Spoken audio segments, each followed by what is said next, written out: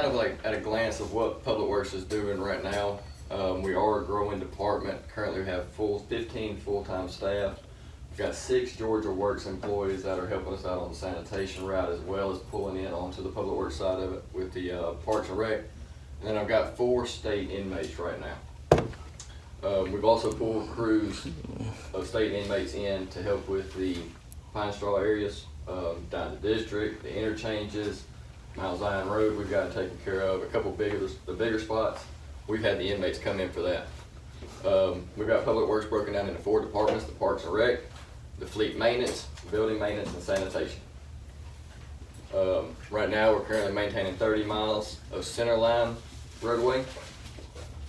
On average 9s on properties, major properties that we're maintaining, 55 vehicles, as many pieces of equipment in the Public Works Department. That's including PD and fire. And then we're collecting sanitation from roughly 1,200 residents on a weekly basis. It's just a basic organizational chart of what we're doing in Public Works now.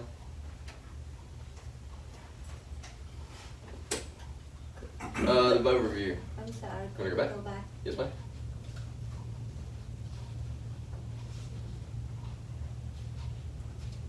When did we start to have the assistant public works director? The assistant director is something we'd like to add on to it for this year. That way, it's a second person there that if I'm not there, he's able to take charge to kind of take over the whole supervisor position that I have now. I'm wanting to move an assistant director into that spot. The budget overview. Currently, we're looking at 2.2 million with several major increases. Last year, I didn't have much of a budget to work with. The employees' salaries and benefits is our biggest hit. Professional service, the salary and contract labor, which is the Georgia Works employees for the sanitation, street signs and road repair, and then gasoline.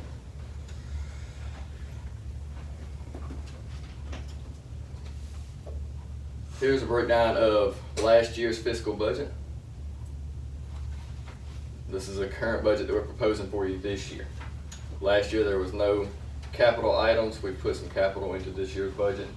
But like I said, the personnel and benefits has skyrocketed since we've grown the department to full staff now. Okay.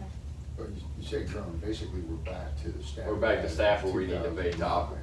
Right, or at least a comparable number. Right now, to keep the city rolling like we are and to actually grow the city, we're at the staff level we need to be at now. What number, how many is that? I've got 15 full-time That's staff. including the work? The Georgia Works, Full-time. full-time 15. Okay. I've got 6 Georgia Works and 4 inmates. Inmates. Yes, ma'am. Are they gonna be permanent or are inmates usually? The inmates aren't permanent. They're here for 2 to 3 years and then they get released back. Okay, but they're dedicated? They are. Okay. We've got 4 that have been here since I started. Then you're still running 2 guys on that sanitation truck. Yes, sir. So, What we're doing is rotating those guys out. So every other day they switch out, get on the truck. That way they're not getting burnt out on the sanitation side of it. So the days that they're not on the truck, they're helping Parks and Rec, they're helping building maintenance. They come back into Public Works and help us out on that as well. Just right there, like brought the concern earlier, I saw the revising of the budget came in 6:30 last night, and I have a glance look on the approved budget in 2021. It say the total, the budgets for public works is 1.1 million, but the version before that is so 4.4, so I don't know what difference is that coming from the variance between that. You showed what, 4.? 4.4, and then, yes, and then, the interesting thing I'm going to share with the council here. This is the narrative of the latest version. It's all right here, and in this budget, it shows that there's nothing for building and ground. How could public works Buildings and- and building and ground, nothing, 0. So how is that possible to run public works with 0 on that? That's what you approved in the budget, ma'am. Huh? That's what the budget was approved for. I'm sorry? I said that was, the Public Works Department had no people and no budget. That's a fact. You talking about last year? This is the version for, the latest version for this year.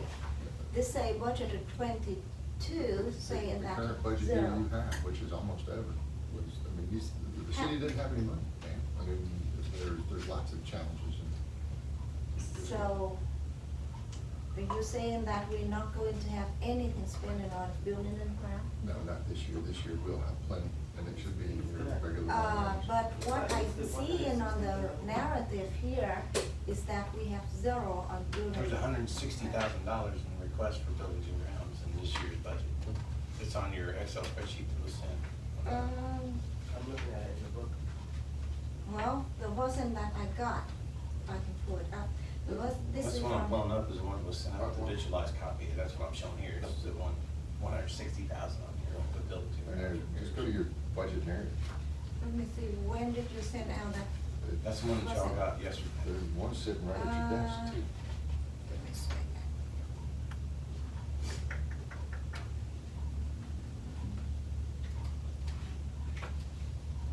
There were two that were sent, the narratives and also the Excel spreadsheets, and that's in the. Yeah, I'm looking at the Just make a Excel budget note, man. spreadsheet. We're gonna keep rolling. All right, we did a breakdown of funds as well, showing that the salaries and the purchase services are almost balanced out. I was actually expecting it to be the other way around whenever I started putting it in, but it actually balanced out. All right, Public Works, Parks and Recreation, a couple things that they're responsible for is maintaining the parks, upgrading the park equipment at the current parks, upgrading the landscaping, landscaping on the right-of-ways, beautification of city-owned properties, mosquito spraying, which we took care of that last week, weed killer in the flower beds and on the right-of-ways as well. Got a couple pictures here to show you. Here's City Hall's park. Y'all know all of this one. It's a nice park, still needs some upgrades to it. I rode around the city and took pictures of a couple other parks, and they're not in near as good a shape, so we need to do some major upgrading. If you look at this one right here, this is actually sinking into that hole. So we've got to get out here, do some grading work, reset this, do some landscaping around this area to where it can be user-friendly, family-friendly, safe. Where's that one? Does it need to This be is Indian removed Springs. in the interim? Ma'am? Does it need to be removed in the interim? It's stable for right now. It's not, I went over and got on it, and it's not teetering, but it's just, it's an eyesore, and it's definitely sitting down in that hole. And kind of make a determination as to, by the time and effort we do to salvage an old piece of equipment, I realize they're very, very durable. But for just a little more, we just buy a brand new Brand new one. one, yeah. And, you know, then it pops, it looks good, it's got the color the kids love, you know. Because you don't find very many monkey bars like that anymore. No, you don't find these, but we need to come in here. We need to do a lot of these cross ties need to be replaced. As you can tell, I mean, there's no cross ties here. So nothing's holding that sand in. When it rains, it's all going out. We've got a lot, most of the parks are like this. I mean, we've got to do a lot of upgrades to the park system.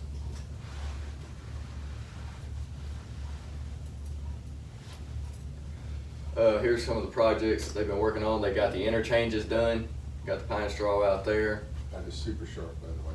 We've got a little bit more touch-up work to do on that, especially around the crepe myrtles, so I'm gonna send them out there next week and get that done. Things like this right here around the city drive me crazy, so we're working on getting this taken care of. I don't like the crepe myrtle shoots sticking out on the bottom. And then final picture of the district as they got done cutting that. In the parks, some of the trees had like dead branches and stuff like that. Yes, ma'am. Are those gonna be looked at as well? We are. We're gonna do a big turnaround on the park system this year. Okay. There'll be some select cut of some trees too that have just been growing outside the norm for a very, very long time. Some of them just don't need to be there, some of them block and shade of something else, it's just kind of haphazard. A true park system, you know, trees belong there for a particular reason, right, Yeah. it's a landscaping plan. And we talked about the pass system too, when we get the gators in. Oh, absolutely. The gators are gonna make a tremendous difference on that pass system.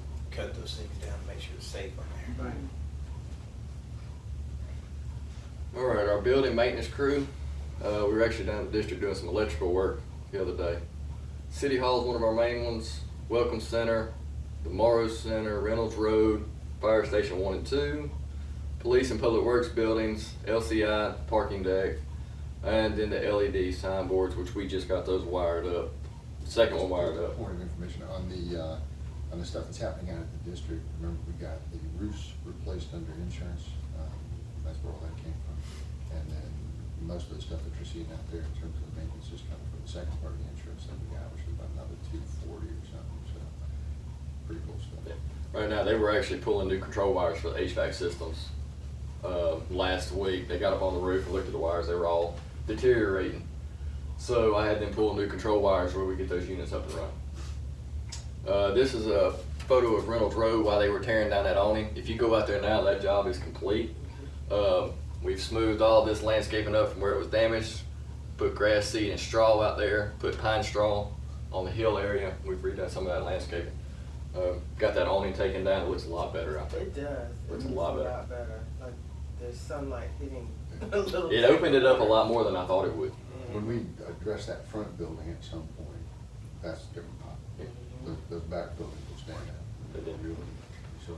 So they just got done pressure washing, getting all the little detail work done. We finished that up this past week. Yeah. Do we know if the test site is gonna be there? I think they're right. The tanks are gone. The No, the tent- state people. Yeah, think they're there's still- a COVID I like still see some signage. I went out there a couple days ago and they still had signage. They're still there, aren't they? They're still there, I They're think. still there, but, Diminished staff. you haven't been notified or anything possible, how long? But they're gonna, I know they shut By down the a time bunch the across the funding state. wraps up, they usually get more. And- Well, they shut down, they said about half of the ones across the state. So we haven't got any notification on this one. So I guess we survived the first round. Our building maintenance crew has been extremely busy here lately. We've got many projects going on that they're involved in. Road repair and street signs. I just put an order in for several street signs 2 weeks ago. They should be coming in soon. But many of our street signs are in rough shape. We need to get on top of that this year to get those taken care of. And that's a big adjustment in my budget there as well. This is some road repair we've got going on. This is actually from the Lake Harbin project.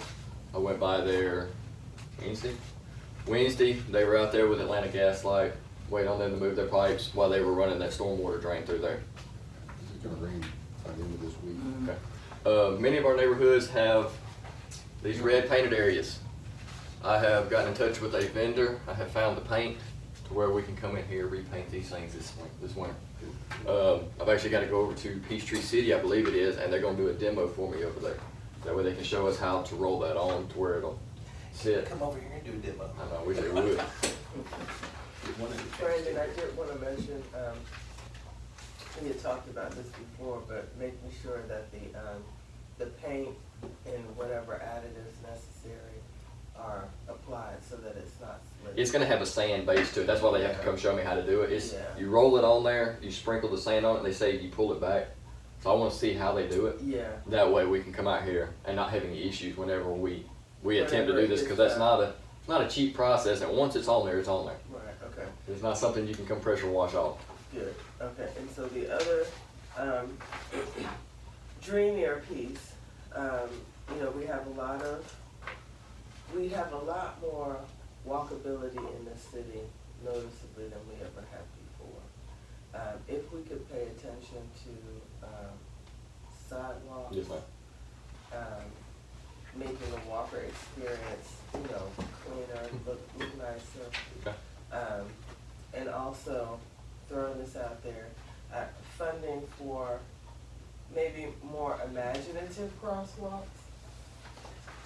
Nice crosswalks down Mount Zion Road, creating a sense of place, along that corridor.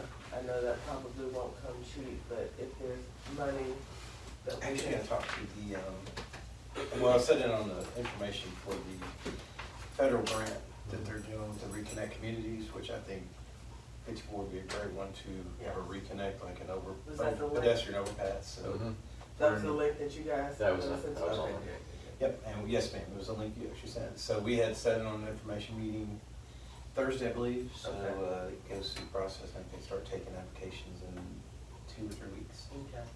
Somewhere in June. I would like for the city to look walker friendly. Well, it's perfect because you have Highway 54, the basics of looking at roadways, and also we have a rail system that runs right by there, so I think we could probably, Yeah, we've got for two or three of them to see if we could do. Before, you know, connecting to Clayton State, you know, we've got the retail corridor on Mount Zion, so if we could, you know, level up our attention to those pieces as well. It seems like that's what they are actually designed to do, exactly what we have, because they've got the natural barriers with the ancillary roads even, and especially state highways and interstates. Let's look at creative underpasses or something. The reason I say that, those overpasses like the one in, Hayville, nobody passes. You know, it stairs up, stairs over, stairs down. Unless there's a building attached to it where you basically have a reason to go from More there, like a like a parking breezeway. lot. Yeah, but, I mean, I know it's a big road, and I know that railroad's a problem. You know, but spending $2 million on something that's just gonna be a visual sign, you know, like the ones in Peachtree City. If I could drive a golf cart over it, I would. But if you just walk up, walk over, they defeated the purpose. Drive over in a golf cart, I'm game.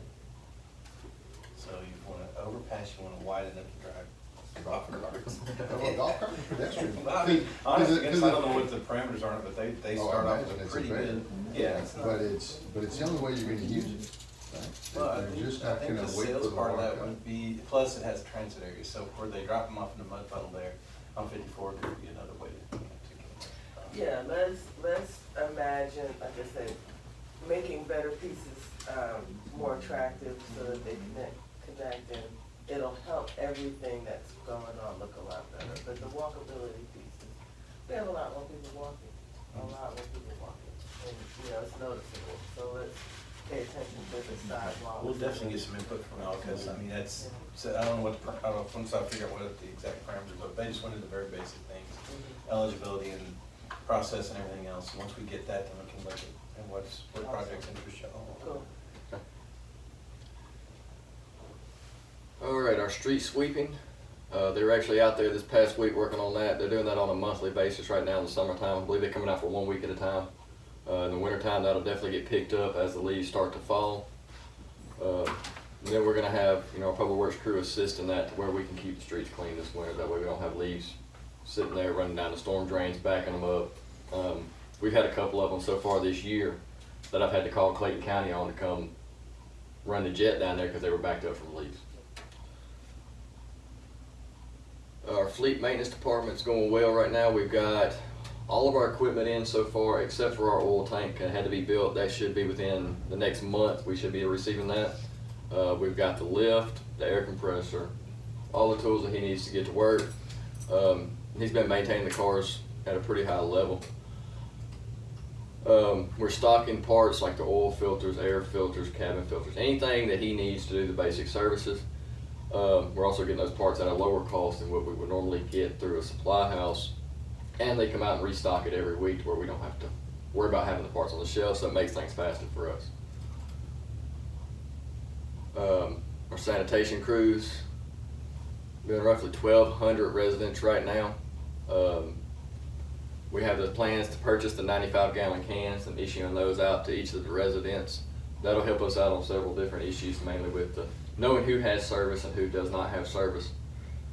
And the Georgia Works guys, they're playing the vital role in supporting that sanitation program, being they're the ones on the back of the trucks doing the work. I haven't had any problems out of any of them lately. I mean, they're all doing a really good job, and they're looking forward to being hired on full-time under the sanitation part. Because that was part of the agreement that if they wanted to come work for us, sanitation would be their way of getting in.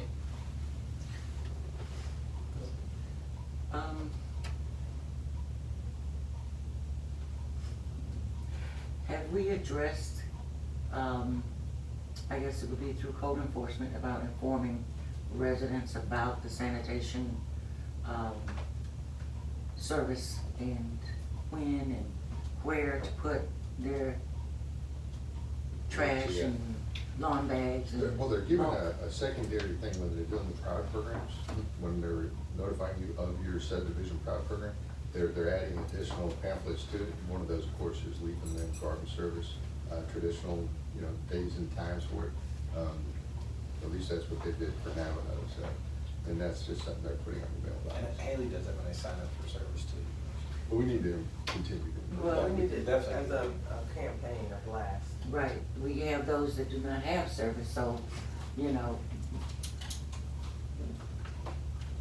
I think they should get something as well saying what you cannot do with your trash and your limbs and all of that. Piling up on your trees and putting them in the creek or putting them on the back fence, making a haven for snakes and all these creatures and critters and stuff. Because you don't have the service doesn't mean that you do not have to dispose of that stuff properly. You know, Victor cleared out tarps from a mural that was overhanging in the creek, full of trash and TVs and everything, you know, that was back there. So the people get creative, you know, to prevent, to keep from paying. And I think we need to do more of, you know, notifying them of our expectations. So if we can just put it in the newsletter, put it on the sanitation bill, you know, please be mindful of what you're doing with your trash, you know, and to those that don't have service, periodically, you know, if you're not disposing of your stuff properly, you know, you'll get cited as well. So we're about to send out the sanitation bills, we can probably add something to that. Yep. And we are getting the trifold stuff too that we can do, we just did that, so, it'll actually be, it's usable for other things, Right. aside from just doing our sanitation billing, so we can Right. do, you know, targeted mailings or anything else with it. And the postcards we use with the multi-language in it, you know, the highlight points, we've got that down to a science. I mean, maybe not the science of getting it out in like a blink, but there is a science to getting it out. And I think people need to know, we need to let them know what they cannot do, you know, and be Right. specific, because, A brief message can utilize our quarterly newsletter, Mhm. put it there, boom. Right. Yeah, so we have so many ways. Well, now, there's one that's to already reach out. done and published and ready to go out for June, that's sitting back here, but on the next one, we can endeavor to do that, so I'll make sure we get both. as you know, with bylaws, if you don't put it in there, they say that I didn't know. Oh, yeah. So Exactly. everywhere we can, you know, let people know of what they can and cannot do, as far as code is concerned, I think we should, you know, take And one of the advantage things of we it. have been talking about, I don't know how close we're to implementing it yet, but is doing, we wanna do it's a public, basically, it's a blast, a weekly code enforcement snippet, if you will. Mhm. When we get the new website, I think it's gonna be something we're gonna push out on there. What about the digital stuff here? I mean, when Oh, we we could just- can just run stuff periodically to, Mhm. you know, we're doing a beautification project for citywide, and we expect for everyone to participate or something, you know, and just put it on, in there, you know, there, so people riding by, you know, I'm not on Facebook, I don't know how to use this website, well, we have it here as well, when you're riding. So just, you know. We will start doing that. Make sure it's. Especially during these months when it becomes so popular to illegally dump. Exactly, on the trash cans, you know. Litter, garbage goes here, not down here. I had signs made when I was over in Jonesboro, and I actually got the idea from that in Florida. And it said free yoga at the top. And at the bottom of it says bend over and pick up your trash. That's a good one. Yes. Right now, we're still running the sanitation 5 days a week. The bulk pickups right now are running on Monday and Tuesday, with the occasional call-ins throughout the week and getting those picked up as well. Are we gonna stay at 2 days for both? It's pretty much an everyday thing. Whenever they call, on the 2 days are the main days, do the whole city in 2 days. But then Wednesday, Thursday, and Friday are just the call-in days. That's the way we've been running it right now. We can't modify that, You can? because, I mean, to have trash sitting out I think they every have day. plans, but I don't know, is it in this one or is it where you're headed later? It's heading later, not right now. But No. we're still trying to stabilize. His budget went from, you know, not a whole lot to at least something. There's something, you know, behind it, but we've gotta, I mean, it's some capital costs. I got and some things operational that we costs. talk about, I do, just to give you guys some ideas of what we're looking at, because it's fixing to get really expensive for sanitation. Yeah. But it's just, the CPI, we met with Waste Pro, and it's just CPI costs. I mean, diesel's going up to 45% monthly, every month increases, so I know they're gonna pass around. He wouldn't give me any asking, Well, what, 3 yeah. times your CPI increases, what's not your time yet? Yeah, well, I'd like to know. It's Yeah, coming. they're waiting till the last minute to release that. What? We've got a couple of departmental goals that I would like to achieve this year. This is the biggest one right here. Wanting to start a 7-day work week through in Public Works. The city doesn't shut down on the weekends. We should not either. Okay, this will cut down on my overtime. It'll increase productivity because if it rains on Monday, I'm not able to cut grass or do anything until Wednesday or Thursday. And if it's not raining on the weekends, I'm losing those 2 days. So my plan is to roll us into a 7-day work week. Run a Monday through Friday shift, Wednesday through Sunday shift. Sounds good. Also, we had, excuse me, I'm still in bed. We had visions of greatness with like a reset crew. You know, you've got a lot of activity, you know, 11 to 5, 6 o'clock in the morning, and just the opportunity to maybe strategize. If you're thinking in that way, I am. a 7-day work week, you know, maybe a reset crew, so that when businesses and homeowners, you know, perk up 7 o'clock in the morning, driving down 54. Wow, it's like magic. It's fresh. It's clean. Yeah. Yeah. Yeah, we're losing a lot of time on the weekends, especially get caught up. when it rains. Luckily, we haven't had any rain here lately. It's coming. Mm-hmm. Grass hasn't been growing near as fast, but once it starts raining, it's coming up. Another thing we'd like to do is I'm trying to become an accredited public works department through the APWA. We'll be the only ones in Clayton County with that certification. Nobody else has it here. The APWA would actually come in and audit our practices, our procedures, to make sure that our department is running at or above standards for any public works department. That would also, you know, make sure we're providing our best service to the citizens. That's what we're trying to do. We're going to recover from, you know, the past few years of downfall in the department. We want to become more involved with events. I would like to get the public works crews more involved on a daily basis. That way the citizens know the public works exists. You know, I've told them before that, you know, police and fire always get the attention. You know, they've got the shiny trucks, they've got the fancy suits, they've got everything else. And public works, they always think the public works don't get seen the same way. And I told them, you've got to present yourself in the way that the police and fire do if you want that same amount of attention. So public works needs to be more involved with the citizens than they are now. Don't pick their garbage up on Tuesday. They'll know where you live then. They know it then. And then APWA also has some training classes. I'm gonna send all the guys through those classes. Those are usually free, and that'll help them, you know, further their career with the public works. With that accreditation, we were talking, and that does give us, if we're with GERMA, because we're missing out without being with GERMA, which I want to examine, you know, just get through the budget stuff, but not being with GERMA, we're missing out some of the, like the police department certification. We don't get our insurance kick on that because they're certified, so, this is another one I think we get, if you're with GERMA, that you get a discount on that as well, so anything we can do to drive our insurance costs down, It definitely helps. and best practice. And Right. does this, would that does the Public Works Department ever qualify for any types of grants for equipment or They anything will, like that? yes. So this- Sometimes And when they they do those things, that's one of the things they look at. too. Well, when you're looking at parks and trails and things like that, the answer really is yes. I don't know that we've done a good enough job recovering grants. I mean, it used to be it was $1 million industry. You know, then technically our grant administrator became our city manager, right? And then at some point, the city management stress level, you reduce the reliance on the grant level because it's a different process. And then there was no money for a while. And as you kind of pull back, you know, you get some easy grants, you're gonna get some stuff for the fire department, you know, the stuff that's almost a gimme. You know, but the harder things, the real grants where you gotta lay a foundation and then, you know, put some study money in and then do the other things and the 80-20 match and things like that over a long period of time, ARC stuff and Department of Community Affairs. I'm not so sure with the exception of your trail grants, which were, you know, foundation related. And we got a little bit with the help with the sidewalk, right, or for some of that. But if you're really looking at your other traditional grants, there just wasn't enough warm bodies left in the building to be able to pursue that with the time available.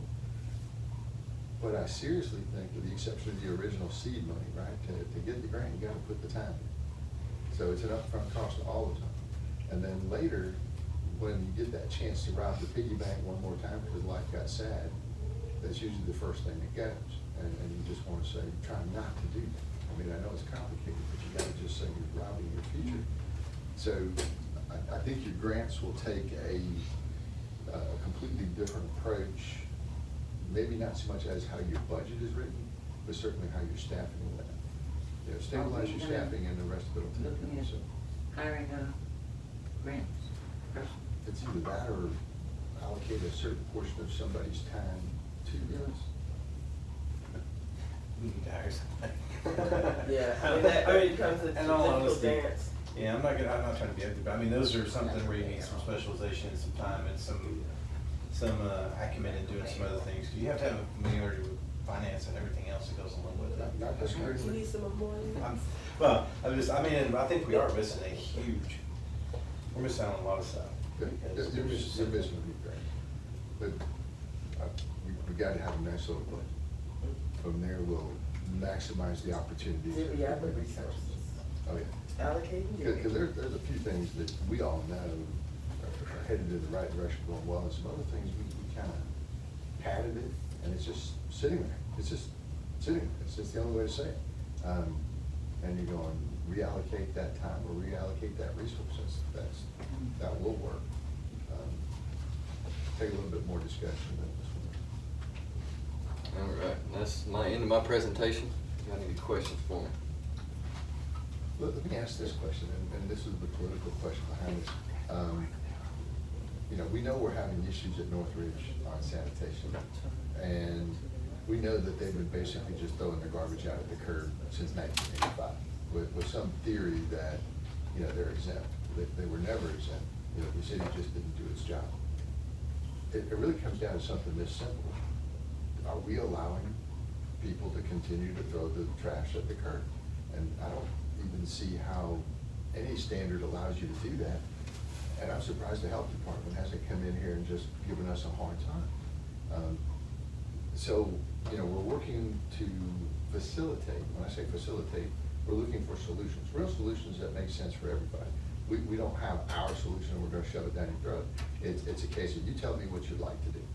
And we thought we were making some pretty good traction with that. I think at their last HOA meeting, they basically said, oops, sorry, HOA is gonna take a step back, call it a City of Morrow problem. Yeah. And you're going, I'll bet you don't, right? Because it's not a City of Morrow problem. Just because you have a higher density, our apartment complexes don't throw the trash at the curb. Are there solutions? There are many solutions. It's just, some of them are expensive, and some of them are different, right? It's just not what you were doing. But the last little conversation we had with them, it was kind of like, You're talking about Northridge. yeah, it's now your problem. And you go, I don't think it is. I'll help you. But if you're just gonna step away from it, then I think their HOA is gonna be in court. But you gotta be prepared to understand that. And the homeowners, they are paying Oh, their the HOA is crazy screwed. HOA. It is. That's ridiculous. And we've offered to, look at how their HOA fees are spent. Sometimes when you do crappy maintenance in an HOA, what happens is your insurance costs go up. That's just how it goes. You don't fix the roof leaks, you damage the unit below it, then you have to repair that. The insurance covers it, insurance cost goes up. Insurance costs, just because you repair the roof, don't go down instantaneously. It's an experience ratio. So you have to be better over a period of years before that number comes back down. But that's where they're paying their taxes, their insurance, and different things along those lines.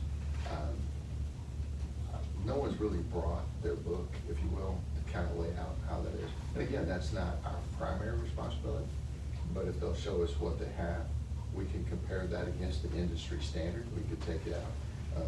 Some HOAs actually hire a company, and the company goes in and does a capital audit to kind of say, are you robbing from the roof? Are you robbing from the road? Have you set aside enough? They should have set aside a gold mine because they're charging like $350 a month. And that is having a direct impact on the resale price of the units. So if your HOA manages itself poorly, it gets very complicated to dig outside of that mess. That's more complicated. I think you can be helpful there, we got bright lines. But I do think they have to be,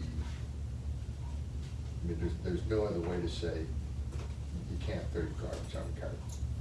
You know, that's just the one part that's not going to change.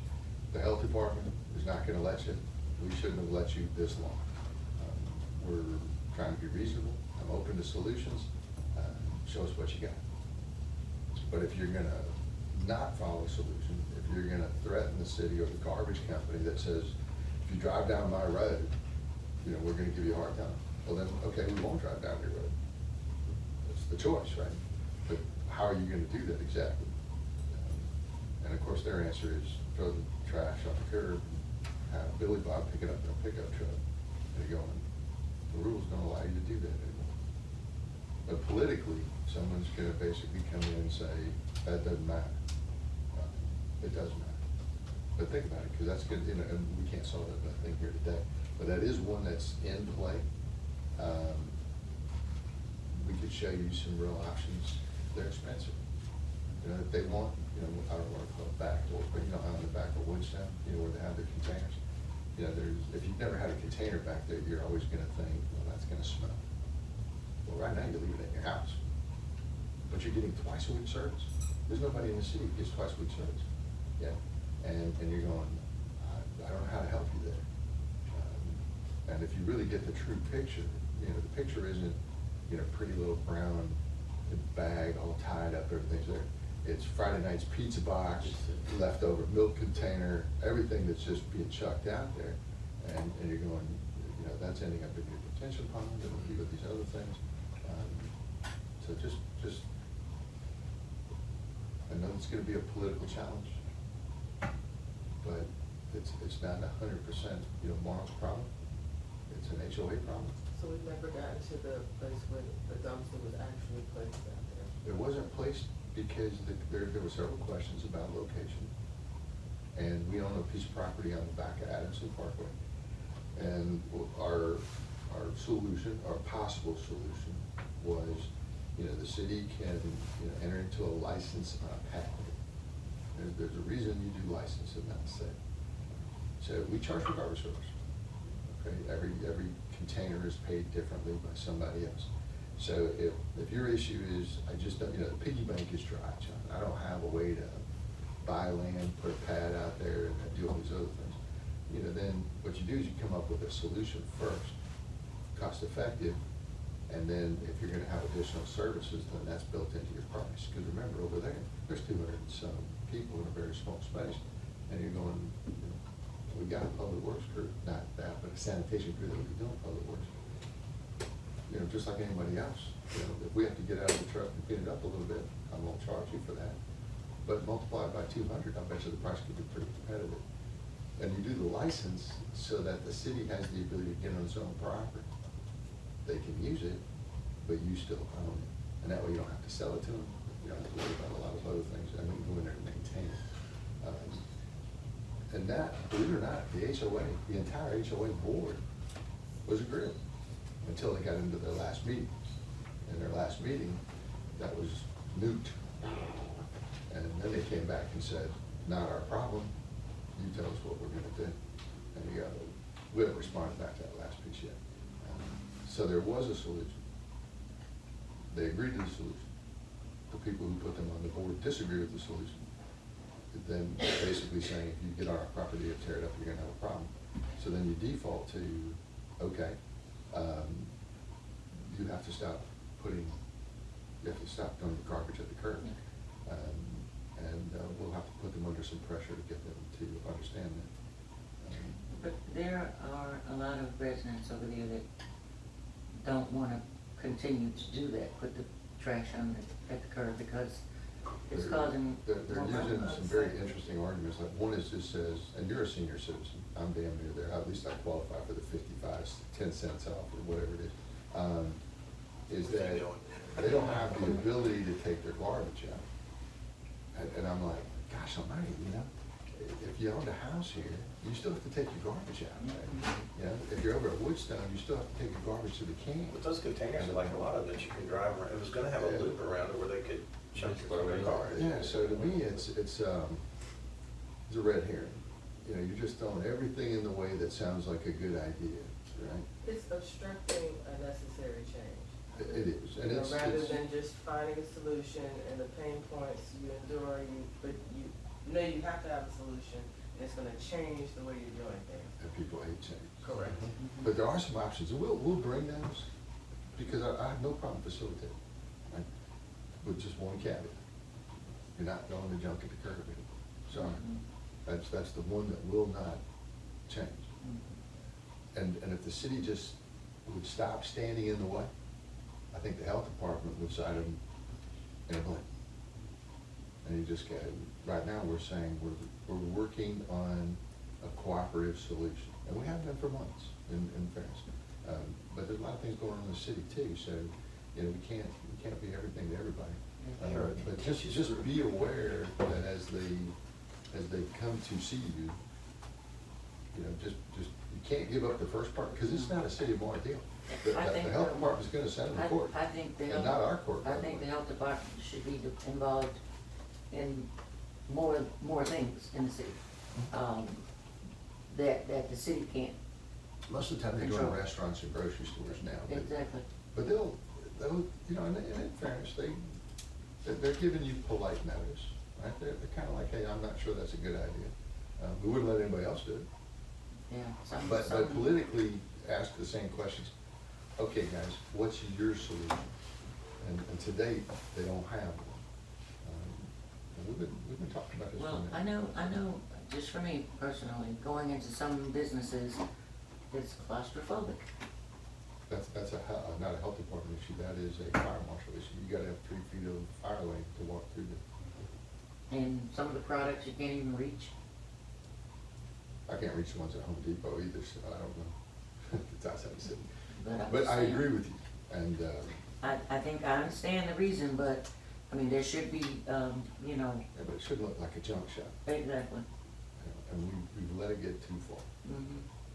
If you've seen us, you know, Victor, some days I love him, and some days I just, wanna push him under the bus. But He's the beast of.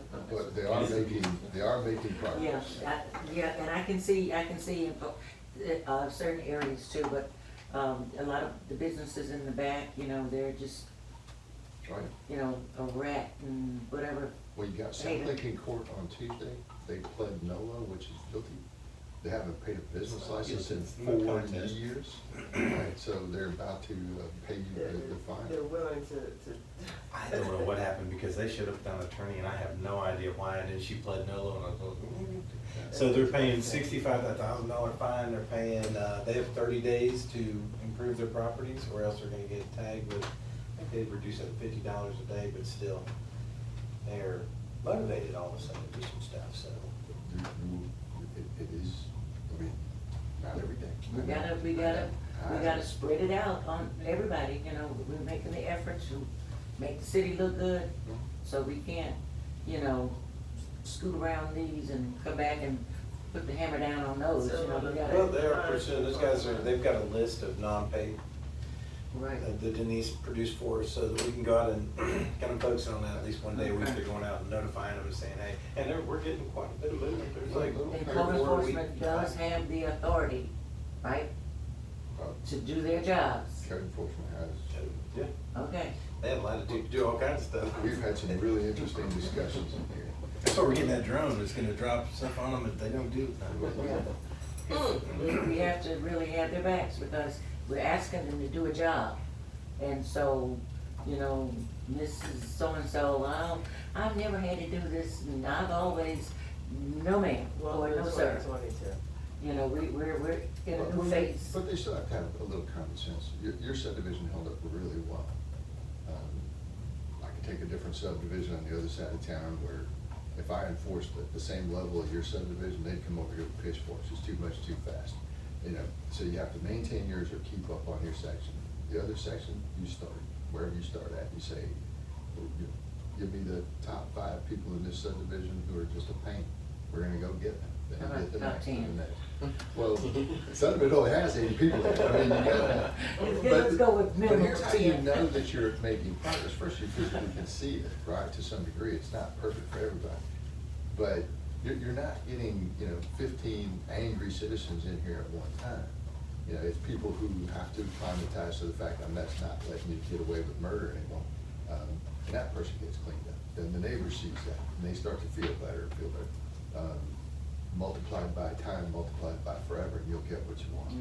Yeah. And I just think it's not right, But or it's not extremely fair. important for the city to You have know, its properties cleaned up too, and now you got an interchange, that's a Yeah. class interchange that you can invite people to. But So- I'm hearing people, I've been here forever, and if I had done that, I would have had tickets stacked up to here, and there the people are getting, it's like, why are they letting these people do this and those people, and I can't, and, I'd get a ticket if I didn't, because There's they only two expect of them, but for they're me trying, so.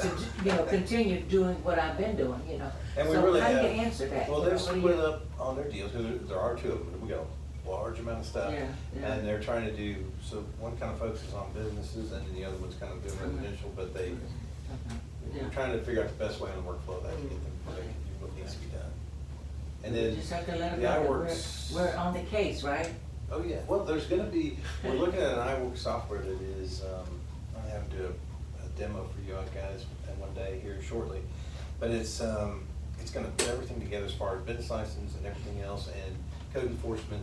Literally pulls up our GIS data, so you can go to a plot and look up a address and then click on it until it has a business license, what the status of the business license, paid up, any code enforcement activities, what the status is. You can drill down into each one of those categories to see where they're at, just on that property. So then you're gonna have a visible endpoint on there where you can go and say it's yellow pinpoints for the people with code enforcement issues, business license issues, whatever, so. I that'll was help. gonna say one more thing. Use the drone on Meadowbrook. All right, your other questions for Brandon? I do. There are quite a few signs that are knocked over, on the ground, Yes. Miss those Dorothy are- wasn't paying attention during the PowerPoint presentation. Can you- We have been replacing a lot of the White Street signs out here. Okay. Mount Zion down by, what is that, Wells Fargo? Is that Wells Fargo in particular?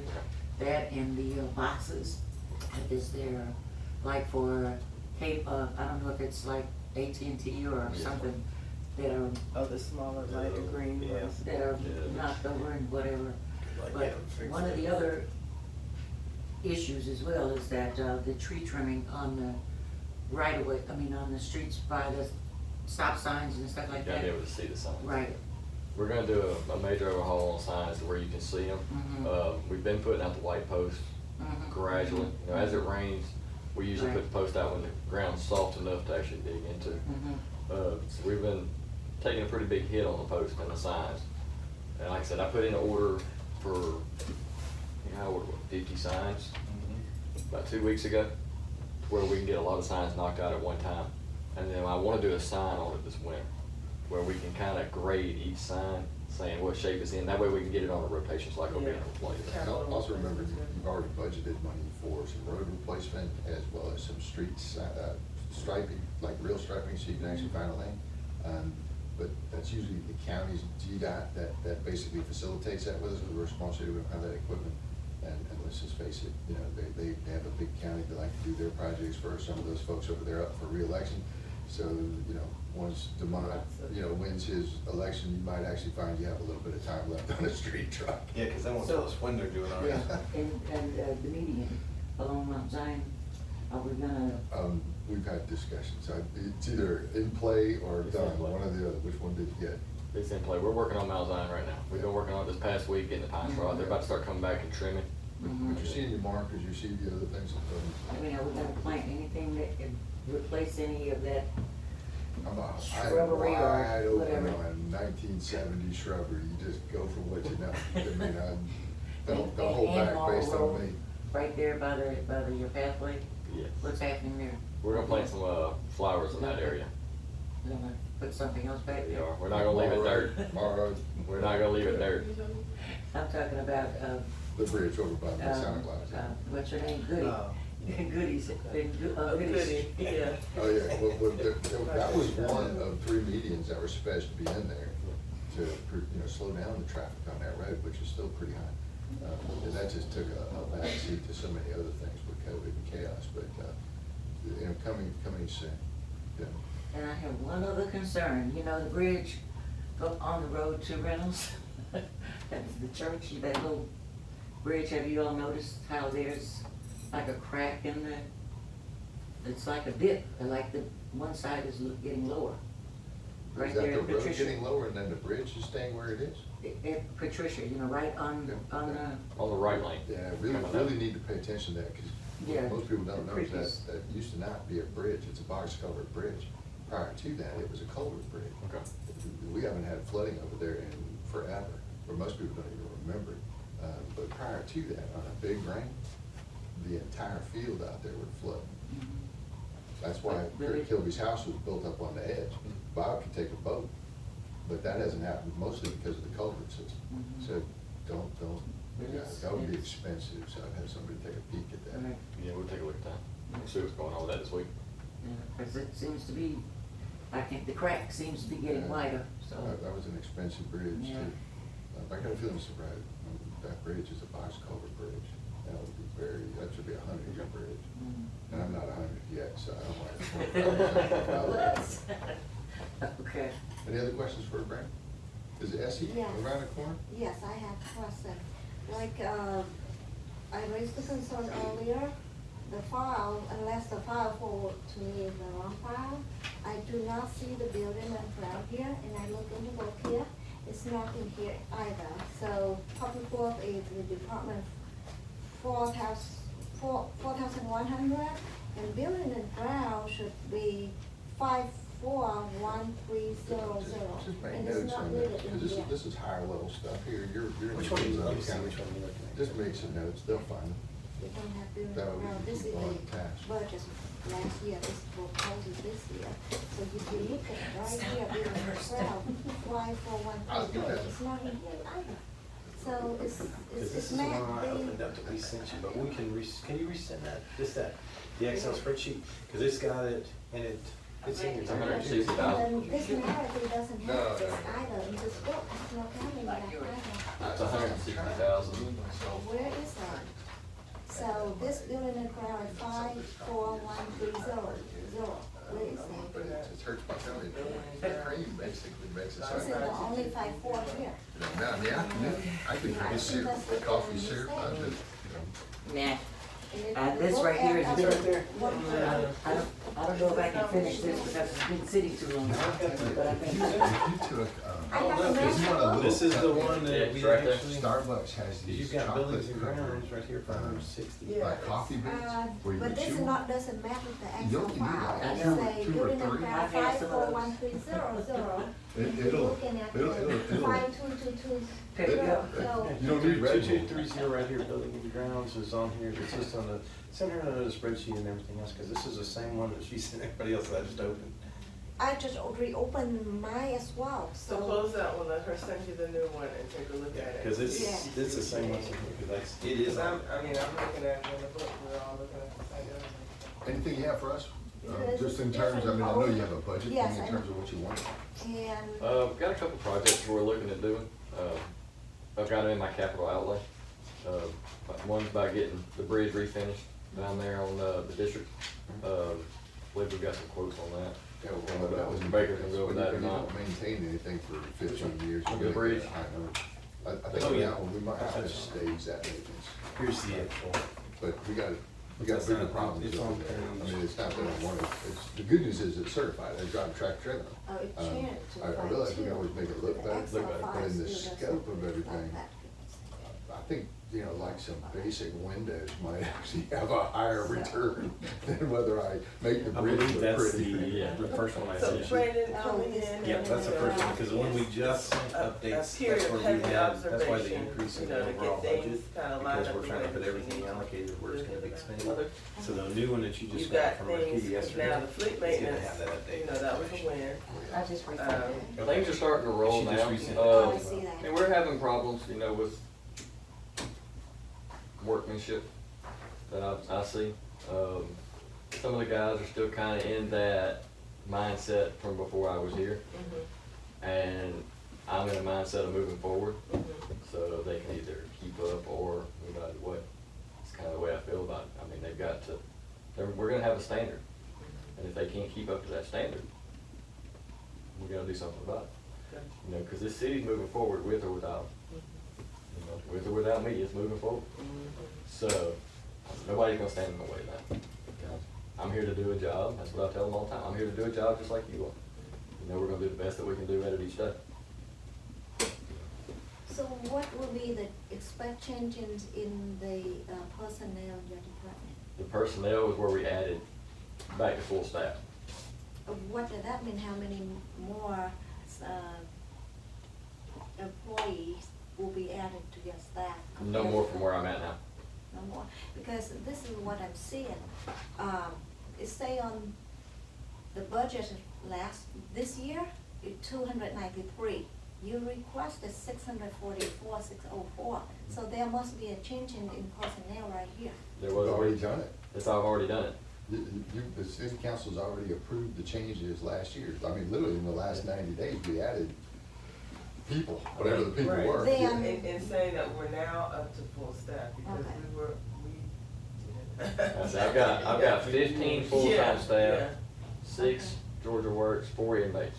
Okay. So I've got 25 altogether in public works. And the creative abilities of like the Georgia Works, for example, it's a $16 an hour employee with no benefit package and these other things. I mean, that backs out to a number that's really. It's a very different number from a full-time employee where you've got, Absolutely, yeah, absolutely. benefits So, and all that. and it's a training experience for them, right? These are folks that wanna get back into the game, learn a skill, get a job, do different things like that. It works for everybody.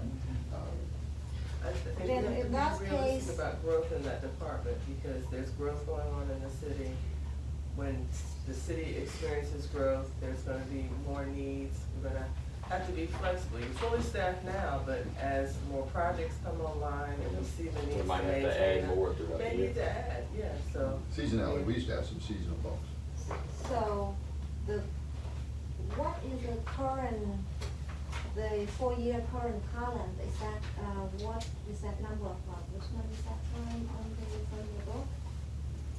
I'm sorry. The current year, is what month you have to look at that data from? So that data doesn't reflect what we're talking about. We make that You talking about change. prorated? The current and prorated, the column doesn't reflect what changes have been made. The prorated should have reflect that change. How's your street light, Tom?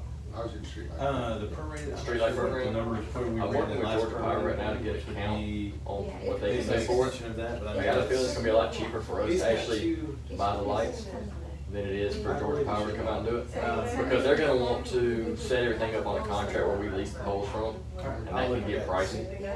But I think with the splash money that we've got for lighting, I think we can possibly buy the streetlights, turn those all LED. What we'd have to do is, you know, we have the electrician on staff now, he can go up there, take the ballasts out, bypass the ballast. There's a LED bulb you can screw in now, that's plug and play. I've got a couple samples of them at the shop, I think they got a 5-year warranty on them. It's not a bad little deal. I think the bulbs are right around $35, $40 a piece. So it's not bad, but it's gonna take some time to swap out every one of those streetlights. And we will. We've been working down at the district this past week on the street, on the lighting down there.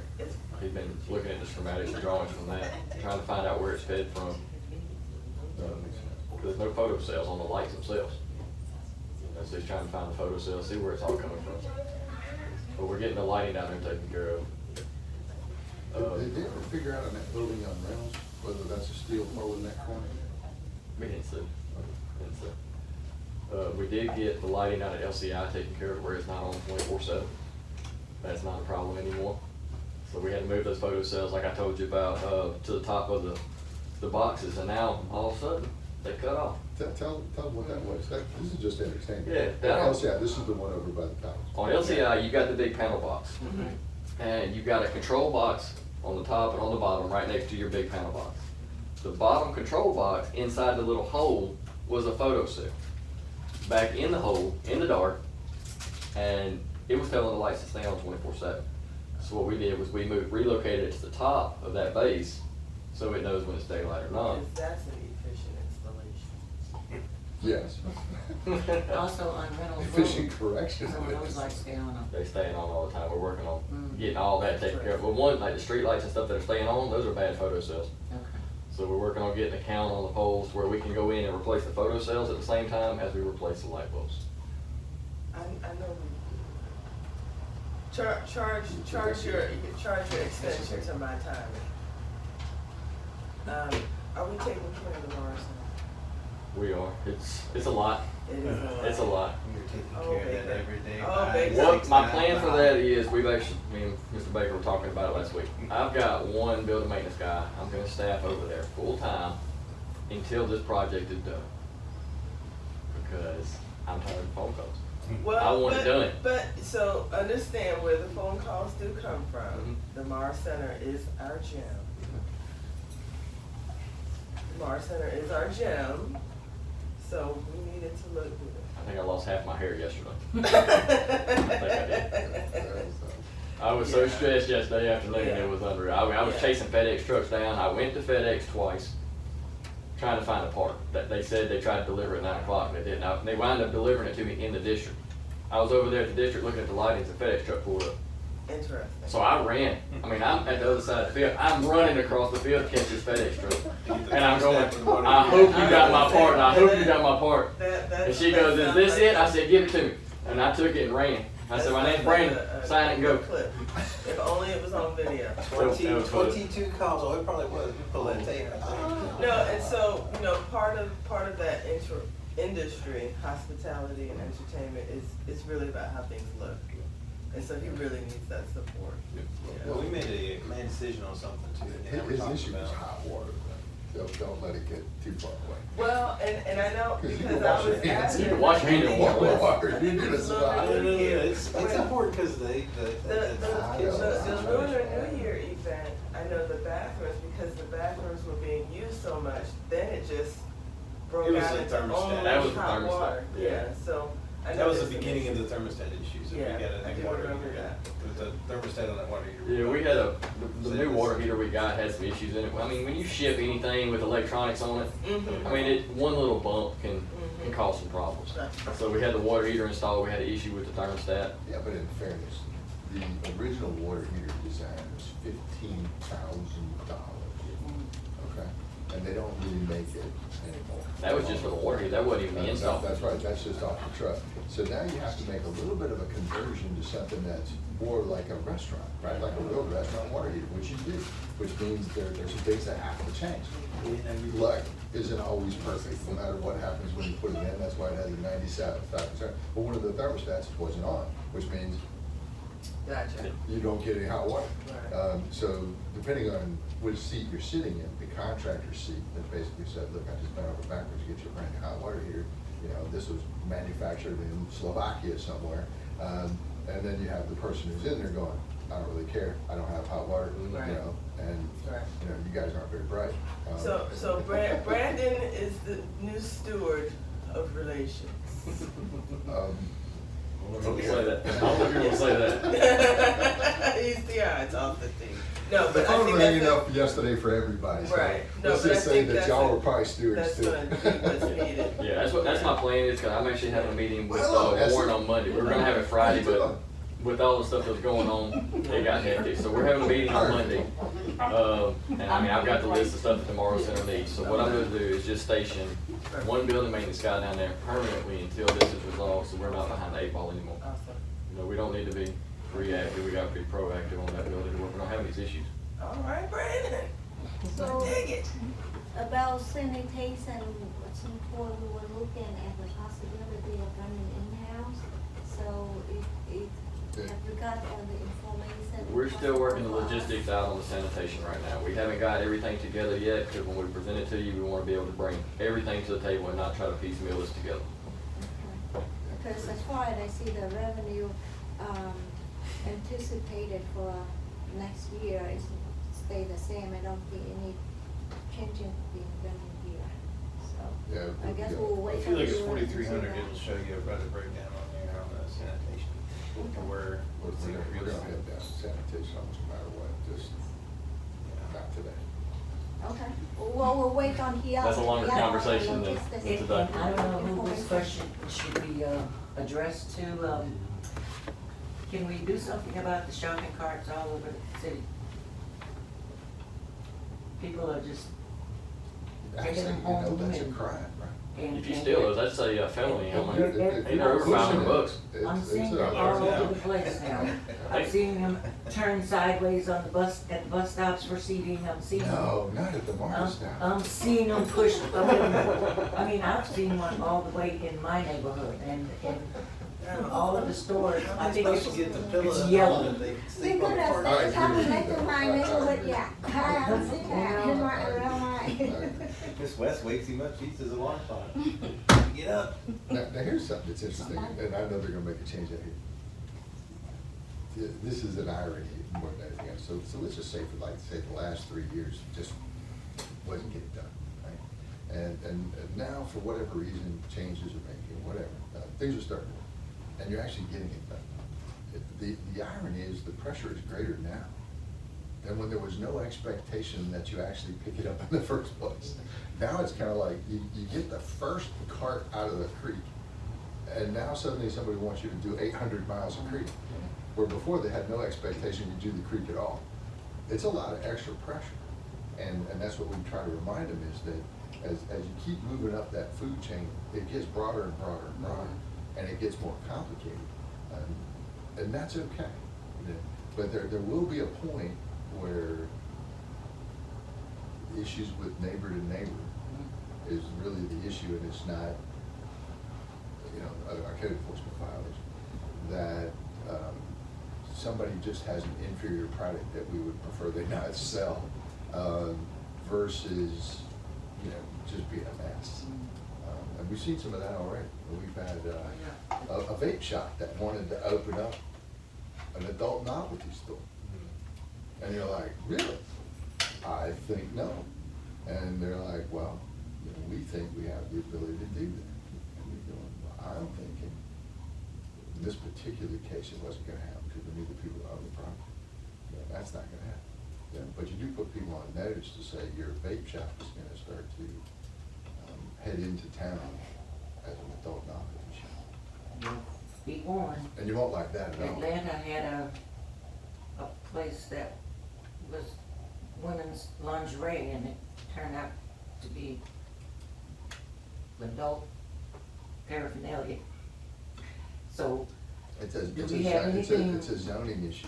Yeah, You have an adult to make sure entertainment that- ordinance section that's very strong. right, But it's, they're getting smart. Another one was, a person who really believes that they can open up a, little casino slots, like, no convenience store. I'm just talking about straight up casino games in the inside. And they were only looking for 800 square feet. And you're like, you can't legally do that. And they disagree with you. And you're going, okay, the first thing you have to do is get through the door, before you have to have that fight. But pay attention, there's some folks out there who really now believe that it's a different ballgame. And if we're not going through these buildings on a regular basis, eventually we're gonna find some back room that's been doing this for a while, that's now got their profit margins up to something that's obscene, and the fight's gonna be real. Anyway. Jeff's looking at his watch, he's there. Price going Yes, to be yeah. in cash, or how they pay for it? They Thank you. do the price in cash, but Yeah, you get it says nominal. Inmates. Well, nominal might be We did scanned, $30. but somebody else says nominal is an iPhone 13, and you go, no, that broke the barrier. So there's some subjectivity there. And if the cash flow is great enough, then they hire good lawyers. Anyway. So, Miss last Essie, question for Public Works, capital outlay, are you going to have any significant change, anything on planning for next year? We've got some parks and rec upgrades that we've got on there. Okay. Possibly a couple of vehicles like that, you're gonna be able to find them.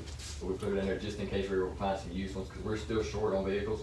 Even though we ordered the Gators, we're still short on actual trucks. So we've got that in there, and then just a couple of small items. That's it. How much is the capital outlay for your department? He's got you. 400 and Oh. Brandon sold it. Get with you later. okay. Good job, Brandon. Thank you, sir. Thank you. Contracts, but we're on the contract service. Now, Essie is the longest serving employee in the Right. city of Morrow. And the shortest presentation. Oh. So you know exactly how we think. All right, y'all Yes. have it. I'm like, did John say Essie's supposed to be here at 9? Oh, no. See y'all. Thanks, Thank you. Brandon. Thank you. Well, I'll tell Good you what, morning. if Dorothy would stop talking, we would be in good shape. Well, Dorothy wasn't the only one. I think I heard your voice.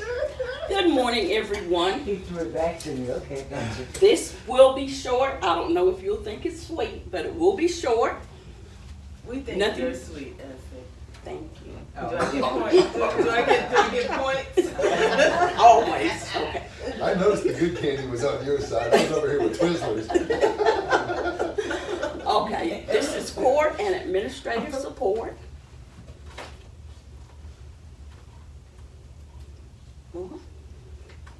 I keep clicking.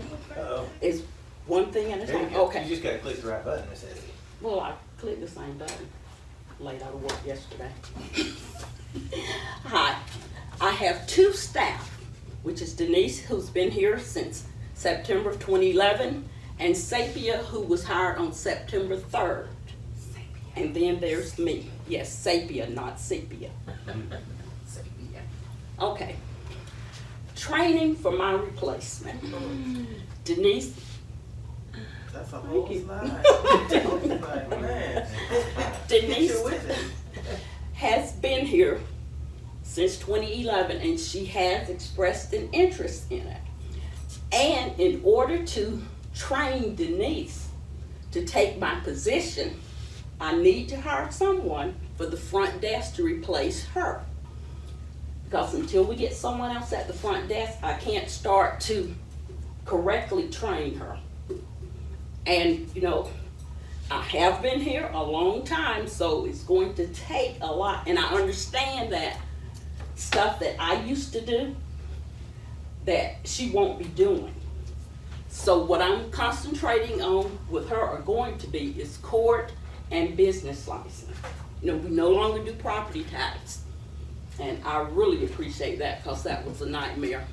But I do want to get someone trained in Denise's position so she can start training with me on a daily basis. Didn't we pull the trigger on that anyway? Have we already done Well, you said to go ahead but I am budget conscious. I'm like, it wasn't budgeted for, and I know that we don't have money just that? raining, Just so. go ahead, good.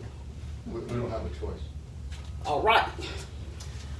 We currently have 9 sessions per month of court. That's 2 bench trials, 5 arraignment, and we used to have jail court, but they haven't opened it back up for court. So we do our violation of probation and the camera tickets here. And once a month, on the 3rd Thursday of the month, we have an arbitrator and code enforcement officers that meet with business owners to educate them before they are cited to come into court, which I want to say it's about 50-50 because some people will come in and others won't. So the arbitrators told code enforcement if they won't come in, just cite them. But when they come in, I think it's more of an education. I mean, Andreas, he's our arbitrator and he does a great job explaining and he's sympathetic. But he makes sure that they receive the code. If they have any questions, you know, he will answer them, or in this case now he has Victor, because it's not the goal to get them in court, but to get them up to speed as far as our codes. So he's doing a great job with that. Quick question. You give them a chance to correct any problems before being cited. Correct. Are these The arbitration track. new businesses or are these repeat offenders? Well, that's the thing. Once they come to arbitration and the judge writes up what they're supposed to do, they have to sign it. They receive a copy, we keep a copy. And Victor is instructed to follow up to see. So we have had, maybe in the last year and a half, 2 repeat offenders. But the arbitrators told Victor, if they hadn't, met the requirements, just cite them. Don't bring them back to arbitration because everything is thoroughly explained. And for training, all employees have to be GCIC certified, which is renewed every 2 years.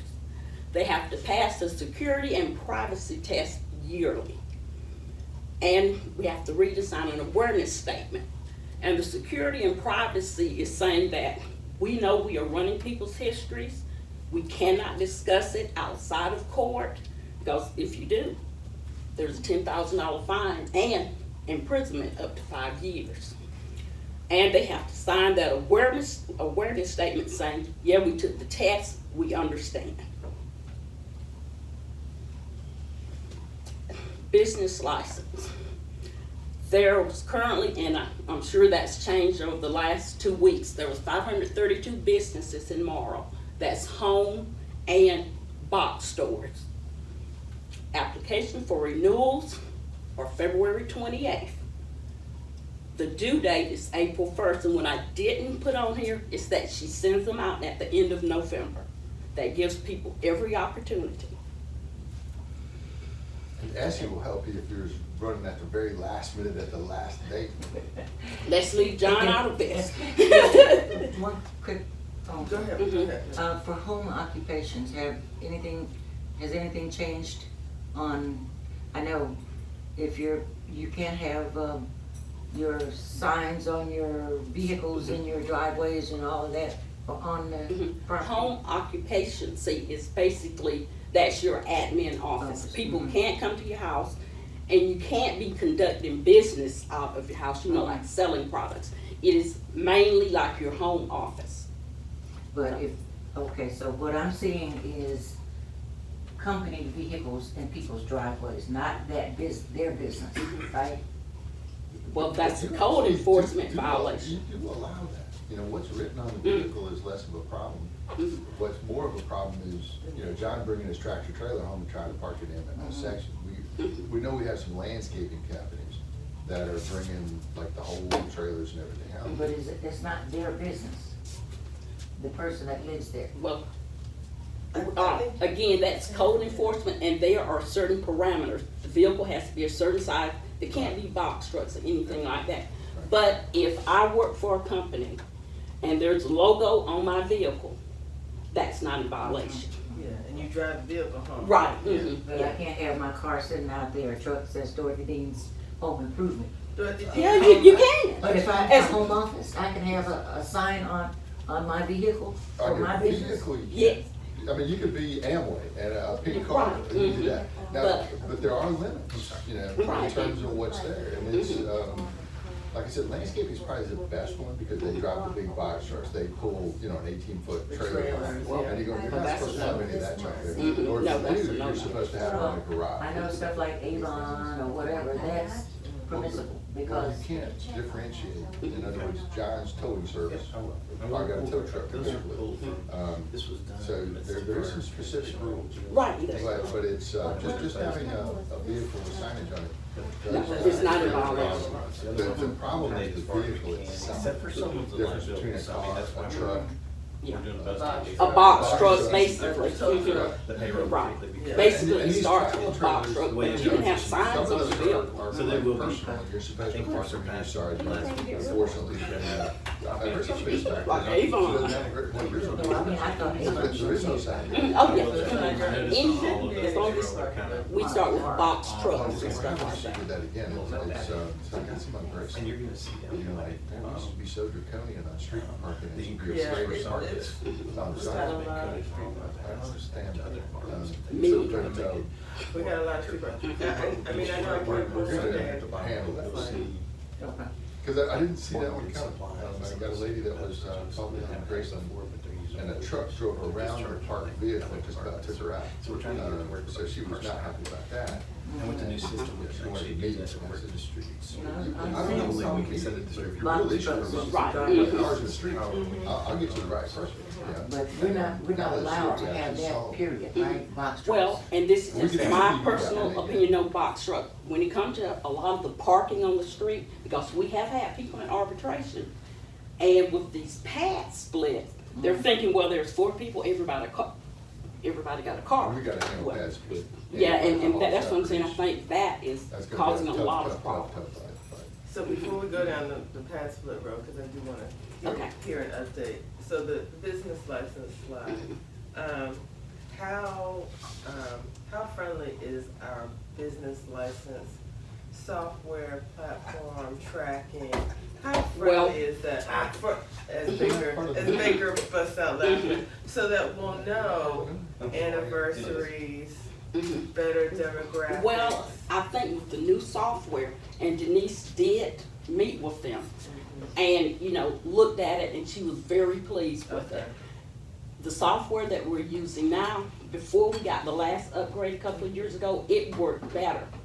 Because when they converted all the data over, and we never could understand, well, if it were doing it in the old system, Right. why not the new system? Right.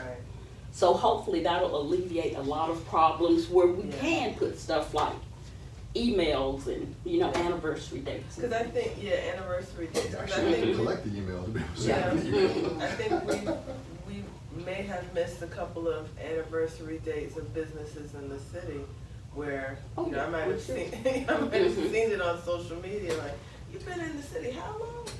Yeah, So I would like for us to, Mhm. yeah. make sure that that's addressed with And that new business. software, And- that's one of the reasons is because it'll actually allow them to collect payments, like you don't have to come in now to City Hall, if you've got your fund documents, you can upload. And to make it more user friendly for people who don't wanna come Right. like permitting and everything else, but it also gives us a track and a much more robust data capture. Where And now we that's have what I was- emails and those type of Mhm. things. In the beginning, it'll be, us having to capture that Right. information and Right. putting it in. But right now, Denise has some email address, but it's only because she's asked people, but it's not in the system per se, Right. Right. Because people calling, I didn't get my application, Mhm. or, Can you email it to Yeah. them? And it's written down somewhere, right, but not right, placed in the platform yeah. forevermore. But And- again, yeah. the And new actually system printing- looks like it will work great with that, but, getting it all in, and it might be the next business license cycle before, we get it all in. Yeah, so what, pad splits, what's going on? Well, there's houses that basically rent rooms, Mm-hmm. and we have had, a disorderly conduct in regular court. The people just don't get along. But like I said, the main thing is the parking. We've had them in Well, it's bigger than arbitration. that. It's, they're in violation of the zoning code. We can't seem to find the right owner because they're playing games all over the place. We're not the only ones who have the problem, other people have the problem. It's Is across the this, south. so is there a need for us to create a framework for legislation? Is there, No, there's Is just there a state level We're just gonna have to get on a plane assistance? and go sight down. so start at the city level with our own ordinances, and if we're not, And your ordinance is actually okay. Here's the point, this is a legal game. You're an LLC, and you have a trustee who's moving your LLC around. Right. How do I cite you? I mean, I have to give you the citation to get you in court, otherwise they're not gonna show up.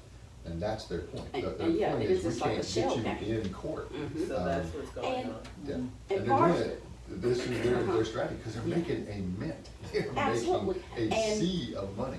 I don't wanna say they don't screen their clients, but I think that's part of the problem because, there was one that this lady was probably in her late 60s. Well, there was this other guy who was like 25. He was playing music she opposed to, and they were using the kitchen at the wrong time and all this stuff. And this is Which in my an opinion, apartment complex. This we is where, shouldn't have to deal with they're, that. they're leasing 10 by 10 rooms Mhm. and common restrooms down the hall. These are, and there's one 3 doors down from my house, there's the one not too far from you.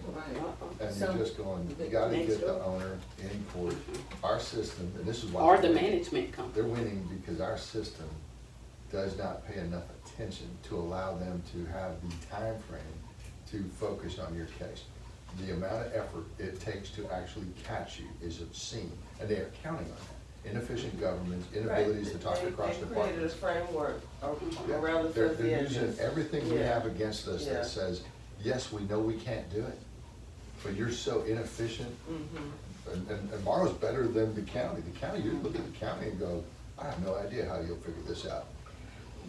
Isn't there still, well, based on the number of rooms in a house, well, let me say, facility, the bathroom.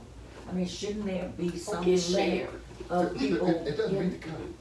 They're renovating the house without code. There's no They don't question get permits. that all of this stuff is not in compliance. I cannot cite you because I cannot find you. Right.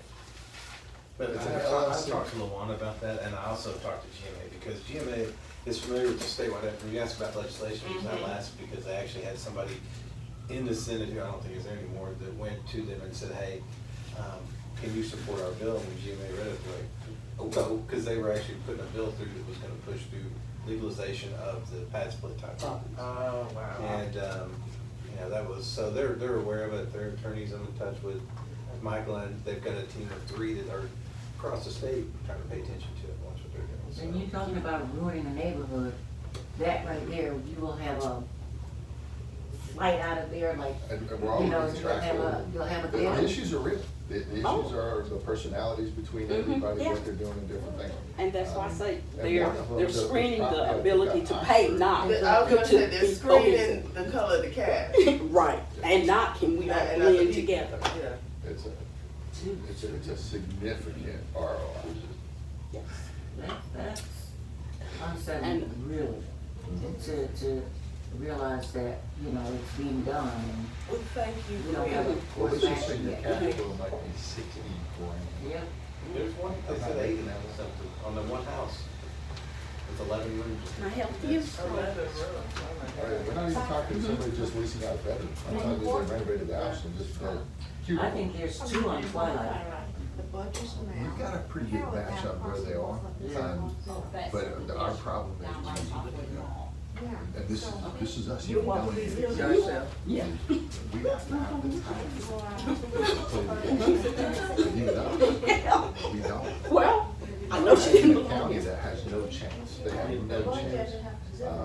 And you just, Gap County's got the same problem. Yeah, Gap they're- County they're seems to but- be Yeah. allowing it to some not degree. right. They're gonna allow it until they I'll have get those real photos problems. too. And the first problem I is. think we might have missed this They section. they had a fire and the people died. And that is a hell of a problem. And you're gonna have domestic disputes or whatever. Like I said, age difference and everything. You call Troy Mhm. and the police department and people now are so trigger happy that. Oh, that's true. But here's why it works. You pay $500 a month. There is no background check. There is no contract. It's like an Airbnb. Well. Oh, I didn't even know there was no it's- contract, that's even worse. It's creating an economic benefit for a particular group based on Mhm. the hardships of others. Mhm. That's, I mean, it's just. The homeowners. Yeah. People The- that are there, The you know, hardships for of, you the know, I'm duration. transitional, you know, as they call them now, the unhoused. I mean, homeless, you know, you're in a bad situation, lost your job, you know you gotta have somewhere to live, maybe your earnings are on the fringes of things, the gig economy, cashless. And, you know, now you're in a pad split, fighting every day with. I know. Read the statistics on homeless people, 70% of them have mental health issues. That's So true. now you're basically putting a whole bunch of folks with mental health issues all into the same spot, all right next to your house. Mhm. And then you're wondering, you know, why things aren't exactly what they used to be. Well, I mean, That's why they that got was zoning. expected, Mhm. really. That was expected after what we've been through, you know, something. Oh, that's even Yeah. above that. I mean, Yeah. these folks had problems anyway, Mhm. but, you know, It is multiplied. society, this theory that everybody can take care of every single problem is Right. not reality. Right. Well, Jesse, it's all on you. lastly, thanks for allowing me the opportunity to be a part of the Morrow family. Well, You're not going anywhere. That's a you're good not going sign. anywhere, like you're leaving. We got a GPS tracking your car already, don't we? Cameras all over. Oh, yeah, that's true. That is And true. somebody was tracking you all year. They kept telling us and telling us and telling us where you were, or they were looking for you. Right. one or the other. Well, you know how some people are. That's all I can say. Those are those mental health. And they're on this side of the table and it's not them. But, Somebody just says, Mhm. hey, how's the judge doing? Everything good there? He's not here as much. In fact, and Jenny has been doing a great job. I mean, she really has. Judge Bray will be here June 1st, a couple of weeks while Jenny's in training, but court's going really well, except for, Dorothy's residents when they show up. I'm working on it, honest I am. We, Jeff, And now, I know we've had discussions on, this is a secondary issue, on fines and forfeitures. Mhm. When's the last time the fine schedule was adjusted? We know CPI is going up in different things, but when's the last time we adjusted the fine? the last time that I remember it being adjusted was in 1993. Really. Now there has been stuff like state mandated That almost hurt stuff. my feelings right there, but, Mhm. okay. There's We- been I like think we state adjusted that. mandated stuff. You talking about traffic fines and different things? Yes. Because I'm almost certain we did some adjustment. Let's look at that. Let's- Well, like I said, if the state, like on DUI, they will say you have to charge this amount. On suspended registration, you can't charge below this, and those have changed, but, and overall, Let's look at that schedule. Okay. construction, no. And then, with, not knowing how the new softwares will play each other out, we have metrics that people are using, should use, for certain things, and including, when you try to figure out what you're gonna make off the fine forfeitures. And we know a certain amount of that money goes to, mental health, and a certain amount Right. goes to other things. So we Jail, know that county, state state, goes in. oh, they got sick blood. How is it that Welcome to the South. the police department, when they're kind of looking at what they're seeing their projections are versus what is the reality of an accounting Well- system? In other words, why are they like They- 25% of reality? They are looking at tickets written. They're not looking at that some cases are bound over, some people go on probation, so it might take a while to collect that money. There are people that we issue bench warrants for and failure to appear in every court, and they're just looking at what's written. But until that money is collected, we don't have it. Right, because we see expectations. An example would be, flock cameras. We just got body armor and all these other things. There's a cost to that, right? Mhm. So it's 70,000, 40,000. And certainly the statistical data, and we all know this, would be like the flock cameras are tagging 750 cars a day in this city. The citations written is maybe 4, right? Our percentage of actual capture is very low, so you have a scenario there that says theoretically, it's a cost recovery. Like we'll talk about red light cameras, right? It's not so much that I want your money, it's the fact that I don't want you running the red light in the first place because you Correct. had people killed, Mhm. right? That's a reality. And in our case, with what you saw the other day, the guy captures the first 200 grand. Well, the odds of you getting red light cameras for 200 grand in this city, we've had red lights before, you're not gonna Yeah. get it. So in essence, the city's not really gonna make any money on Right, that. and that's ever. why Which is it's got fine, away from but we will get, scenarios where you won't be driving through the red lights as often, which makes it easier on the manpower we have for the city. So I like all that. But it is one of those, there's such a huge discrepancy between what they feel they're doing and what the accounting procedures, which pay for cars and guns and, other types of things, that is not there. So if you gotta write a check you can cash. Absolutely.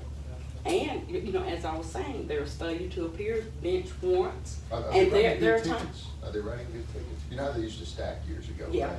I hit you with 10 things because you had one blue eye or whatever. Are they?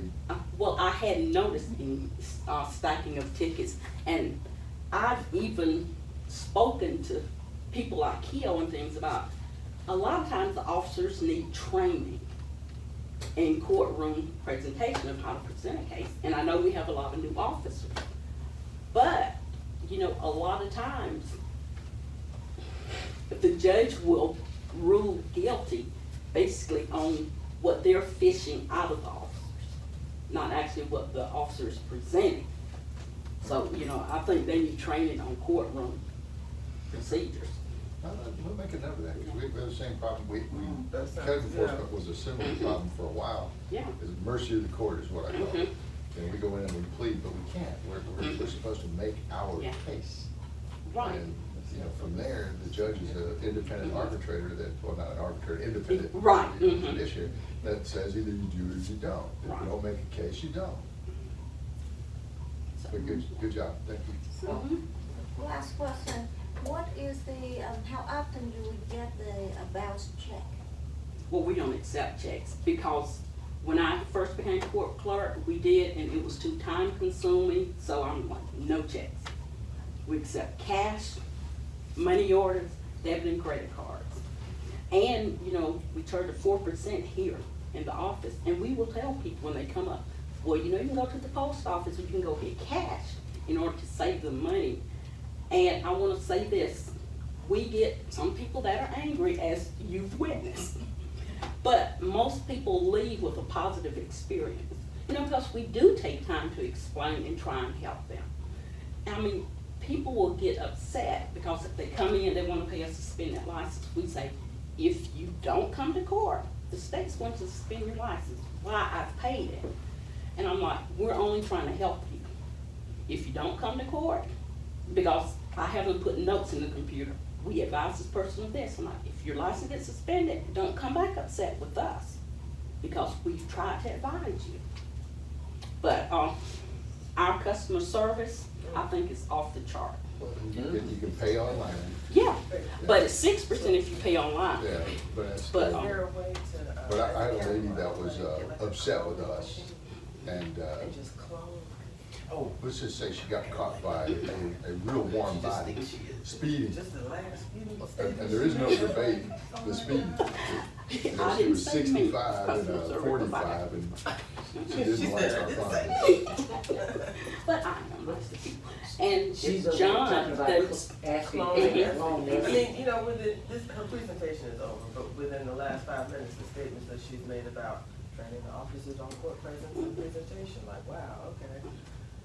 Somebody fresh is. What was the response from the police department when you told them that? well, like I said, I told Keo, and I've done it over the years with Tetro and everybody, and I just, Keo, I can say listen. Keo But does. I think the others It's not hear Keo's it and fault. like, oh, well, It's not she's Keo's crazy. fault they're not doing Yeah. what you put in. Mhm. It's Keo. And if John would stop telling people to call me, my life would be a lot easier. Emily Smith has started calling me again, just on and on, to the point where I'm like, okay, let's go outside and talk. I'm walking her to her car. There was a lady I saw on Tuesday, fair, I did give her your number. Well, no, you gave Emily my number years ago. That's the gift that keeps on giving. Huh? Does she get Lonely Street? Oh, I don't remember. Does she live But- on Lonely Street? Miss Smith, I Yeah. can drive. I'll Third, see. fourth house down, super sweet lady. Oh, yeah. She is. Well, She you know, really is, it's just. I didn't know you were still here, so let to me do ask what about you need this, to do. let me Right on the do corner of this. Lonely Street in Oxford. She's close, and Oh, you can okay, say yeah. corner, she's not right in the corner, but Right, okay. she's close enough. Oh, no, I better go on. Thank you, Miss Essie, appreciate You're it. welcome. Well, you have to Got us stick back around. on time. Oh, you got us back on time? Teamwork makes the Oh, dream right. work. Mhm. Some people get us off track and off time. Wrong, You know, you got to stay at the lights Took me long years. when you drive a bed. I don't run this year. I'll take coffee. Ice in it, or do you actually? Absolutely. I'll just take right in there, throw ice in there, call it. No, you gotta do that. No, I'm telling you, what do you think of Starbucks coffee you buy? You know, they call it We're cold. good. They have to brew it somehow. Don't show her all them bags you toting around. Just make it- So I tell her, she's got a new, she said, look, I got a new purse. I'm like, it's a nice saddlebag. There's an ice bucket in it. Today there's ice bucket. No, I'm not high maintenance. Well, I think I'm He high was maintenance. talking so long. I heard that. Yeah, I was like, It was V. call the room the way you're supposed to. My fault. Ads. This act. Yeah, pick up my child before defect shows up, as he's sitting out on the football field Oh, you waiting do? for me. I got 2 presentations I gotta do for y'all. Oh, that's right.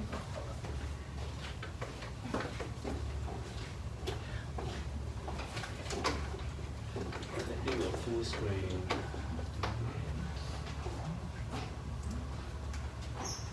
Good afternoon. I'm calling in regards to having HVAC check. We had checked it as we moved here about 4 months ago. We checked out for actually on the family. So,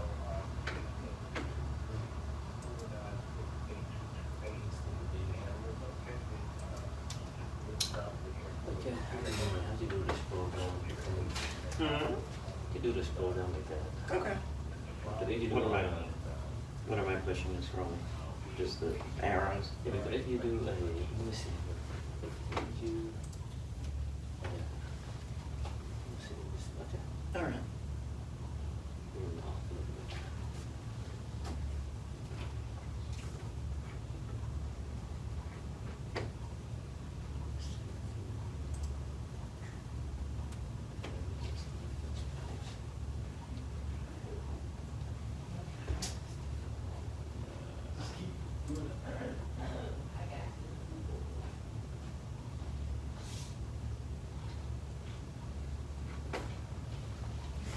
Yes.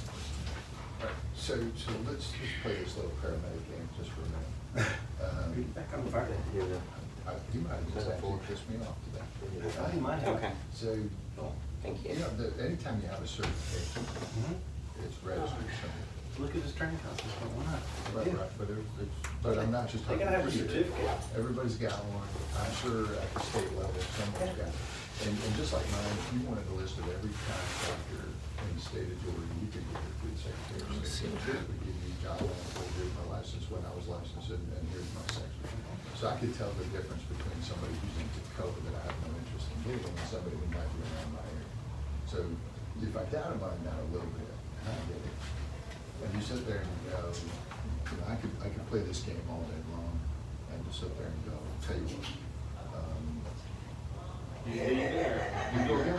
I mean, you literally just put a scenario that basically says, I'm interested in talking. And just go get it. You know, now, would I get 10? City law requires DOT, that's all. Yeah. You decided to do the other part. But it's, Yes. You're ready to go? I'm with you.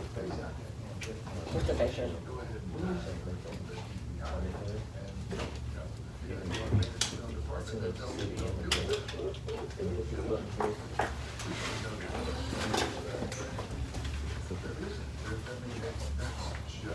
It's a red button right here. You stop the video? Yeah, just stop the video. It's a red button. Okay, yeah. We could easily flow like this.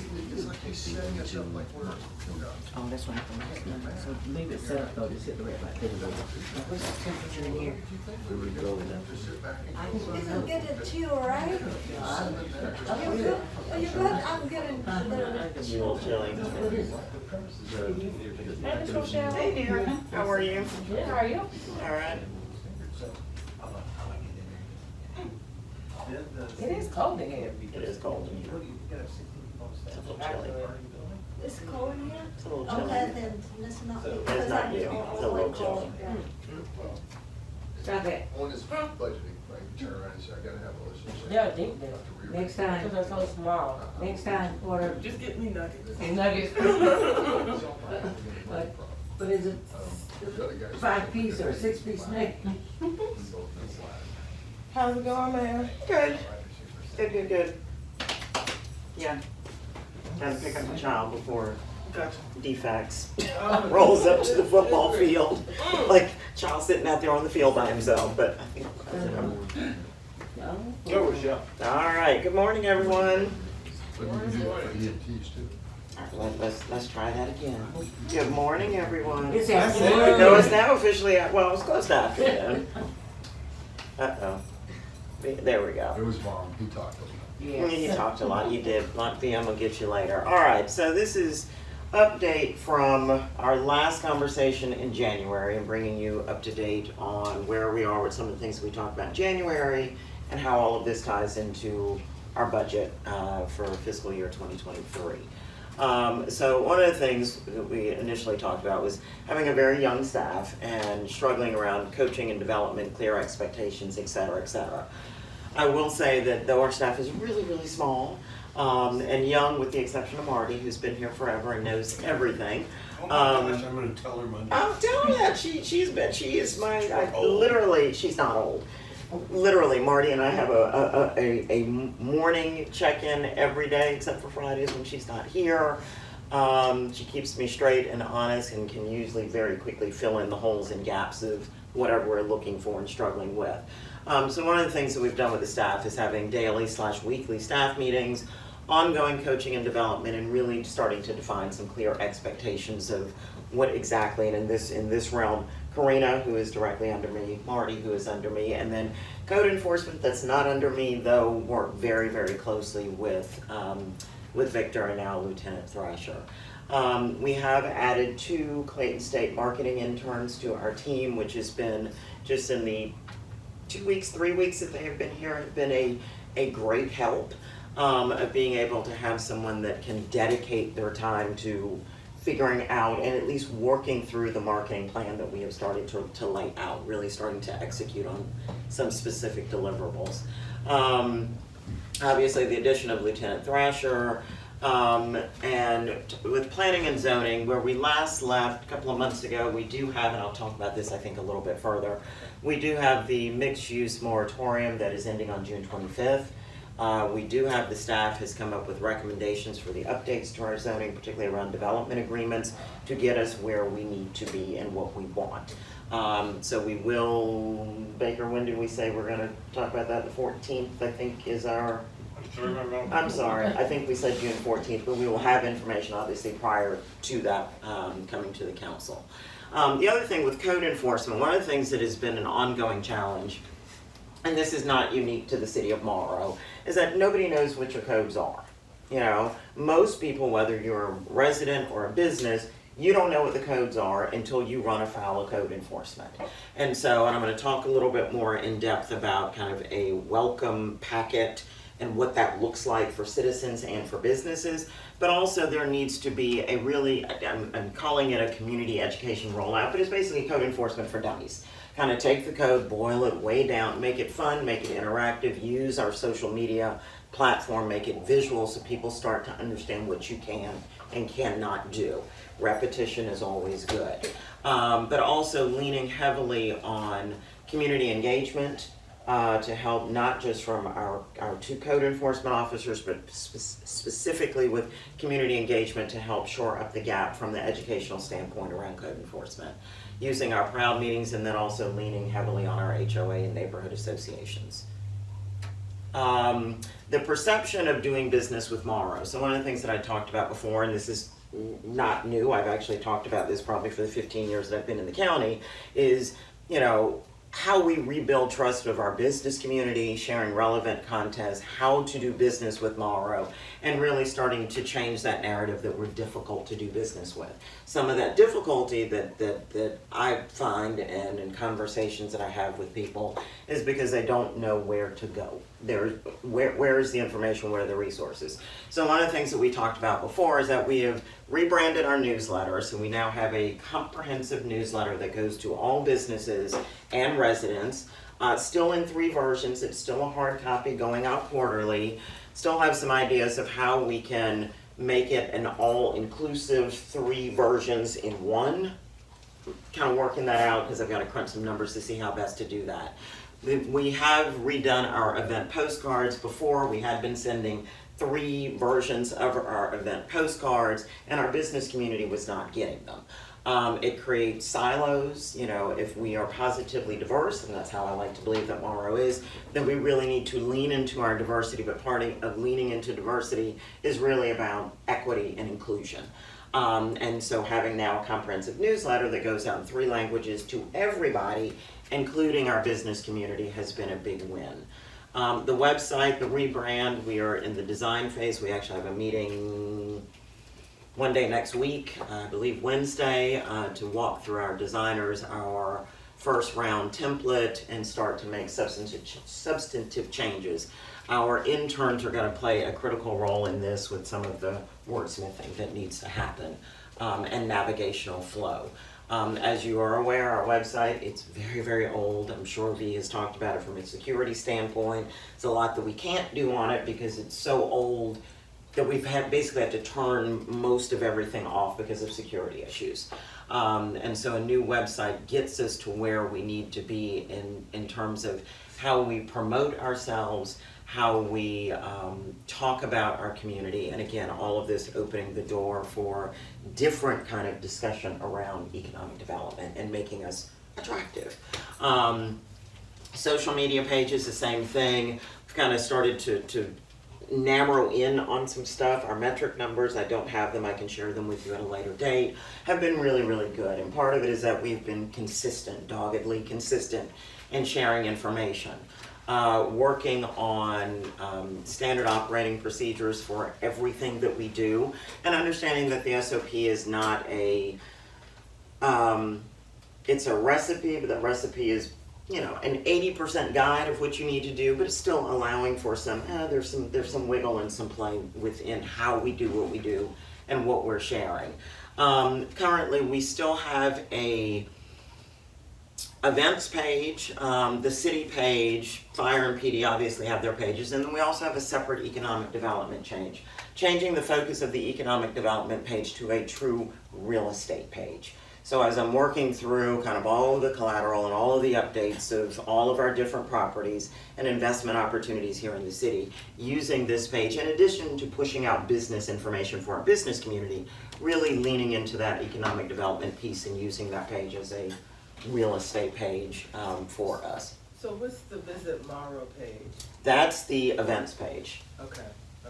Yeah, and so we've got some changes that will be coming in the next month or so about that page as well, because I don't think that it's better than it was, but it's still not quite where it needs to be in terms of how it's laid out and what and how we're promoting. Because a lot of what's being promoted on the Visit Morrow page is a duplication of what's on the city page, and when you start to get into the algorithm and all your numbers, it's diluting your engagement numbers.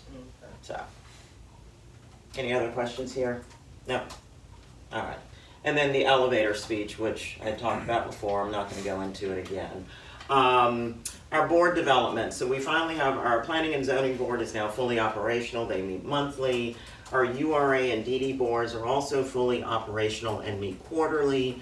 We will be having, as I get to the more project updates, a special called URA DDA meeting probably the first week of June. And then our MCTA board, which has been an absolute challenge. So we have 2 board members that have been recommended to make the board fully operational. They now meet monthly. As you are aware, the MCTA board had not met for quite some time last year. And we've had an issue because we've had some board members that have just went MIA, so we only have 3 board members currently. So you can imagine that if one of them does not show up for the meeting at the last minute, we don't have a quorum and we can't take actionable items. So our last month meeting, we were not able to have a true board meeting because we did not have a quorum. We do have a meeting this coming week.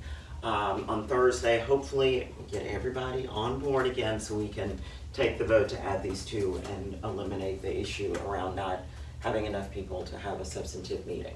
So some of the projects that we talked about, one is a new business welcome packet, and this is also a new business as well as a new residential package. In lots of digging and talking and picking stuff apart, I found that we did some variation of this in the past, wanting to revive this, but make it a little bit more comprehensive than some of the information that had been shared previously. From a business perspective, wanting to share information about how to have an ad in the newsletter, how to get information about having a digital ad, dog park ad, the sponsorships, our ribbon cuttings, how to be an event vendor, mixer, host, calendar events, and again, the code info, planning and zoning around community engagement, council meetings, MCTA board meetings, and in terms of board service as well as committee service. One thing that I did not talk about with the MCTA board, so leaning heavily trying to get the board solid, then we can start to roll into building true committees for the MCTA board. It's coming, but we've got to get the board up and finalized first. And then finally, volunteer opportunities. Something somewhat similar to this for the residential welcome packet, but wanting to make sure that as we do this, that we have some hard copies, but really putting a QR code, postcard, drop it in a folder as people come in to get their business license, they can scan, and it also makes it easier that we can make updates and changes on the fly without burning through a printing and a printing budget. And all this information live on our new website as well. And fashion a portion of that for council, because Yes, anytime absolutely. I get a card, I Yep. forward it over Absolutely. to you. But, whatever the process in the system is Mhm. to identify, people and vendors that Mhm. I may meet that Mhm. could be useful. Yes. I don't wanna inundate you all No. with 2 million Mm-mm. emails. Mm-mm. But if there's a piece of a process where I can say, well, respond to this email Sure. or, provide this, Right. I can push it in that way. as Right, well. right. Definitely. One thing that I did not put on here, I may have it maybe someplace else, is a business directory. So there's a challenge that the software that the ladies use up at the front to maintain the business licenses is very difficult to pull reports, or to pull reports in a way that's actually information that we really need from my office. So I can get, and they pull it for me every month, name of business, address, maybe a telephone number, and it's a maybe because a lot of times there's not a phone number. There may or may not be a contact info, and there's never an email address. And so it's a lot of, For the business? it's what they're capturing. Right. Absolutely, it's what they're capturing when people come That's why I in. wanted to go to iWork. Yeah. That's what we'll show you Yeah. guys. That's- But the big piece that's missing is that don't have an easy way without a whole lot of manual manipulation to categorize our businesses and be like, pull me a list of all of my restaurants, pull me a list of all of my retail, pull me a list of all of my doctors, we don't really have that. And it's very, very challenging, so it makes it very hard to do all of these pieces without, you can imagine, burning through a lot of man hours. And I The- could ask about the anniversary dates as well. That's the other thing, and that's exactly where I'm going. So right now, I spent a good bit of time with Denise last week trying to figure out, well, how can we get this? There is not an easy way to extrapolate that to show me, well, when did they first get a business license, and how many years, so we can start to calculate anniversary dates. So as part of kind of the engagement with our business community, send out, on our board, congratulations, blah, blah, it's their 20th anniversary in Morrow, and build stuff around that.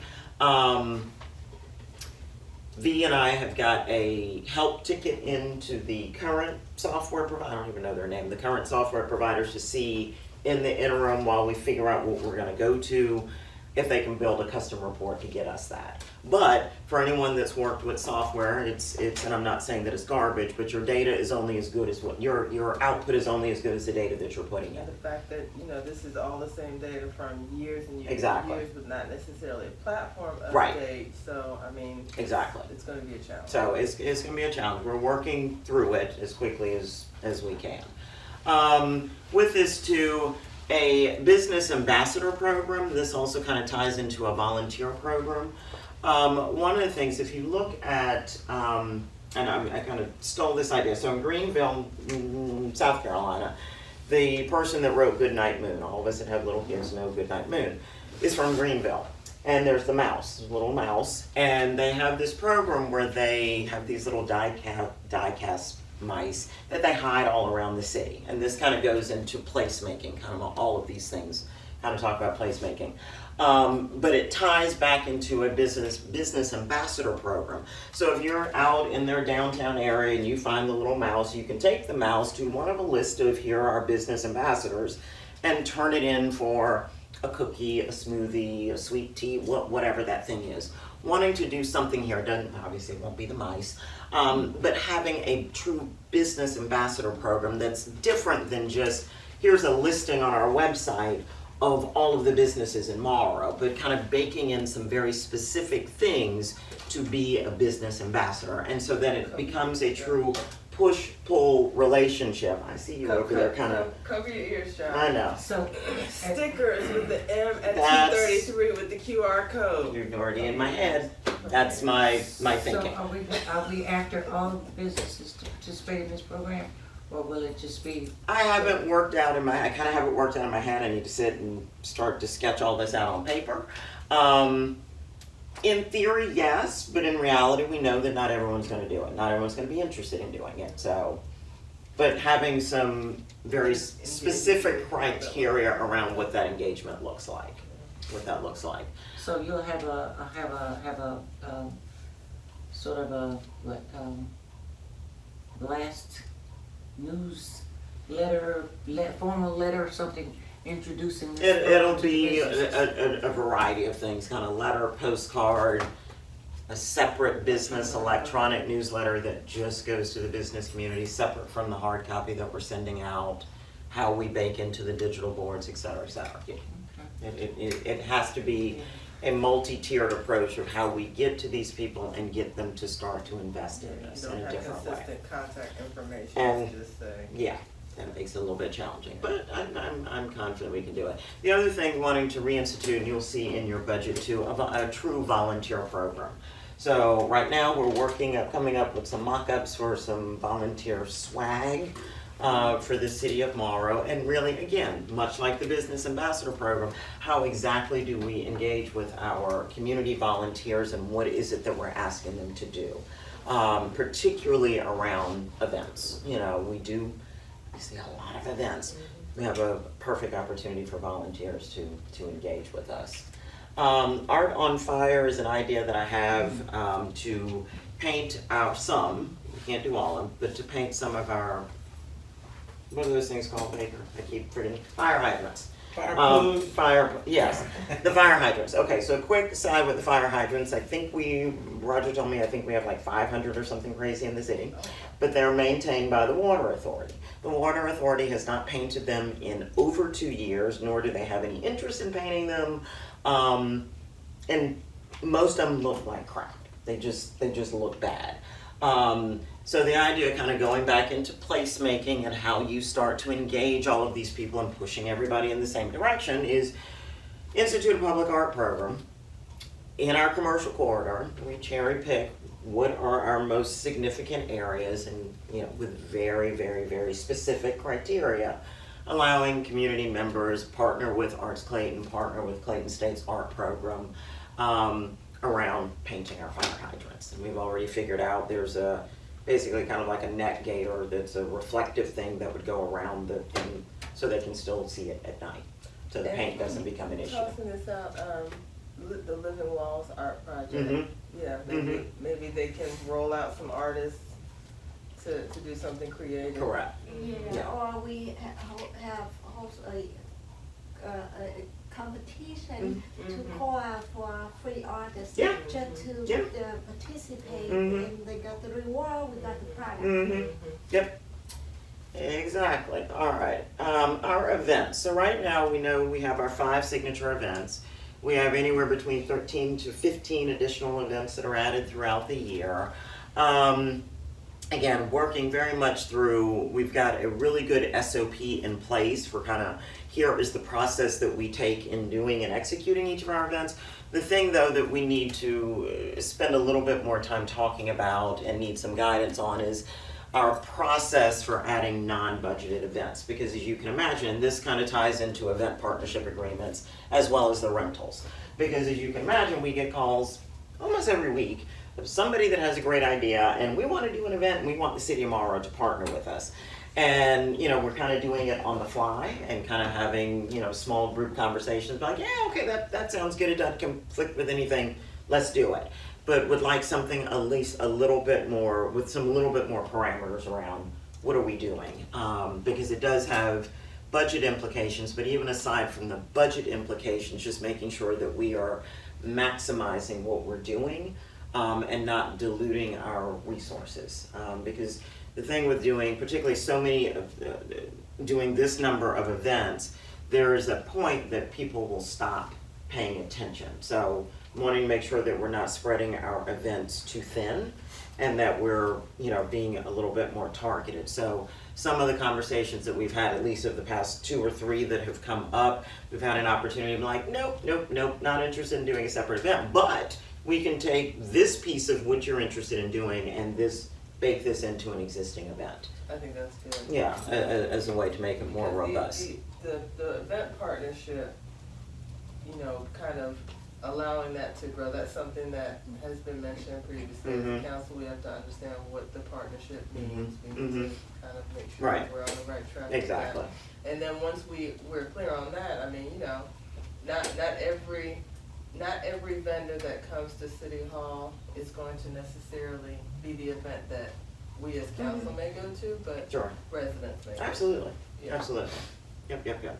And then the event rental, so myself, Lauren, and Karina met a couple of weeks ago, it's probably even been a month now, and kind of reluctantly pulled Essie into this conversation around coming up with, kind of tying to this event partnership agreement, really looking at event rental rates of what exactly does it mean to rent the district, what are the terms around renting the district, what are the do's and don'ts of renting the district, and then starting to put some dollar amounts around that. We need to pick it back up because there's some pieces on it that we need to finish. The tourist center, as we know, will still be a temporary rental as we move into the construction phase for the restaurant there. And then obviously looking at the community room, and then once it comes online, Reynolds Road.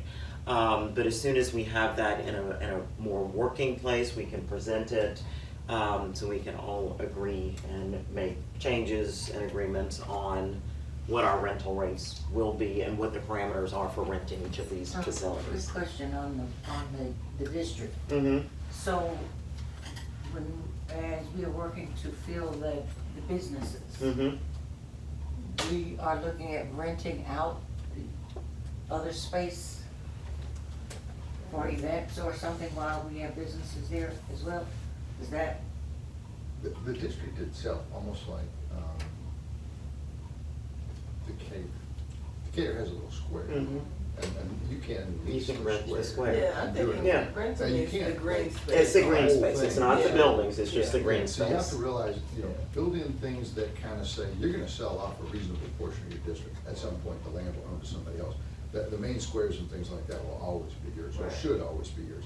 And there shouldn't be any reason you can't have an event there. Not only you have an event, but ultimately somebody else, if they have an event, we would lease the square out to them, sure, under some type of rules and agreements. In a particular type of events that we would not have there during, I think things that would be,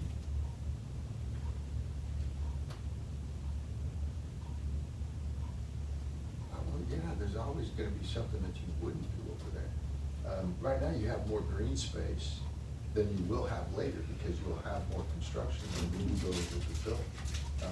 Your biggest true green space area is ultimately Reynolds Field, right? That's got the greatest section of green space, and probably will stay green space a long time. You know, you want the densities, you want the people, so it feeds into some of the things you're doing, crafts fairs, things like that. What would be something that you wouldn't do? I mean, the obvious stuff would be things that are too big. You're not doing. So- Miami too You're not doing boat shows, you're not doing. Well, Yeah, I mean, Some of the- yeah, you right. get- You're talking the less than desirable folks, is that what we're? or the maximum crowd, I mean. And we have put that, part of the rental stuff that we've written out include Right, but- kind of what the bandwidth But is of. but you're crowded, and if you physically just want people in there, you Mhm. can put as many people as they do, sell them out. I mean, Mhm. there's no reason that you can't do that.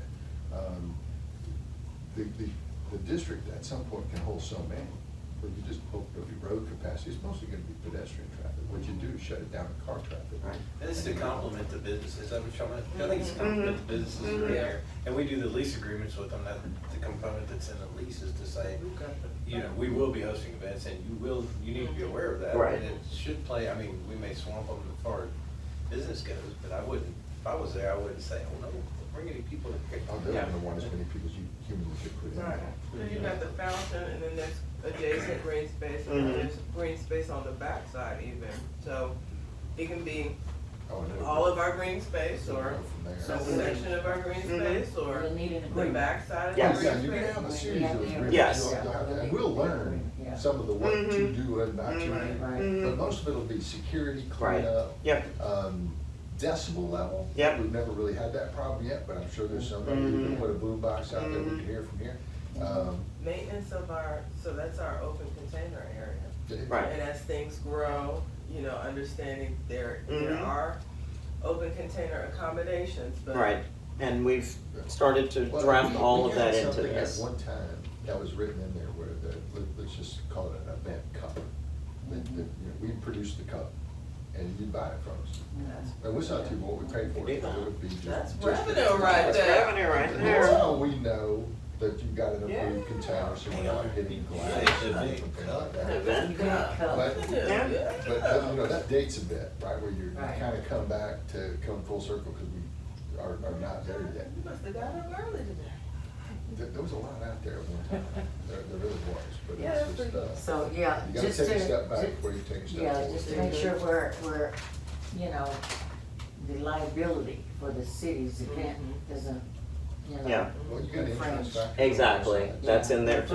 Infringe on their Insurance ability requirements, to operate. security Well, requirements. see, right now, we take the whole thing, because they're not open. Mhm. But once they're open, you can't close it all. Right. You have to be able to say, here's what you have, but in their agreements, we let them know, you're gonna park over here. Mm-hmm, On those days, you're not gonna be, park it behind your building. Right. You know, that's, So we're- whether that's you own it or you lease it, it's gonna be in your agreements, that's the beauty of We're it. still, maintenance and all of that will be on the city.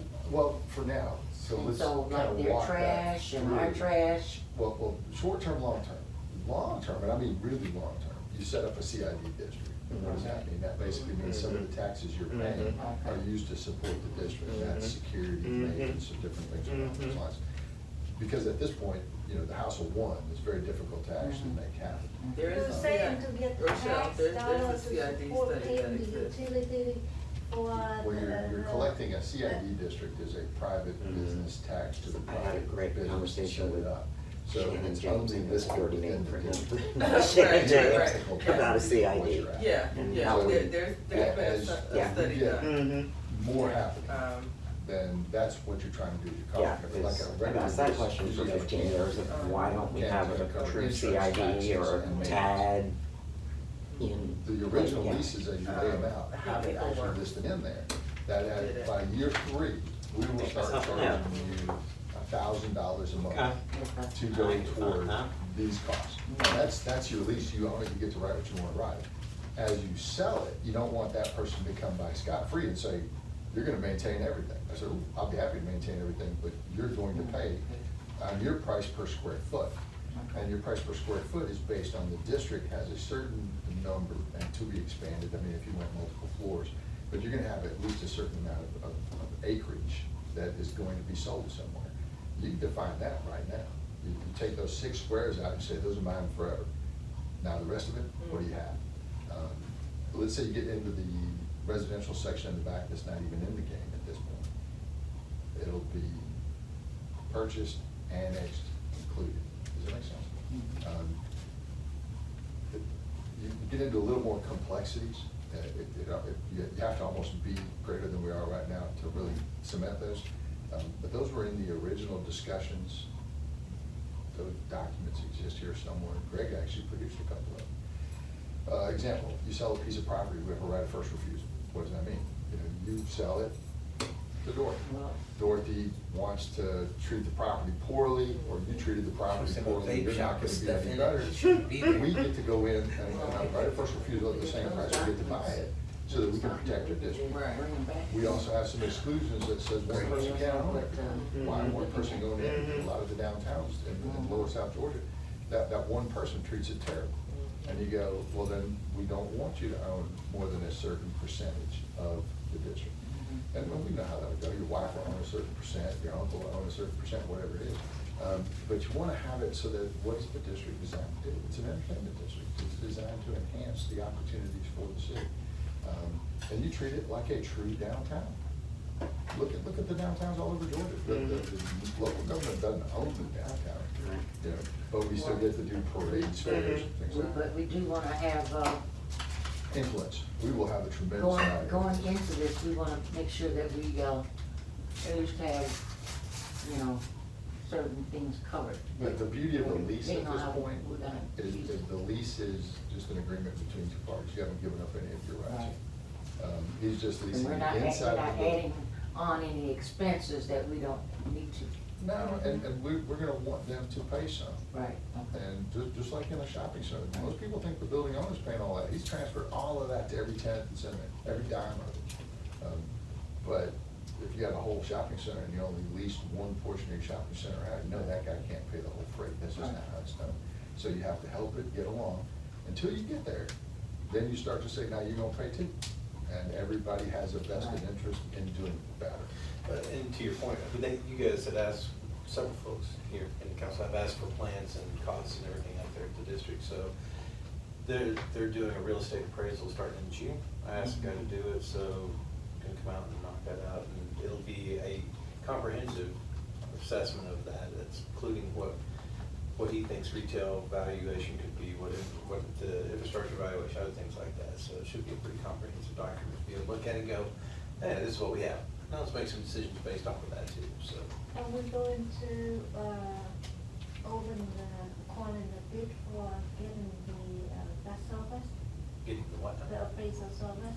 Or we He's the one who did it someone- previously, and it's under the dollar amount, so I don't think it's gonna be an issue, but he hasn't given me a price yet either, so it depends on what he's in the quote. Well, he did most of the work in 2015.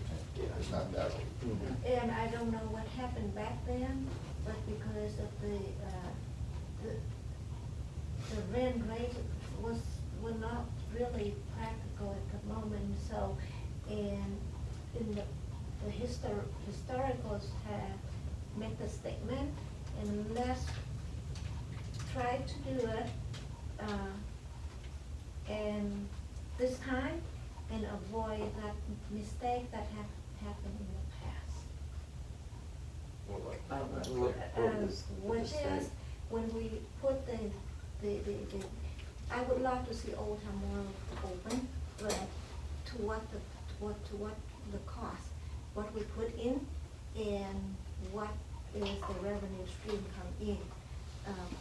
I don't want to see the mistake that have happened in the past. Well, the valuation, that's part of the assessment is, because it'll be a valuation on potential usages for retail or entertainment, whatever, but he gives you a price analysis on those as well, which is why I like his. Well, the whole dynamic of the area and everything now is different than it was then, so we have Property values are just a little different. a little different. Just a wee bit.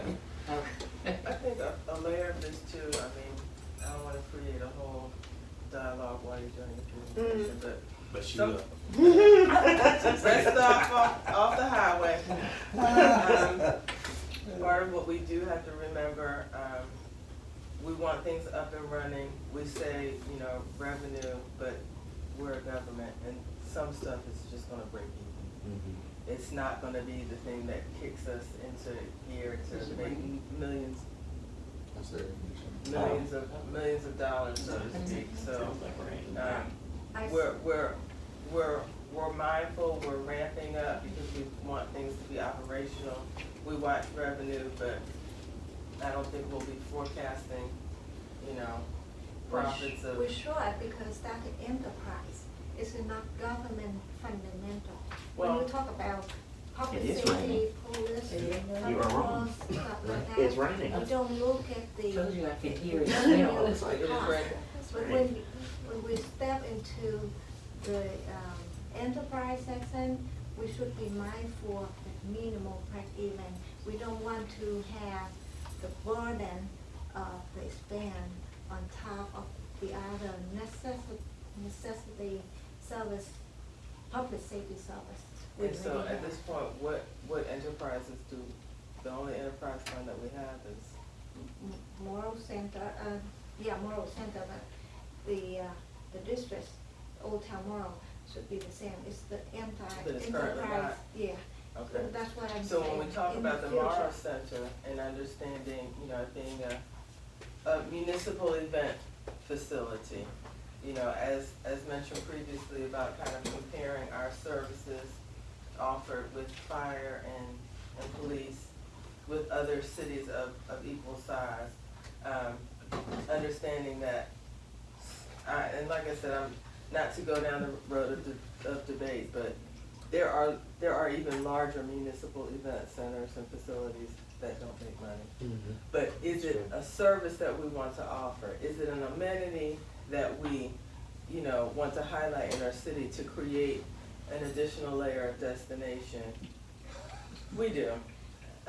So, to what you mentioned earlier, numbers being off hundreds of thousands of dollars, a couple years ago, we're not in that same position. But understanding, are we gonna make $1 million off the Morrow Center? Maybe not. Do we break even and we have good events and that raises our, that raises the focus and the attention on Morrow being a destination? We're the only city off the interstate, there's a balance to it. And I guess I wanted to toss that out there. And sing. Yeah, it's a balance. It's more simple than that. And the first is, just being honest for just a second. Most of the people who sit at this table don't do this for a living. So the basis of the conversation you have, not trying to be rude, is you're clueless. You can't do evaluation in your head. You don't know how the city makes money. And, you're basically having a political thought process that's designed to pander to whoever you're listening to, right? Fine, if that's what you want to do, that's a political decision. But if you actually do pay attention to it as a business, you will see that it is done very similarly, whether you're in the private sector or you're in the public sector. So how do you get everybody there? And that includes all the different boards and different things that you have. It's not gonna happen overnight, right? The first asset is you own it. That's just a fact. Anybody who's got any sense says, you can't have broken windows and things like that in an area. Has it had some success? I'll give you the first one. If you think you brought a $65 million building to Sears just based on good luck, you're crazy. The district and the amount of time and effort we spent opening up that view corridor to I-75 made that a possibility. So you may have just saved South Lake Mall. You may not have opened up a door, but the efforts to move it in the right direction just landed you a historical opportunity to probably save an entire section of town. Then, so that's by itself. If you do nothing else, you've managed that win. How big of a win is it? I don't know that you'll know that until the day it opens its doors and give it a couple of years of different things. But because it's impossible to transfer 25 years of experience, I can't do the Vulcan mind meld. I think Vaughn's working on that. But what you can do is to start to say, here's where we are. Okay? We found some revenue streams that we should have tapped a long time ago. Insurance. When somebody breaks the windows out of your house, you call the insurance company. The police too, but the insurance company. When you have storm damage, you call the insurance company. We should have gotten more, but that's just the facts. The facts are, woulda, coulda, shoulda. But what did we get? We got new roofs. That's pretty good. The value of the property is in the infrastructure, not necessarily in the buildings itself. We got some damage, that I think if we use the money wisely, will improve its visual appeal. It won't solve all the miracles, there's no question of that. The appraisals do things that are third party. Why? Because in the world of politics, someone always says, you're making this up. You know, I'm not making up anything. You know, so we can use the private sector to say, what do you think? In an appraisal, the first thing that they'll do, and there's like 3 or 4 different appraisal methods. So one of them is just, what is my replacement cost? You go, okay. In today's environment, we know what it costs just to put sidewalks down Lake Harbor Road, hundreds of thousands of dollars. You know, so you go in there and you say, this is what it would cost to have a 10-acre district, water, power, sewer, gas, a green space, and a central fountain. I assure you, if we were doing this from scratch right next to I-75, we would be talking multiple millions of dollars before you put the first building on. Then you do have some buildings, you know, that have been kind of beat up a little bit, but there were 2 operational restaurants. You had a 3rd operational section. We had several of those. And my guess is by the time those are valued out, you're gonna come up with a couple more $1 million in terms of value of existing infrastructure. An operating restaurant is worth more than a vacant building. Till you get the building filled, you don't have the ability to do that. And you'll see that. There's other information that the city has or easily could attain, which would be, you know, why is that building over here any different than the building, the $3 cafe? Let's just use that as an example. Why is that building any different than a restaurant we have damn near adjacent to it? It isn't. You can use those valuations. You can say, what is your price per square foot that you lease a restaurant out for? The number of people who want a restaurant, probably 10 or 15 people call me per week. You know, some aren't capable, some aren't. You know, retail, it's over retail, we know that, so how are you gonna make that happen? So there's a price on all of that. You give me a dollar value per square foot, added to the common area CAM, right, which is gonna be done in every building that you have, whether it's ours or not, and I can back into a valuation. But you won't believe me, nor should you, that's fine. So you will have somebody who will tell you that in detail. They won't tell you specifically everything that you could do, but there's more than enough. So I would look at it and say, you already got 65 million, and you hadn't even started good yet. Let's continue on our code enforcement odyssey, which is hammering. That by itself doesn't sound like it's there, but if we wouldn't have been doing the code enforcement, how long would it have taken us to realize that Southwick hasn't paid a business license fee in 4 years? Well, there's 60 grand that just showed up at your doorstep. I'm not saying it's not 60 grand you didn't know, and I'm not saying that we should have caught it before now. We should have. I agree. Our software is a disaster, but we've known that since the day I got here. But we haven't sat on our hands. We bought the software. We are implementing that software. We have other software designs to be able to solve these problems. It's the cheap seats to be able to go out there and go magic. You know, I can yell at staff all day long. That's not going to make anything get produced. Right? You have to be accountable for that. Say, we have bad software. We're funding new software. Software is being implemented literally as we speak. Is it going to be perfect? I don't know. I'll bet not perfect. You know, we learn after we adjust. We put it in and we adjust from there. So you've got more events that have been out there in that district than any time in the last 10 years. Very few people go out into that district and don't like it. Very few. You know, so your opportunities are good. Understand how your city makes money. And then if you want to throw stones, then I would say let's leave the district out for just a second. You know, we've lost a tremendous number of existing businesses. The businesses that refill the area are maybe not producing as much revenue as the first one. Then I'd really be interested in hearing how somebody else anticipates modifying a third-party interest like U.S. Properties Group or something like that, and being able to make those properties better for a higher tax value, or to be able to put new businesses in there without the cheap answer of, we're just gonna do a business grant and pray that somebody actually is gonna do a good job. If you don't have a realistic fundamental answer, and the only way to have that is you have to understand how it's done,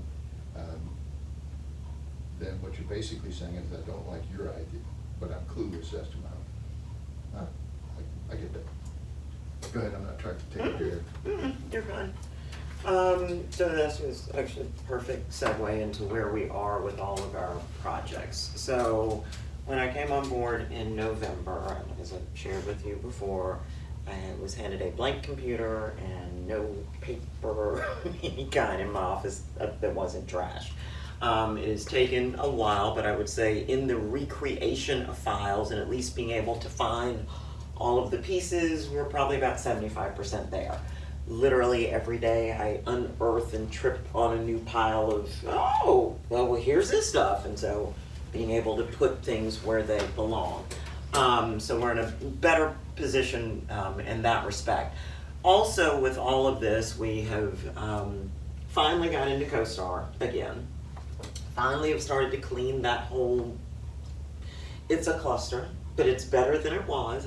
I tell myself this every day, it's a cluster, but it's better than it was.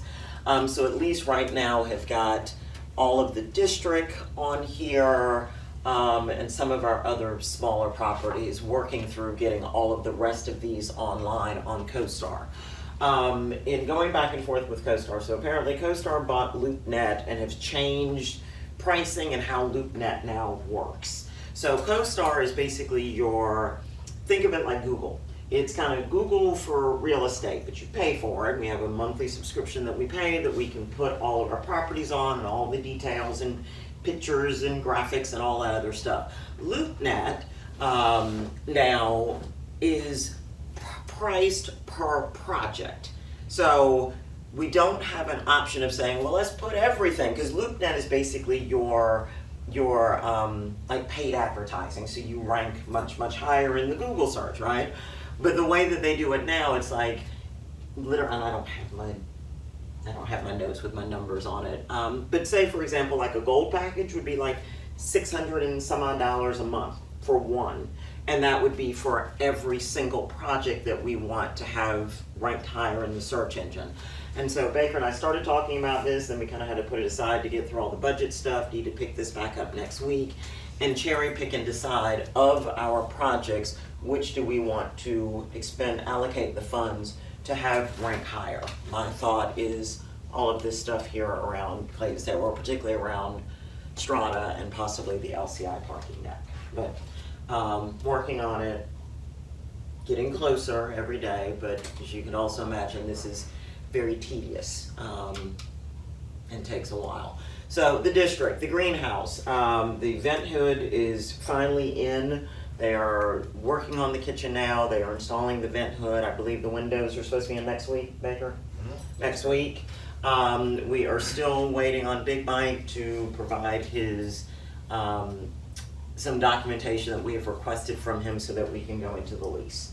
The lease is done on our end, needing to have a schedule a sit down with him so we can move forward with him, and if not him, with somebody else. Because to the mayor's point, I get calls almost every day, particularly about the greenhouse. And we've got 3 very viable people that pretty much ready to move in there if Big Mike does not work out. The Red House, that's the Vanquish restaurant. We had a conversation with Guerdy about 2 weeks ago-ish.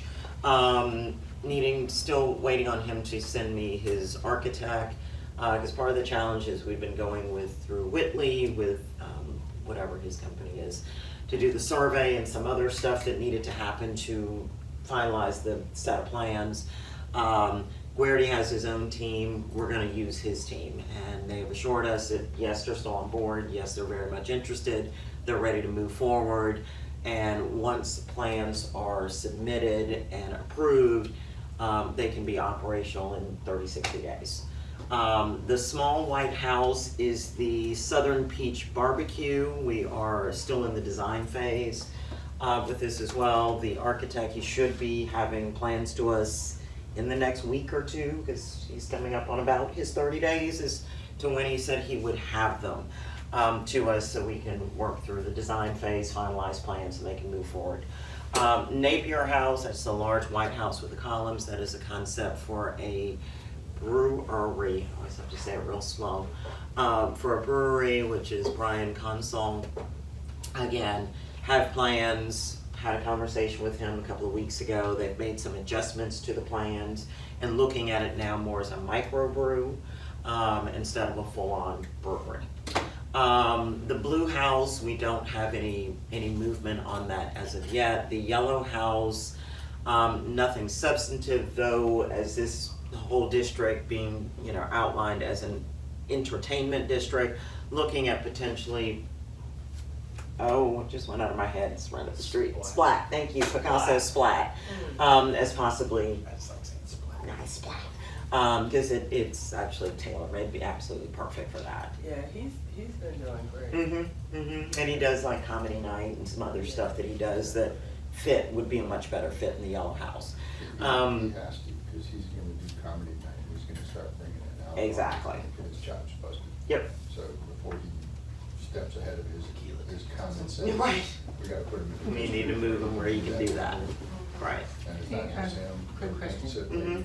there. Do we, Oh, are we okay yeah. with You're the starting to micro? see, the theory instead of is, full you bring your own. Mhm. I think he was always gonna do kind of it wasn't a full-on, it was gonna be a brewery slash, Just because we don't same, say yeah, it's restaurant, pub. but the Yeah. plans have always been for that, with two of the brew tanks. Right. Kinda like, it'd be plenty to sustain that Yes, restaurant very. and District that'll allow ship out some of the, I think he's Right. still And Those would be two. still looking to do I had brewery. this black. Yes. But the plans haven't changed on that at all. Let's look at, It's a little bit of a I think confusion last as to year, or what's supposed maybe to be the where, year but we before talked last, And he likes it. we did Yeah, some, and you're just like, okay. we did introduce an ordinance about microbrewery. Yeah. And let's look at what we changed back, make a change back then to see if we It's a whole lot can easier to help build them an interior to house than it is have the just. microbrewery. I'm pretty sure it fits into the category of what it is. Sure it It does. says about rejected. Yeah, and his plans had, the only thing he had to change and reconfigure were where the brew tanks. Where the tanks are gonna go. Because of the structure and Right. everything else to make it more affordable Mhm. around, so. Mhm. And then Still the same the concept. push shack right next to the entrance Yeah, of the hotel I think lobby. so. I mean, that's, I think there's more value to do stuff like that over there. He's doing engineering on the peach. The one, the existing one that we haven't had. I'm sorry? The existing one that we haven't This had. isn't for those kitchens are buildings. 300 grand. and all Right. that. Well, as they come in, the engineering could be specific to whatever they're in it, so like the When you look at peach, what is that? Southern Peach barbecue, the small they're white doing house. something to they're gonna redo Their the entire entire- understructure, yeah. everything of that, so. Yeah. And the engineering was based on, since we don't know what's going in, there's no point in engineering them unless you know what He's they're a gonna put good in. section. Cause a splat house would be different than a restaurant. Correct. We have it open in the past, I just want to see how to pick at what we have. And Because on that one, we maybe can't, the new that colonel second can floor, salvage get everything. that. Oh, yeah, go yeah, in. they don't, sure, And they here's don't. what Yeah, we I just really need- have. Well, that's why we He's own them, first. because that way we can go, okay, well, you're out, you're LVL in. beams to a And, And, you know, we've got those things to go and say, here's the engineering on it. So they've done. That's the beauty. of it. I don't think it would rain long. If nothing else, it'd help cool them off. I've So. seen the engineering on the acre house for the brewery and everything. You almost I have to- figured we ended up at 15, so The other one I I hope haven't that seen it's yet, because the yellow I hope house. they had a good crowd of people. So that hasn't even And he's still also off the ground. really slow. Fun. Figured as much. All right. Okay, we're So, back on track. retail out parcel. So these are the shops, doing them in quads, so kind of there are 4 quads, working through the rehab of each of the quads and get ready for occupancy. The plan is that Karina and or myself will be moving out to the district whenever. But we had said mid-May, so now maybe mid-June. Do we have a date? Oh, no, Kind of I'm sticking to mine the end of this month. Okay, all right, we'll see. And we do have some tenants already lined up to look at least in moving into that first quad and kind of build, clean up, fix, rent. Build, clean up, fix, So, do rent. we have a date for that? I'm gonna, well, they're doing, the first one is, they're 8 or 9 weeks out on the first part of that second quad, if you will. Mhm. So you got the first 4 buildings, second 4 Mhm. buildings that attach to like the clock tower there. Yeah, So the ones with the arch, they're 8 to 9 weeks out on ordering those frames after, because the little snapper heads are out there burning the right, frames and they stuff, so. earned the frames. The next one are just square frames, so, Mhm. those windows will be out at the same time as they're doing the greenhouse and red house, so those will be in by next Wednesday. Right. So, occupancy, we're looking at what, June maybe, in June? Yeah, I'm first week of June, because the whole idea of putting three out there, and code enforcement is because I'd like to put 2 desks, it's gonna be visibility, they're gonna be there, they're gonna see things. And if someone comes out, we have a lot of visitors We out have there. a that we lot just of people miss. that just show up. And so if they're out there and they can do office hours, and Right. then they can show up and, oh yeah, here's what we got in the district. Yeah. Kind of like our, on-site real estate people. Our Wednesday wind down, which is closing up our, The taco, not the taco thing, the Food fund food day. truck, yeah. is gonna be at the district. I honestly don't remember. No, we do, I know that last week we do it on the Wednesday as the wind down. I honestly don't remember. But I think the district in some ways makes more sense, so. It's, the two events that we'll hold is, the back-to-back July 4th and the night market. And the night market. That'll be decent. All I'm saying is on the, getting things open, I'd love to tell you this is just gonna be wonderfully smooth and it's all gonna go great. I just don't see that. What I see is, we're just gonna make it happen. It's gonna be rocky, but we will open the damn doors. Because I'm thinking the Wednesday wind down, we had a great band last year, but maybe it was fatigue, but where we created something special. We tacked it on to the food truck fun Right. days, but let's just do Wednesday. Just do wind the down the at whole Wednesday district, wind down, do it at the and, district. Saturday, And I got your Sunday, thing about it's Joan okay. Scarro's series, so I need to look at their dates to make sure that what they're doing doesn't conflict with ours. When a person opens the door, soft opening or otherwise, you have to kind of go, when do you really think you might have your act together? Think Thanksgiving, right? There's gonna be some movement that'll get doors open, and we'll say July. But don't focus on that so much. Right. Sit there and go, by the time we get into Thanksgiving, which is really that retail holiday, and you put some trees out there and you make it look pretty decent, that's when you really wanna be ready, because that's the best time for people to be out, right? Absolutely. So it's, if you're thinking fall, but if you think fall today, these guys won't open until spring next year. So you gotta say, let's get there now, whatever it takes, let's get it done. They'll stabilize by basically Christmas is what you're saying. But do not tell them that. You tell them that, and Right. everybody moves the ball in their head Yeah. to that time. frame. You can't- Yeah. can't do All right, so the hotel site and the amphitheater, so the large grassy area to the right of the, or left if you're looking at it this way, of the yellow house, looking at that as a potential hotel site. So our geotech, and then the amphitheater, and I'm gonna talk about these together. So our geotech folk came out week before last. I have a proposal, Baker, because I need your signature on, to do some drilling, at least on the hotel site, to tell us what exactly we can build on that site, as well as the 1 acre parcel that we own on South Lake Circle, as also a potential. And when we talk about boutique, talk about hotel, truly a boutique hotel, like 100 rooms or less. Wiley, Hotel Claremont. You know, I love the Claremont. So, but looking at a true boutique hotel. One of the brands that we are looking at is Moxie, which is a Marriott property. I have sometime on my calendar a sit down with the general. Do y'all know Erica Qualls? Erica is the GM for Marriott Marquis, has been a bajillion years. And reached out to her because I was like, you better than anybody then can help me walk through this and get me to who we need to get to. So having continued conversations as we wait on our survey stuff to come back. The amphitheater is going to be a little bit more challenging because it's wet. They can't get, anything down in there because there's water up. Right by the highway. Well, and as we stood out there, there's literally water up to mid-calf. Some of it we know is the beavers, but Baker's assured that you've got a plan to make the beavers go away, right? I got trappers out there. Okay, whatever. Need the beavers to go. So a lot of the issue. Wait. There are a couple of issues with the water out there. One, the beavers have dammed it up, so the beavers are going to go away soon. There's a lot of overgrowth that needs to be cleaned out to make water flow the way it's supposed to flow.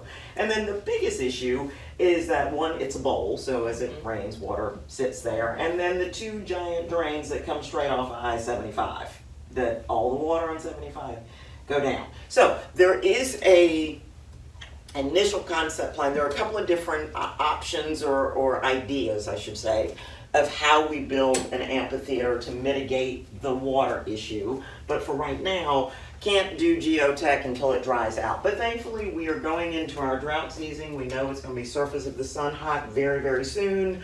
It will be Sahara Desert rock hard brick shortly down there, so they can get out and do the drilling to tell me what we can build. So just Beaver's gonna be gone. then the beavers will be gone. So hopefully we can get that done soon. Strata. Well, let me talk about Clayton State first. Clayton State. We do have a concept plan from Jefferson Architect that's working with Clayton State in partnership with that piece right there at the entrance. I actually had a meeting with Chase Thursday afternoon. So we kind of talked through this and kind of where they are in this. So moving slowly, but at least moving. Strata is the triangle piece that, you know, is now vacant and cleared. We have gotten geotech done on both of these. We've gotten reports back. And again, like I said, I think that this property in particular, and maybe even the LCI parking deck, are those that we should look at doing an elevated post on, since we have some activity here, but not here. The Strata property, property is ready to build out. Mm-hmm.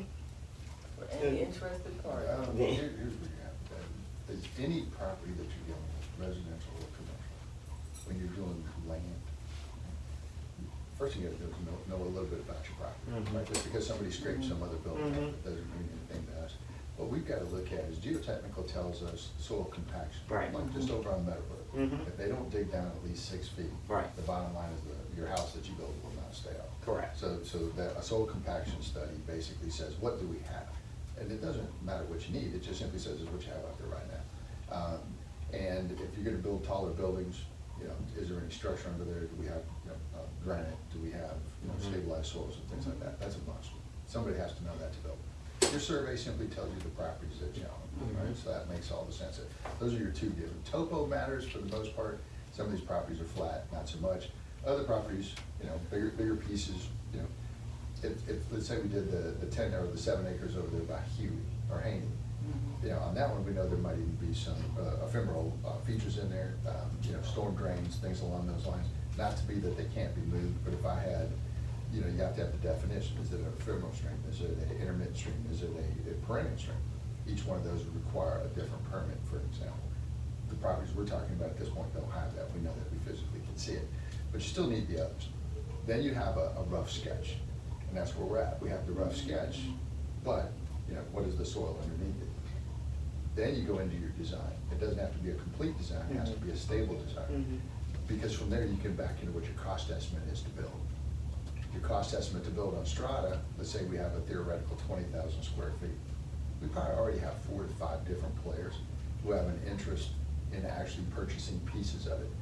One is a dentist, one is an insurance company who wants a little place right next door for her son to be able to run a bubble tea place. An interest doesn't necessarily mean that you will. Before you even think about starting construction though, you basically, this would be different. This is where you're going over there saying, okay, you're gonna put up, let's say the cost to build is $3 million, $5 million, whatever it is. Your portion might be $2 million. You can build your own as you kind of go through. Does that make sense? So that no matter where you're at, that is where you'll always be. So there's land development that takes place, residential or commercial. You have to know about your property. You don't necessarily have to build it. We're not building the houses on Meadowbrook, but we know the dirt. We know how much property we gotta bring in. We know that we will make $300 grand, and we know that he'll pay us $30,000 a lot. We're not gonna turn the first place of dirt. We're not even gonna knock the buildings down, but we know what the costs are. Does that Let make me sense? ask, that building, is that the original building on that site? Which one? That Strata, what was torn down? That No, was the only original property that buildings was there? were Dutch Young's, so those were those old garages and. Right, Yeah, so there was Nothing before that, no. nothing underground or nothing on the. See, on your, see, what you're doing is environmental, and usually what they Right. do, any person in this building, all of us could go do a phase 1 environmental. And what is a phase 1 environmental? We physically walk out, And do you see anything odd? Oil coming out of the ground, that's odd. Dark spots, things that don't look right. Right. And that's all that report's gonna tell you. That report is gonna say, I did not see anything out of the norm, right? If you did see something out of the norm, then you document that, and somebody comes in and does a second phase, a phase 2 environmental. And that is where they probably go in and actually do some soil samples and different things along those lines. When they built Atlantic Station, that was Jacoby who built that. The reason that they said you could never build it was because of the ground contamination that was created in there Steel mill. from the steel mill. Mhm. So Jacoby basically came up with an idea that nobody else thought of. Everybody else figured out how we're gonna do the remediation, how much dirt do we have to take out, how far down to the water table do we have to go? And the answer was it was obscene, the price was just too great. So he came in and said, what if I just pour concrete over the entire damn thing? And seal it. And seal it. And they're Exactly like, what well, that's he did. fine, because you're not disturbing it. Right. So he's over there going, I built a parking deck underneath this thing, and I basically concreted the whole deal. Yep. Oh, it's sealed forever. Technically, you didn't solve the problem. Right. But you did. So, Right. let's say there was something over there. The remediation You're took place putting within roads acceptable on part of it. limits. Right. And you're putting Right. concrete on the rest of it. You're not building, somebody's, personal well or something along those lines. So relatively easy project. Now, if somebody was concerned, then they would run their own second phase 2 environment. I was actually in school when they were building, Atlantic Station, so we went over there and visited that site. Pretty cool stuff. Yeah, it was, and then, of course, we all know the Beltline was designed by somebody that went to Georgia Tech. Right, right. So there's fun things, but once you've done those one time, before whether it's our property or somebody else's property, now you know what to ask for. So when they talk about the Haney property, first thing you ask them is, give me the geotech. And you're like, why? Because Miss Vandiver's daddy farmed that property. And you go, what does that mean? Well, that means that soil's not compact. Do you know why right over here beside the funeral home? The one that's over here, right on Lee Street. Why does it sit down 15 feet? When Buck Shirley sold that property, it was flat. That's true. They had to dig down 15 feet because it was Buck Shirley's daddy's farm. And they had to go down that far to get the soil compaction. So it sits low, not because he wanted to. When he bought the ground, it was the same elevation as our road. We built the road, and the road didn't require the same compaction. He bought the property next door, Mr. Lee bought the property next door, paid Buck for it, didn't do the geotechnical, and then figured out, dang it, I gotta dig this thing way down here. And then had to put that storm retention wall up there that cost him a fortune. All right, quickly, the LCI parking deck, so it was pond, was it pond, Mayor? Was it pond? Who was it? No. I know they said there's water issues over there. No, I mean, She said the engineer said- yeah, who did the parking deck? The pond. Okay, that's what I thought, Pond yeah. property, So I have a call in with them next week to talk about this And let's understand what that is the original designs out here had 5 stories. When we went to put that in, it turns out there absolutely is no bedrock Right. there. There's bedrock throughout this whole city, there's just nothing there. That by itself doesn't mean anything, except the weight of 5 floors of parking deck basically said we couldn't do it. Right. So they ultimately built 3 floors on slip pylons, which took our budget in. So our budget said X, because we had some state funding in there too. And to hold up what you had, you got 3 decks. Now, we hear that, you may never get rail, you may never get X, Y, and Z, but either way, you're never gonna build 5 floors on it. But it was designed where you could, right? In other words, the original design, all we just simply said was take the top 2 floors off, which is why that ramp goes up there. So then you go out there and you say, why can't I build an office complex on Right. top? Just 1 floor. We hear you, John. The weight to that is significantly less than cars all over the place. And now suddenly you have a lot that's basically a half acre, give or play, with 300 parking spaces sitting right below it. Why not put it in play if you can do it? So I understand your logic, Rochelle, with putting Strata and the LCI. I'm gonna pay for the elevated, I got you. higher ranking post. The tea room, So unfortunately, our architect had to see the not nice version of me yesterday, because we literally have been waiting for the final plans for month and a half now, still. Every conversation, oh, I got just one more, two things to do, and then you'll have it by the end of the week. Still don't have it, so I may have kirked out on him yesterday. So we're still waiting on this so that we can move forward. We can't move anywhere without the final plans. The dark space, we have an RFQ for design service. June 3rd is the deadline. We've gotten lots of calls and lots of interested parties. I also have another cherry-picked list of some architecture firms that I think could do a really great job and might be better than some of the people that are looking to bid on it. But that's where we are with the dark space. We need plans so that we can move forward. Reynolds Road, also, he should be close to the end of his 30 days for first set of design plans for Reynolds Road. This is the architect. Another 2 weeks.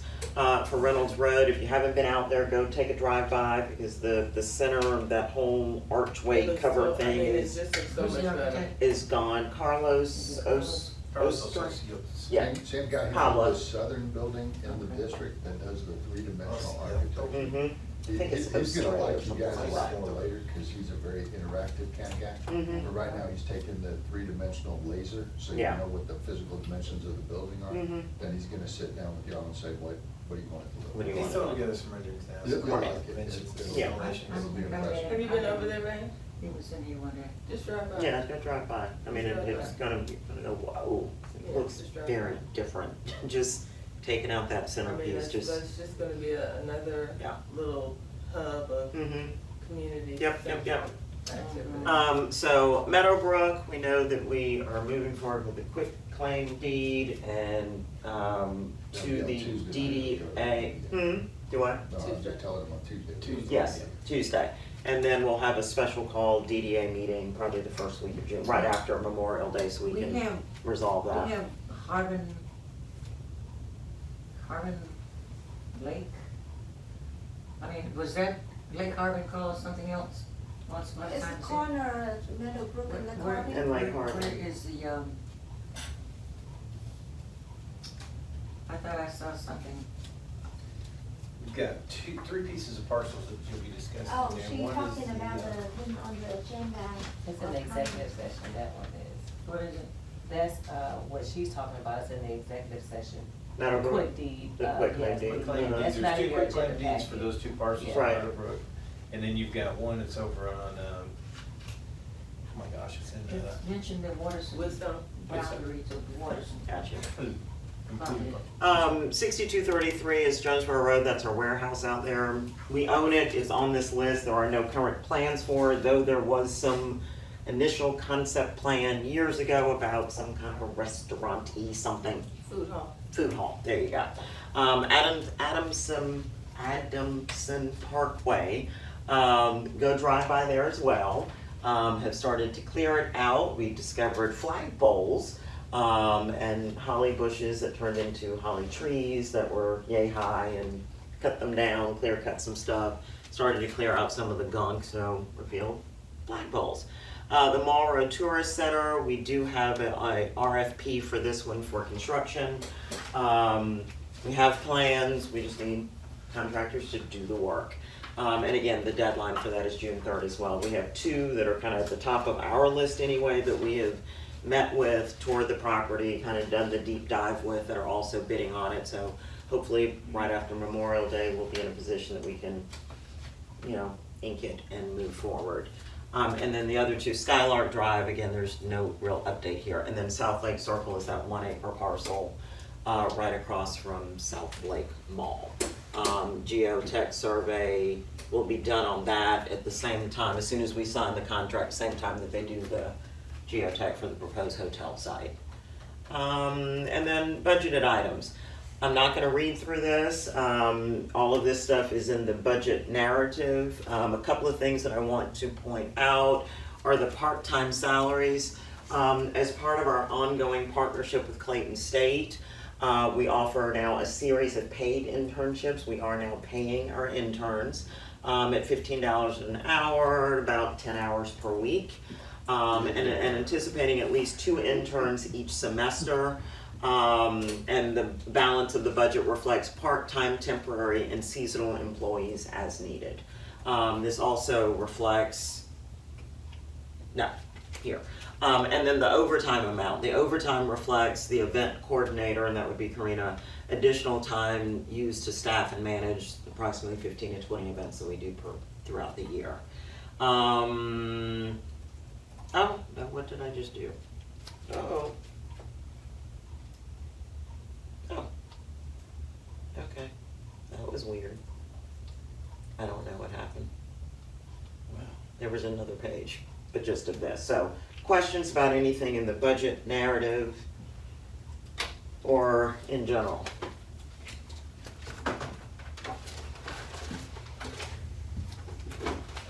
Part-time salaries, so are you planning on hiring for admin?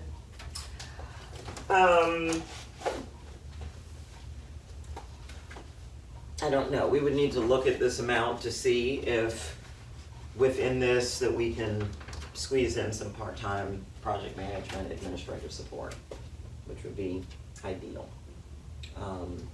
You know, because essentially we are a department of 3, and see all the stuff that we're doing and not having any kind of dedicated resource to kind of some of the check the box stuff and some of the administrative stuff that eats up a tremendous amount of time. So, but yeah, we definitely will look at this and see once we back out what we anticipate for the interns, what our price point would be for some part-time administrative support.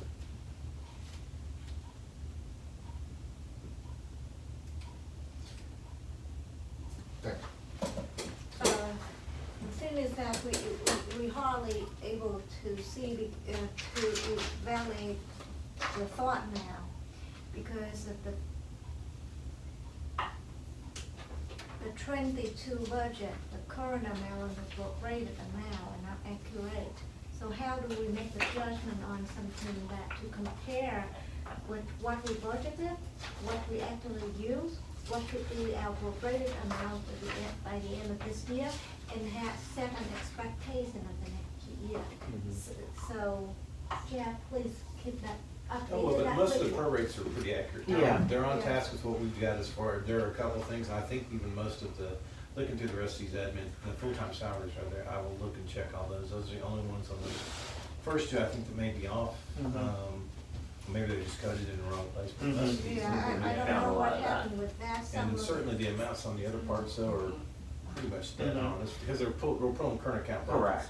The other thing too, and I did not talk about this, is in the MCTA budget, which basically largely funds all of our events, and marketing and tourism piece. Going forward for this year, you will see in your budget just a one figure for all of our events. But at least internally, we now have, or will have, separate line items, a budgeted amount per event. Because part of our challenge has been, we currently don't have a way to pull, show me just what I spent for Christmas in the park, show me just, per event. But we will have that going forward, which, to your point, allows us to project and forecast much better than we had before.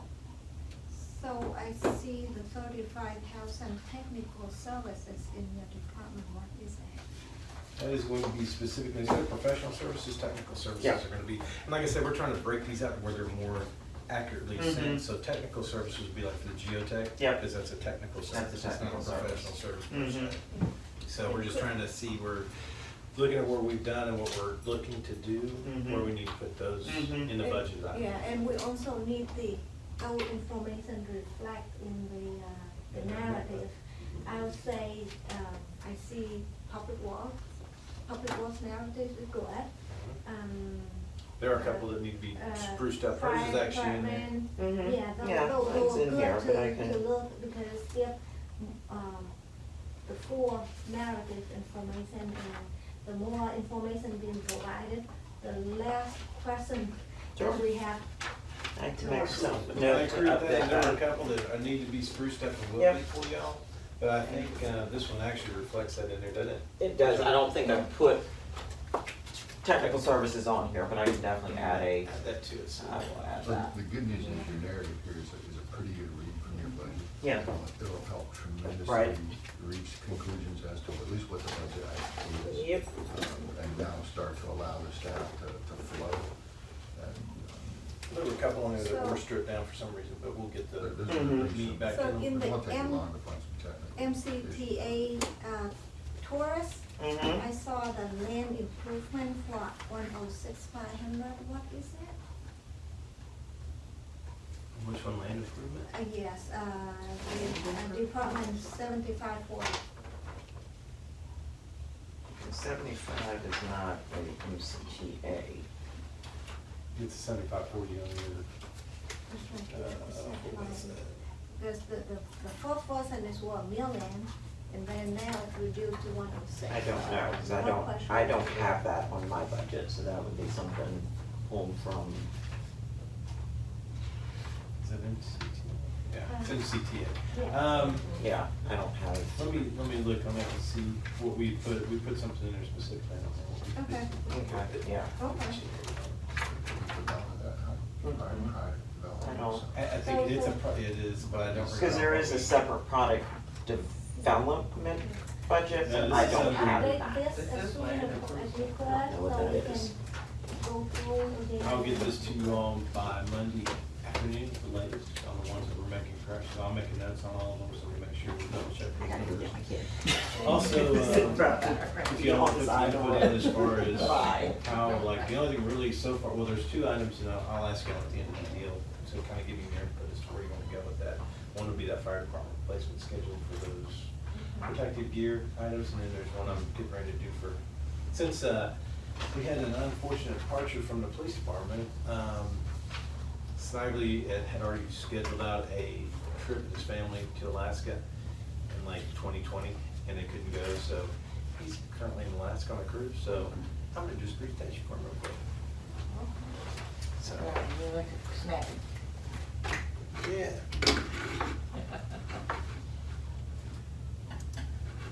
If we have any technical issues, we're up to Creed. So, did you put the police department on here?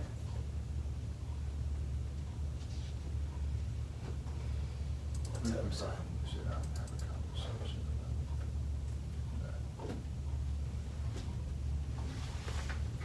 That's mine. Want me to call him, Mr. Baker, to see if he put it on there? No, it's on here. Okay. I didn't see the, that. Just from a percentage or the presentation, I mean, it's, okay, I don't have to do any talk. If you actually look at what's done versus what's just theoretical.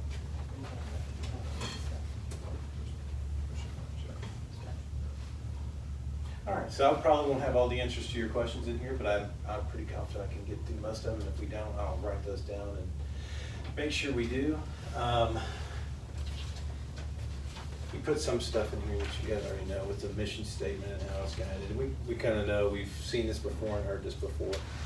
And it is to enhance quality of life for everyone in the city by providing professional law enforcement services and building meaningful relationships. And we've talked about, to be quite candid, we've talked about some of the deficiencies in the department, some of the things we'd like to see improvement on, a little bit of action on, which we've seen some of the turn on a little bit. They have a vision over there where they want to be, kind of create a legacy. They want to have a model police agency. They're doing that through state certification and several other things that they do. The fiscal year 2022 recap that you put up here, which I think is important to run through real quick. Flock cameras, they've done some policy amendments to bring them up to speed and keep them in compliance with the state certification. The red speed cameras, the DEA task force positions, where they have two. I just got an update from one of those. They're doing an operation now where they took basically 2 grams of methamphetamine, 2 pounds of marijuana, hashish pipes, all kinds of things they're working on right now. So hopefully we'll see some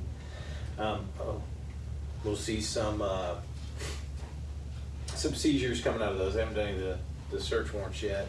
Community engagement unit, I think we'd all agree that could use a little work.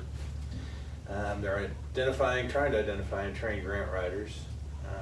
Their little agency reorganization, we'll talk about that in a minute. Their promotional assessments are done externally. Of course, they're going to buy vehicles, and they have achieved a full staffing on the department, which I think is important. And of course, the Georgia law enforcement certification process, where they have gotten a recertification on that again and again. If we go back to the insurance companies that we should have through GERMA, we get a discount because of that.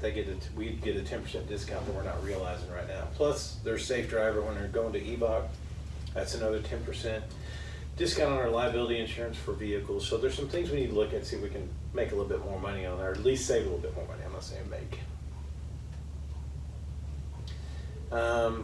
So these are some things that the community engagement unit has done. You guys have seen the schedules and everything on the Proud events. So several different things going on. The women's self-defense class, apparently with CSU. Not totally familiar with some of these. So the one thing they're trying to do, and they got turned down for, was to get a heat grant. The heat grant is great if you can get it. When I was there before, we had it and had a position that was fully funded. They give you a vehicle, and the only things you have to do is make sure that you're turning your statistics annually, that you guys are actually focusing your enforcement activities on where there are statistical problems, and that you attend those MAT meetings, which is a Metro Latin Traffic Enforcement Network. So you would literally go to, if Atlanta was hosting it, that unit would go to Atlanta for that day, that night, generally about 4 hours, and spend the time with them doing concentrated enforcement activities. Reciprocally, eventually, when you host it, you get like an additional 40 officers in your jurisdiction to do things like that. So that's pretty neat. But they've focused on traffic safety, speeding, aggressive, and reckless driving. Their citation and warnings have increased. That's the speed camera over there has done a lot of different things, a lot of increase in citations. And then there's been an increase in stolen vehicles from the flock cameras. And they have gotten an attempted murder suspect, kidnapping victim, 3 armed robbers over the past week, where they've kind of resituated how they're doing their shift. They were able to pick up 2 wanted people. I mean, they've done a lot of things. In one shift alone, they wrote just shy of 30 citations, recovered a stolen vehicle. Lots of things. You see when people are out there, the difference in what happens. Calls for service, kind of giving you a breakdown of that, where they've increased with citizen initiated. You see an increase in most of them except for the crash reports. And I think that's important to note that on the officer initiated, if the citizens are contacting you, that's kind of a trust, I use that as a barometer of the trust the citizens have in you to call you. Officer initiated are always good because that means your police officers out there working and doing things. Stolen vehicles recovered, increasing, could increase probably a lot more. But as we get more people out there, we can do some things. The arrest data on the comparisons from 18 to 22, not a lot of consistency. So the stolen vehicles, are those the tags by the cameras, or Well, we don't have specific information in that, but I know for one thing, looking at some of the data for 1 month, we had in 3-day period, we had 30 stolen vehicles rolling through the city. So there's some of them are probably flock generated. If they will do what they're capable of doing, next year this is gonna make this number look like. Yep, I think you're gonna see a big It'll uptick. double. Maybe it won't double, but it'll be pretty darn close. You could easily double this number if you put your people out there to where they can get those flock alerts and do it. This should be at least a monthly digit that you see up here. I mean, that's the technology we have. We're not utilizing it. And same with the rest. I mean, when you start activating yourself off of those cameras, and those are, let's be honest, those are the easy calls to get. I don't have to get behind you and find probable cause to run your tag to do different things. It's a camera hidden off of your car, so all I have to do is find that car. Stole the car you're in. That's a pretty big deal. And it really, in all honesty, it's like I was telling David, I really think it's the allocation of the resources that you currently have. Fix that, get them out there to where you have more than 2 people per shift, and you're going to see results that will just blow you away. And that's what we want. We want to do what they said in their mission statement. We want to see where they're actually doing some good stuff. Officer initiated citations, and that's more of citations generate revenue, yeah, but that's not why, I don't think that's not the paramount reason for doing it. And I'd go back to a lot of law enforcement studies that have been done by the Department of Justice. One in particular was a Peoria project. When your people are out there doing things, I don't care if you write citations, pull people over if they got a tag out or a light out and just tell them, hey, you have a light out, get it fixed, here's a warning, have a good day. But doing that, you're stopping the vehicle, you're having contact with them, seeing if they're under the influence of anything, you're checking their insurance, you're checking their license. So we're doing a number of things with just a friendly encounter saying, hey, get that light fixed. And if it's all that is, that's great. But then you're also visibility, you're driving down crime. So these are just a metric of actually what the productivity is. And this is a proven factor that, you know, bad guys go where it's convenient. It is. You know, if it's convenient, your place is as good as mine. When now suddenly your customer's having a hard time kind of coming to you because, you know, he's being harassed, if you will, your customer, you know, these guys simply shift, right? They're gonna shift just outside your city. They'll locate in some apartment complex just off of Mount Zion somewhere, and you don't have those issues. Now they're not stealing your cars, they're not petty theft, you got these other things. It's a proven scenario. And whether you like Victor Hill or not, he's a perfect example. You know, you go out and you say, when I enforce it, now suddenly you're afraid to do drugs in my county. But it's also responsiveness. If you pick up the phone and call Victor and say, hey, they're dealing dope on my street, can you do something? He would send the whole posse over there and they'd smash them down. So it's kind of that willingness to respond too. There's a couple of slides in here. I told David I have issue with some of his numbers here. I don't know where he pulls this number from. I mean, you see a pretty dismal thing, 220, 212, 54, 8, and now we're at 734. I pull similar statistics. I see like 6 that are noted. There's actually a tick on the citation. I don't know where he's getting this number from. I think we can do some more work and we need to be more accurate in that, but I'm not going to tell you I'm comfortable doing this number here. Just Yeah, and the citation, when he say there is a Georgia law have a restriction of the percentage of the citation versus with the revenue of the police department. So we don't want to step into that, so.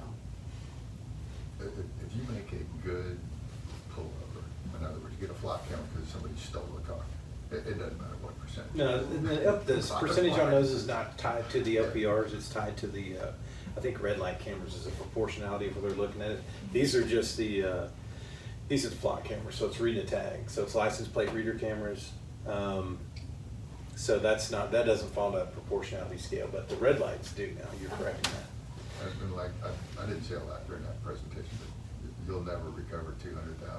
They'll never get their money's worth. Remember, they used to have 3 in the city. They pulled them out because it wasn't worth it to them. And you're going to look. So it's not a revenue generator for the city. But remember, they had the little lady that was killed right at the intersection. I mean, there is a point where you want to say, you know, knock it off. I mean, take a Well, there's some, and the main thing of that is it doesn't cost us money, and it's a safety issue. So fix, you know, if you're running the red light, just simply because. I don't think we're gonna make it. Come on, I wouldn't want to be running too many red lights on Morrow Road anyway, especially when we know they got some crazy pedestrians on the other side, whether it's because of Morrow or because they're trying to walk across that street. You're just waiting for somebody to get run over. It's just a fact. Now this one, absolutely accurate. That's the speed issue. That's that's in the school zones, which is excellent. I mean, either you learn your lesson or you don't. Those are peaks and valleys you see during, you know, spring break. They go down because we don't write citations during the summertime. But that's good because at least people, hopefully, this changes behaviors. Yeah, and understand what this is saying. 11,800 people flew through the interchange of a school zone while school was open. And I don't want you to think that this is changing behavior the wrong way. In 520, they only had like 2 months of data, so it's not like people thought, oh, cool, I want to get it. But just how many people think it's okay to fly through the school zone? See it all the time. And remember, the See it school all the bus, time. you know this, they don't pick up within a mile of your house, which means pretty much anybody that's right next to that elementary school, that's gonna be our resident, our citizen. They're, you know, little Johnny is walking across our street, and George is flying through there at 50 miles an hour. This is a breakdown of stacked bars here for him on the calls for service. We see those going up. You see the officer initiated getting a little bit wider band there. Incident reports, and then citations and arrests. The top part is the automated enforcement, which really doesn't, that's not officer generated, but he put that up there for y'all to see. Projected versus expected fines and fees. They had $1.6 million budget. And this is an important part of where we come up with our budget, and it's, it's looking at how their activity should be, et cetera. It's not just necessarily that you need them to, or want them necessarily to hit that quota or anything of that nature, but it's important for budgeting purposes. It's just like sales tax or anything else. It's part of our revenue. They were budgeted at 1.6. Yeah, this slide is so screwed. Well, The it is. reason we leave it in there is because once a you big explain it, it's the difference between police math and real math. That's why you're leaving it in there. Don't pay attention to the number. No, That's but, not this. and here's what you'd look at. If you're really doing an analysis on this thing, you would take out, number one, that needs to go away because that's not fines and fees. Those are coming in from camera issued. It's a separate line item. Right, and we've never had those before, so Yeah. first year. And on the officer issued, the way that they're doing this, just to clarify how they were doing it, they're taking, well, that's, I think, did you ask that question in here? I think.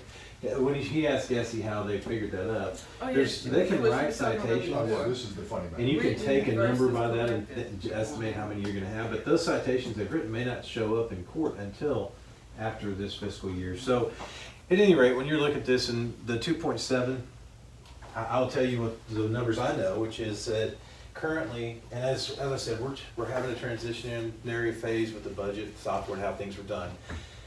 They would take a month's worth of citations and probation and speed cameras, and they would put them into a liability fund. And then you would have to go into the liability fund and then distribute those into the correct fund to where they needed to be. That hasn't been done manually since the end of February. So we're currently at $756,000 showing in fines and probations, where he's saying that 2.7 million. But if you take that and look at what the last one that they did, the highest number they do per month is about $111,000 in citations. So take that times the next 4 months, which would end our calendar year.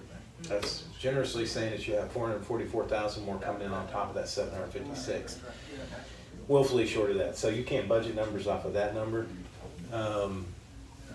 And one of the things we're doing with that, the way that they're doing those distributions, is we're working with the software company to streamline that. So hopefully this week we'll get that streamlined where they disperse the way that they should go into probation, into the red light camera, and into fines and citation without that having to be manually done. Because I think they were literally guessing some of them, but we want numbers. I think that's important to look at, and the reality of it is because literally when he came in, he thinks this is true truth, but it's one of those things where you're going, that's not accurate, and that's not a thing to put your metrics on. So of course, I think they're doing fine over there, which in reality we're looking, going, just not fine. You didn't meet your budget even expectations. Question. Mm-hmm. So was this initiated by Lopez or David? Which one?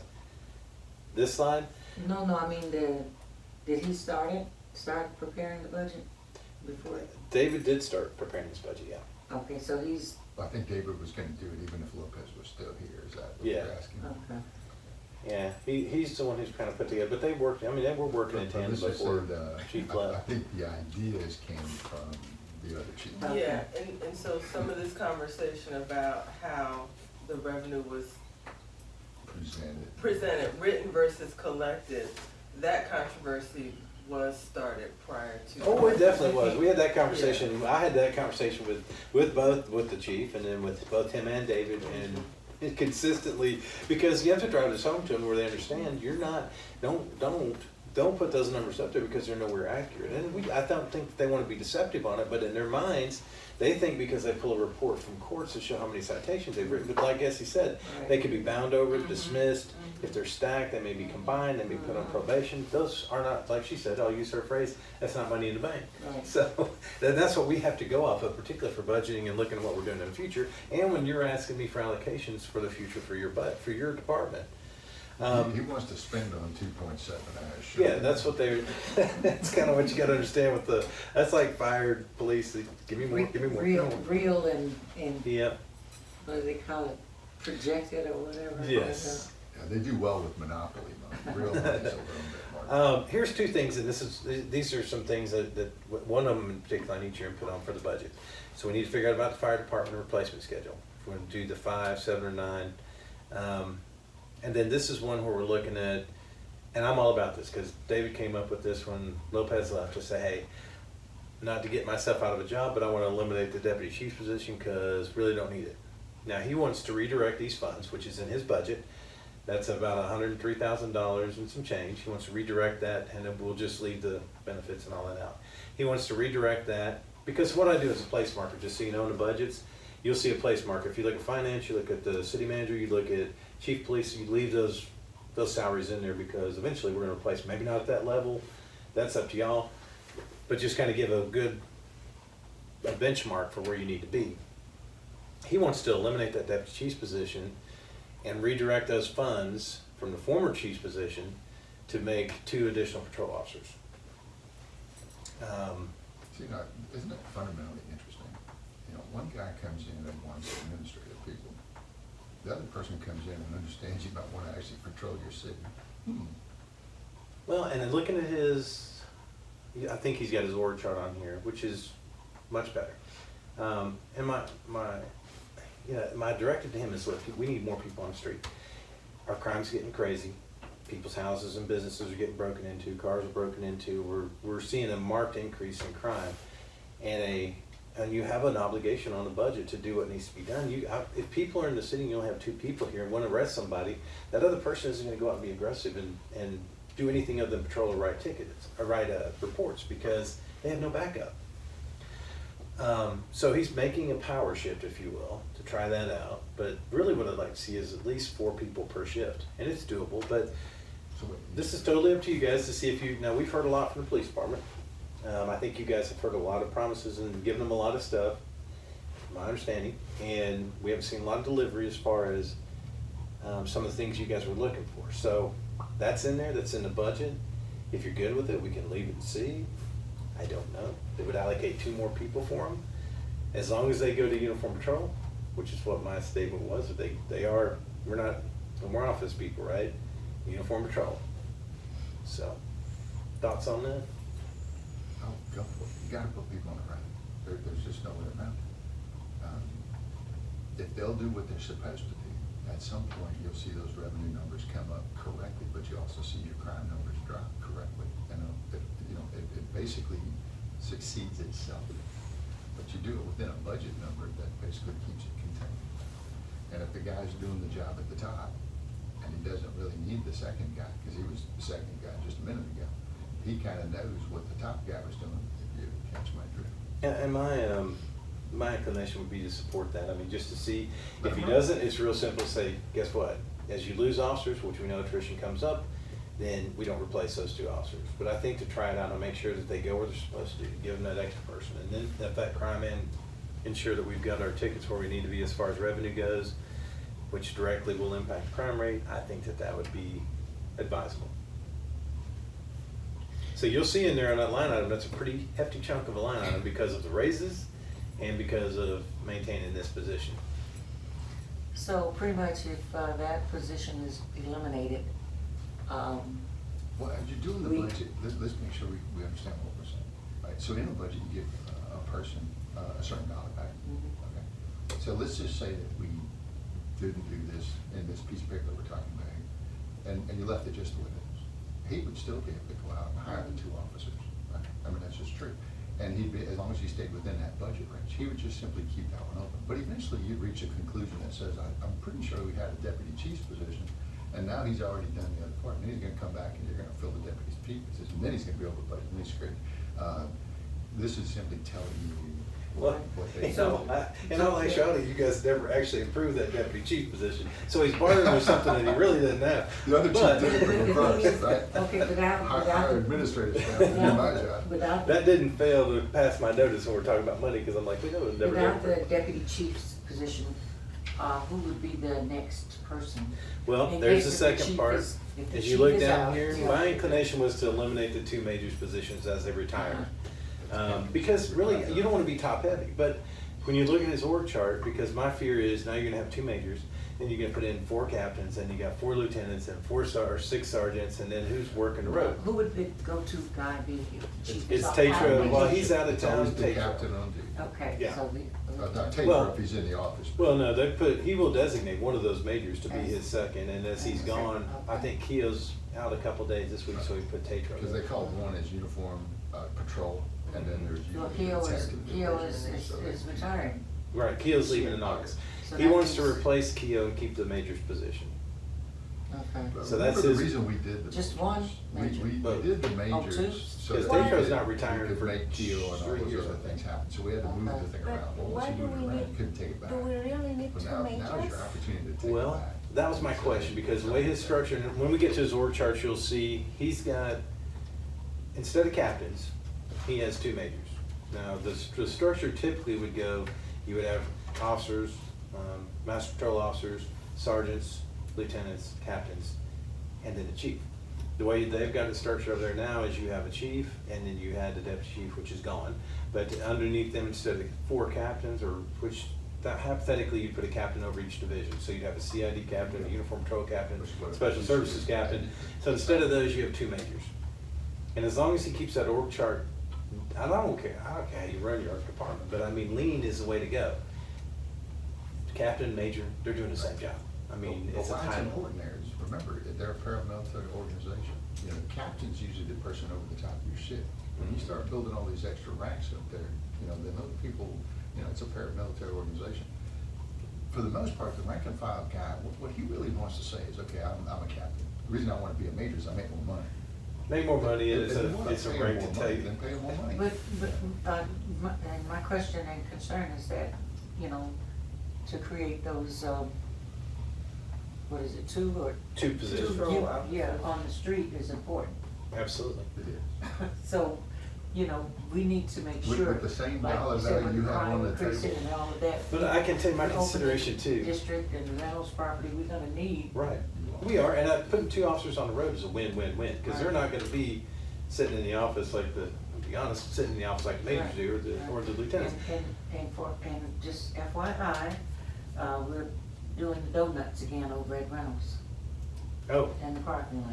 did you see me doing Do we have a camera over there? I thought we did. Do we not have a camera over that? there? There's some type of, yeah, but we need to get some over there. We've talked about What's that. happening over at the district? Let's do it over at Reynolds, because we know there's only so many ways in and out. I gotta get your tag number. There's Yeah, just no but I mean, way all we around really that. have is the donut people. We don't have any, they're not doing much of anything else Right, yet. right. So, yeah, we can get those over there. We don't want them messing up parking lot I until, don't want y'all catching me over there doing my donuts either. we need to know who those little. It gets what to did the you point where I call can't them? do anything What illegal did in you this call city. them? What kind of little heads or something? No, you call them. No, Snapper heads. Snapper heads. But as things start to take place over there, we start to make some changes. We're gonna need a camera system anyway. Yeah, We'll yeah, just I go agree. ahead I mean, adjust it. you know, because. And I think the problem they is the thinking they can Wi-Fi. get away with it. But I'll check the phone, we'll see, Yeah. because those ring cameras are next to nothing to do. Okay. So on this, and just as long as, and the other part of this, the other caveat for him, and we had this discussion, was overtime has got to stay within the parameters, because if you look at the overtime, they've done pretty good this year on overtime, as opposed to another department that's right next door over here, who put in $16,500 of overtime in 1 month, while we're running 4 people short. So I mean, literally, and that's big numbers. I mean, the overtime is where you can really run your department. You can mark how somebody's running a department efficiently or not. It's the overtime. And when they're doing all the things they're doing in the district and everything else, PD's doing those as well, but their overtime's not outrageous. Who So, are the 3 civilians? I know the one girl there. There's a, who the other 2? I think that's a typo. There's only Code 2. enforcement, 2 civilians and records. Oh, yeah, here's the confusing part. When Rochelle's talking about code enforcement's not under her. Code enforcement houses over here, works with them because of Marty. They're actually showing under the police department. So both Thrasher and, that's a 3rd civilian, because you have 2 female civilians over there for records, and then you've got Victor. Victor? Yeah, Okay, so that's correct. okay. So he's actually paying for the code enforcement folks. Okay. So if you all are good with that, we can leave that number in that. I I think you leave the number, but you start to make, you know, anytime, and you've heard this before, you even heard it from Essie, and I love Essie to death, but we talked 2 months ago about pulling the trigger on hiring her replacement. There was nobody who disagreed with that, right? It has to be done. And all of a sudden, it's Succession like, planning's critical. well, I can't do it until July. Why? And this is Tell where you she's not gonna do it till Roger July either. get crossways too, is like, well, I'm not gonna hire somebody until the position's open. You know, on average, you lose 4 to 5 people per year, on average, right? These guys sandbag all the time, 1 or 2 people So, just to keep I their missed numbers that up. part, are we Yes. able She said to something about eliminate to budget. be They one don't have major? money in the budget Or for it. do Because the we budget have hasn't to- been Well, that's, we haven't, Yeah, we haven't that's finished up on that You're like, yet. if you found the So we right need to person. finish that wrap up on that, cause he Pull the does, trigger down. You know, he resigned, or because retires in you're August. constraining Okay. yourself, Yeah, and so- then the same thing, they go out there and say, well, your That's beginning on the side salary of this, we can is look at that. $30,000, I can't hire for somebody. Who said 30? We've talked about that several times in executive session here that said that is not the code. Are you looking at when the mystical $5,000 savings come in? Yeah. And so I look at those as crutches. Crutches basically say, Okay. I failed to act, I failed to plan, right? Now, And then if we now leave I'm it in, toast in the because the salary, person just left. we can always You know, say, it'll hey, be we're 2 months freezing to these hire 2 somebody positions. else. If they abuse them or they don't do something, Yeah. cause it's like I told him too, just like the fire department were running those The ads, I told solutions PD, and aren't they, that if you look on there, I think you're gonna see their ads bouncing out too. We're gonna have attrition, you're gonna lose people, so constantly run your ads, constantly hire, interview and hire good people if you can, cause you know, next month somebody's gonna leave. Now, I mean, I think it was the first piece. We need more patrol. We're always gonna need more patrol. Mhm. But remember, you have 20-some people, it's how you allocate those folks. Well, let's look at how they're allocating them, Yeah. cause here's your chart, and, Councilman Tran was asking about. So the majors, if you see instead, where you would typically, I mean, these 2 parts aren't gonna change except what you call them. You may call them Yeah. majors now, you may And I call them think that's- captains tomorrow, but they're gonna be there. That's where my mindset was like, we need a sustainable paramilitary structure, but we're at that place now. If I were there, it would be captains, but I don't care what that, they wanna call them majors and pay them a little more. Now, I know this, and this is a back history for everybody in here. There were promises made by the previous chief to Beard that he's gonna be the next major. So, and I know this because the shocker was when we were talking about pay raises, and I'm like, we're gonna eliminate those 2 majors positions, cause they graduate out with the people who leave. So when Keogh retires, there's only 1 major left, and then, but, you know, again, it's apples and oranges. You're paying a little bit more for a major, not substantially amount, not a big substantial amount, but it's them to say 1 major. Okay, well, good for you, but you're doing a job of a captain. I don't. So, again, that's kind of up to you guys. There's that positions gap that stay there. Do you guys You think- can call them battalion chief if you want to, but there's no battalion to lead. Right. You know? It's like everybody has a title, and you're like, well, which one of you is actually doing the work? So what do you guys think, should we have 1 major or 2? I think the danger of putting 1 major, keeping 1, is that you've got now kind of like an assistant chief. You're either majors or. Because you're gonna have, then you have a major and you have a captain. I mean, it's gonna be, because these 2, you need these 2 titular heads right here for these units. Yeah, 'cause you can Because tell one's it's- uniform and one is, It's organized in a way where the nature and the function of what they're doing is the function's actually the same. different. Yeah, Well, just the title. Yeah, the title, but who they're leading, they're objectively doing. Because right now you've got Keogh, I wish this thing had a pointer. You've got Keogh right here over uniform patrol. So I know what his plan is because of one of the day shift lieutenant is Beard. That was their plan, was to elevate Beard to that position because he has shown a lot of potential in doing an activity and intelligence about leading the shift. So he wants to put him in to replace Keogh. The So- real issue on the street is related to how they're running 12-hour shifts versus something else. There's some other factors that are in play as to why you don't have the manpower where you need. That's true. And again, that's the part that's always misleading, is you feel like you're fighting the hill both ways. You know, the theory behind your chief is supposed to be you, right? I'm the city, I'm the one who's trying to allocate the resources to get us the best proposals, to get the other things. Not trying to make it so Bob makes the most amount of money, so that he makes the most amount in overtime, so that I can sit there and tell you, I need 10 more people to do the job of 5. And you're like, you don't have the resources. I could look at those same people, which we have in this room many times, and say, you know, here's how this city makes money. here's how you fit into that, and when you do your job better, you make this city safer, you make this city safer, people spend money here, that's just a fact. It doesn't happen in a blink, so you have to help us go along for that ride. And each one of your chiefs is the most critical person in that department to help you reach that objective. Not, let me, screw some other department out of all of their money so that it doesn't happen. Well, you can screw Public Works if you want to, and a place looks like crap. The crime value goes up and nobody locates it. You did not accomplish the objective. And part of what you could do, I mean, just forward thinking here, is as you look at this, now we'd have 3 people per shift, that's 4 with the sergeant, ostensibly 5 with your lieutenants, but if you're looking over here too, you could mobilize 2 of these guys attached to the DEA with the idea that they're gonna bring in confiscated assets. Since I've been here, you've seen so many confiscated assets roll through. But I would think that you could mobilize those guys who are detectives, just your average detectives, because you don't have that big of a flow through on detective investigated cases, basically. You can get those guys out there and working, doing some stuff, focused on some crime areas based off statistical analysis. I mean, if we're having break-ins at this time of night in this location, there's 2 guys to throw at it. Also, with your support services, we have Sergeant Rodriguez, but that just doesn't mean that you have to sit there and put the same thing every day. Just get out there and you can do some things with those other detectives. So you have the fluidity of having, with those 2 lieutenants, you have an additional, 5 people that you could throw at an issue. Yeah. So I guess in unintended consequences, if we're eliminating deputy chief and we have Snively as interim, we have a chief search. Based on the outcome, we don't wanna, I guess, would it be a situation? What do we do with Snidely?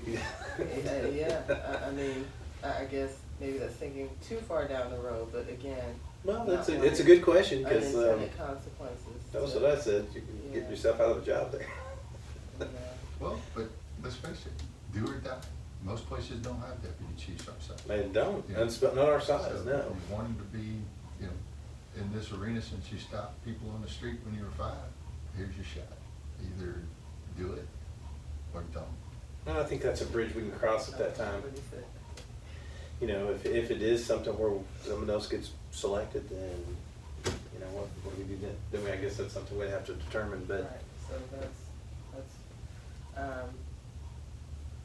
how do we create this space for, are we saying we really do need 2 more uniform patrol while freezing the top layer? Oh, definitely. We have the space to do that now. Let's. We have that, and another thing we're gonna have to look at, I'm just be candid here, this is, aside from being a difficult budget to do because you're pulling stuff in and we're in the middle of a financial software transition and all the other wonderful things that are going on, it is with great trepidation I put this out there for you guys, because I'm gonna throw in a little slide here of my own, but I don't know what's gonna happen. We're looking at things in this, we're giving these guys a big benefit when we're letting them take their cars home. That's a huge benefit that most people don't have. If you do, it's a 10-mile radius or a 20-mile radius. Some of these guys are driving 60+ miles. Right. When it gets to the brass tacks come down and we can't get gas and we can't get replacement those cars, are the first things cut. that's the first thing we're gonna have to pull that back and say, you can't do that. That's gonna get some disgruntled employees, but it's the fact of how we have to operate. If I can't get cars, you can't get cars, so I gotta have cars, you gotta have marked cars, so it's just one of those things you look at that we have to be forward thinking and go, those are some things you're gonna have to pull the rein in. We're also doing resource allocation, but you gotta see through all the layers all the way down at the bottom. Then you throw in CompStat on the top of it, which basically is, what are you doing, how are we training you, how are we adjusting to crime, how are we adjusting to our citizens base and other things. That's the full allocation. That's the irony of most of what we see. We see a piece of the button. You gotta be able to zero all the way down to be able to say, what are you really allocating? In your mind, you're allocating to that citizen that your neighborhood is protected. That, we're out there doing real community policing, not where it's just a stamp that said I had to go into your subdivision this week or this year, where we're actually out there going, hey Mary, how are you doing? That's the level you're looking for, and you have to be able to provide it all the way from the very top dollars to people, to resources, which it still comes down to time. And even if the officer gets there, the officer has to give a damn, you know, on a personal level to get you where you need to be. So, the two, do, either you know off the top of your head how many of the, staff in the police department actually live in the city or near? I certainly do. You do? It'll fry your mind. Okay, None, not one. not one. Closest probably Keogh and Jonesboro. Mm. And fire, I mean, if you really wanna know Well, how we- many people, we did aside have- from y'all, that live in this city that work here, We did have one. There's three. Years ago, we used to require it. yeah. We had one in Northridge, but, Well, out of all of your employees, 85 of them, you have 3 that live in the city. Maybe, I don't know if they still do, but that was the last address polls I had off of Paycom. So- Marty, so we have, we're. One, well, actually, I think you do have 1 policeman and 1 fireman, is that correct? Marty and Denise live in the city too. That's true, Denise. Denise. So then there's either a fireman or a And Marty. policeman somewhere that was listed on there. I mean, it's insane. When I pulled the Paycom and stats on then there, I you was look like, at whoa. the other ones that are even like close. You know, you've been in, abandoned in all but name of them. Good place to work. Just don't So, live here. so we're But these looking days, at, can you afford them? at hiring 2 Well, in comparison to retro. positions, could we, Well, who's this? Is it I could certainly put that, and I think that's a great idea. And that's what we're, actually, you know, when we're doing, Tomorrow. because when we're hiring these two, it's great. She wants to know if we can put them here tomorrow. I wouldn't say only hire them, but I would definitely make it a thrust to hire them from here, because same thing with the fire Same department. thing with the fire department. Hire them local. Yeah. I mean, why You're not? all but saying, I'm willing to hire somebody entry level, just not anybody associated with y'all. You know, Yeah. Living in the city. Crazy. I You're mean, kinda you like should the be doing monster that, and you bar. see the disparity over there at the fire department too. Now, I remember when we did that because of the little girl that passed away, right? She did. And so they wanted a Vietnamese speaking firefighter on every shift. I mean, that's She died, the represent person died. And what do you say to that? I mean, at some point, you can say, your job is to protect and serve. If you cannot meet the requirements of that, you know, then somebody's like, well, they're not qualified. Do you have somebody who speaks the language that's qualified? No. Well, then make them from So- scratch. And you can say the same thing in Spanish, and you can say the same thing in. So wrapping this up on the Yeah. discussion with the 2 majors, or So- did you have another? Well, I guess in terms of leadership, whatever you call them, those 2 permanent positions need to be in play. The need for 2 additional patrol, I mean, I'll support that, you know, all day. Eliminating without a crystal ball, I don't wanna create an unintended consequence of having to force fit something knowing that we have a major But search it's on not the there.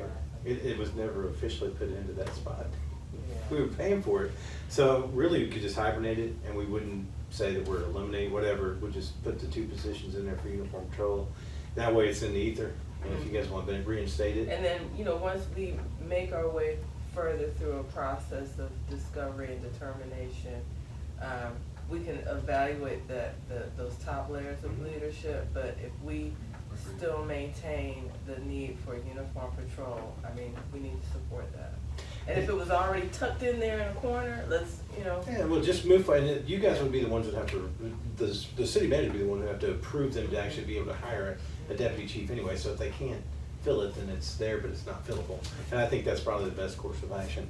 On this one, it's your guys' choice. Really, if you take away 1 major spot, then we probably need to reassess that position, which would mean probably hurt somebody's feelings to drop them down, because I don't think the 1 person that would still be a major, who would be over the other person who would be a captain, would be the one that you'd want to be second in command, and, you know, because that would be Tatro, who could do the job, but he chooses not to, and has chosen not to for decades. So I think that you would either keep them both majors, or you would reduce them both positions to captains, and then we'd have to readjust the pay grade. From a I was going down the road with 1, good grief. I'm just saying, I'm looking ahead here trying to figure out where the roadblocks are. Had the answer of major, and, you know, they're in line with Tom. Every time the chief was out of town, Charlie became the default. And eventually, what ends up happening is that the stars align, and they make a poor decision because you're the last person standing, and most of the time it's based on the fact that you're a nice guy. The nice guy gets the job, and it sucks. That's just a fact. You know? And you go, okay, and how do you prove that? Well, he didn't last very long. So we don't have to make that decision right away, we can. No, sort they're it just, out. they're just. No, and if you guys wanna change this out later, now, in August, we're gonna make a decision. So, I mean, but have that in your heads, because if you wanna Yeah. rearrange this thing, I would suggest, my suggestion would be, having worked in this situation before, worked with Tetra before, drop them both down to captains if you don't wanna have two majors.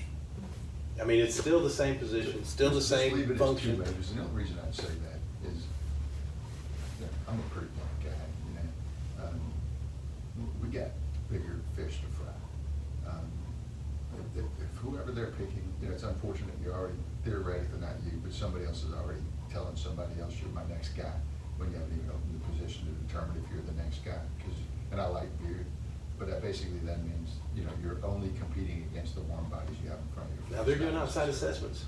Oh, yeah, I believe that. You know, but sometimes the die is cast, and you have to say, is that, you know, is the functionality of that map matter to us? No.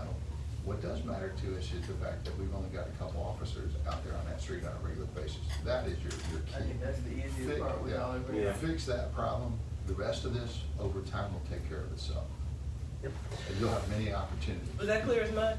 Clear as mud. Now, just proceed as normal, but I do think that if you guys determine and have a conversation later, that it would need to be, you wouldn't want the disparity of having one major and one cap. Well, no, because the other one will basically outrank him, and that's a problem. Yeah, and then nothing.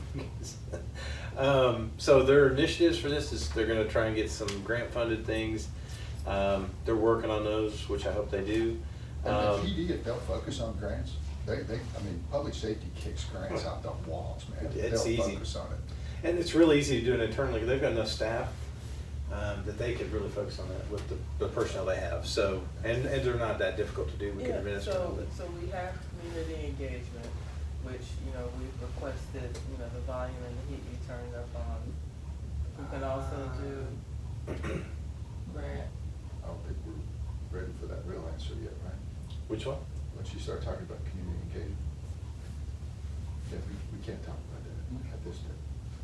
Not at the level that you're gonna be answered, not today. Yeah, I think but these things like the ballistic vests, cost sharing grants, and traffic safety grants, those are things that are, those are easy to get. And all they have to do is put in there, usually funneled through the state, so the federal government's funnels them through the state to the agencies, and all they have to do is apply. We're for them. saying we just have enough staff overall We do. to. Oh, they've got plenty of stuff to Okay, do yeah, that. And then Brad, that's where I yeah. was going. Well, with That's where I her was going. supplementing, but Brad Smith is the one they usually do, and Okay. so he's. There's some folks that are And they've been already- taking his Okay. duties away from him so he can focus on Well, grants. and the beauty of this is regardless of where the political dial goes. You know, some people are harder on enforcement, some people are higher on community engagement. No matter where the dial is, there's always a grant funding source. Gotcha. They all love them. That's what I'm talking about. You're good. And then you've got the automated red light cameras, and that's the initiative they want to do. They've already discussed that with you. I think you guys will see the amendment. Is it in the, okay, so it's attached, it's not an additional contract, it's an amendment to the existing contract. And then implementation of a leadership development program. We'll have to get more information from him on that later as far as his succession planning and things. Again, he's looking at more grants. There's a ton of them out there. They did hit a bump where they went down based on political sentiments a little bit, but I think they're coming back full bore as crime rates across the nation skyrocket. So, and that crime reduction through community policing, those actually are not bad grants if you do, because you have to comply with what they want you to do, which forces those officers to get out in the community like we want them to do. They don't have options. So it kind of helps with that. I'm not gonna go through all the fluff. You guys know that half of these are cotton. Well, we do need that more involvement for the community engagement since it's there. Especially with, I don't know if we spoke at some time about utilizing, the scouts, Girl Scouts and all of that to kind of. That's BSA. BSA What's that troop 212G? 212G. Oh, my goodness. Oh, I'm down. I'm, all right. It's Highway 212 and it's a G for the girls. So, I mean, you know, that. Because I'm like, I heard it, but I don't know how to repeat it. But if we can Did you get see them my to email about, participate, can they yeah. lead the? I did. Can they lead the pledge? Yeah. Yeah. And have them interact, you know, with, at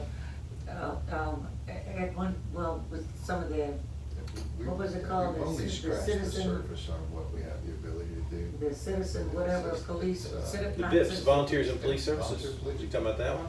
Yeah, you know, just to Because we've had CERT, we've had VIPs, we've got these other things, but it's, we got away from them. And then we wonder why we don't have that pulse. I literally had 26 people that on my VIPs, and we gave them shirts and pants and all kinds of stuff, shiny shoes, and they thought they were it, patches and everything, but they helped out all the I time. had You couldn't at get them least away that from the many police department. They did everything, volunteer, tourism. phones, whatever. Yeah, 'cause Somebody it call out was sick, fun. hey, you want to volunteer and answer the phone? Sure, I'll be there in 5 minutes. I mean, but that's the kind of thing, and you're involved in the community. You have inroads in the community. Right. It's good stuff. Well, and then when something, a challenge happens that may not be justified, you have, your community comes together. If you screwed it up, nobody's gonna support you, right? I mean, they're gonna tell you you screwed it up and fix it. But when somebody attacks Morrow, if you will, Morrow starts to defend Morrow because these are the people who actually live here, who know the difference. You know, the eyes and ears, you know, Right. that's. So the good in every stuff community. stays and. The geezer squad. Geezer squad. The people, the geezer squad.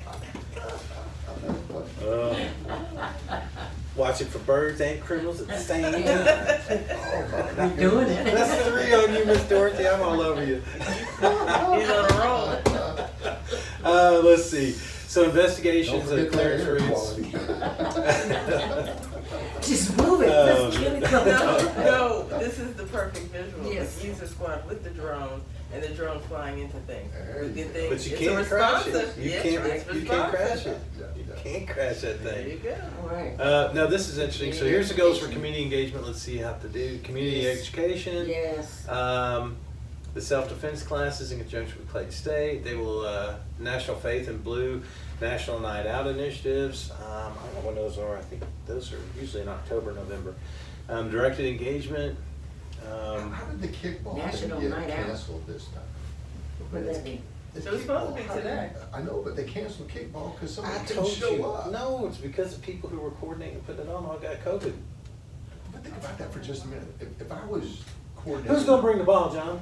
All right, that's all. All right, but if Moving that's- along. We'll talk about kickball. What sports is going? I mean, come on. National Night Out is the thing they've done for years. It was a federal initiative. I wanna go play kickball. Literally, the police officers, I did one at Kingsport Naval Base. They did it where they drove around. You just kind of like drive around. You're out doing stuff, and the community shows you Last year it was in appreciation. the parking lot of 991. That's just what I'm doing. Just go bring a kickball. Just gather, gather. Yeah. I think this is good though. If they actually do this, the National Night Out, the homecoming, and it's usually in October is when I think November, October is when they were doing the National Night Out. But homecoming, that New York PC, whatever that is, that's like the physical fitness thing. I think that's where they're going to do the kickball. Maybe they're the ones who got sick. I don't know. And some health fairs. I think those would all be good things to do.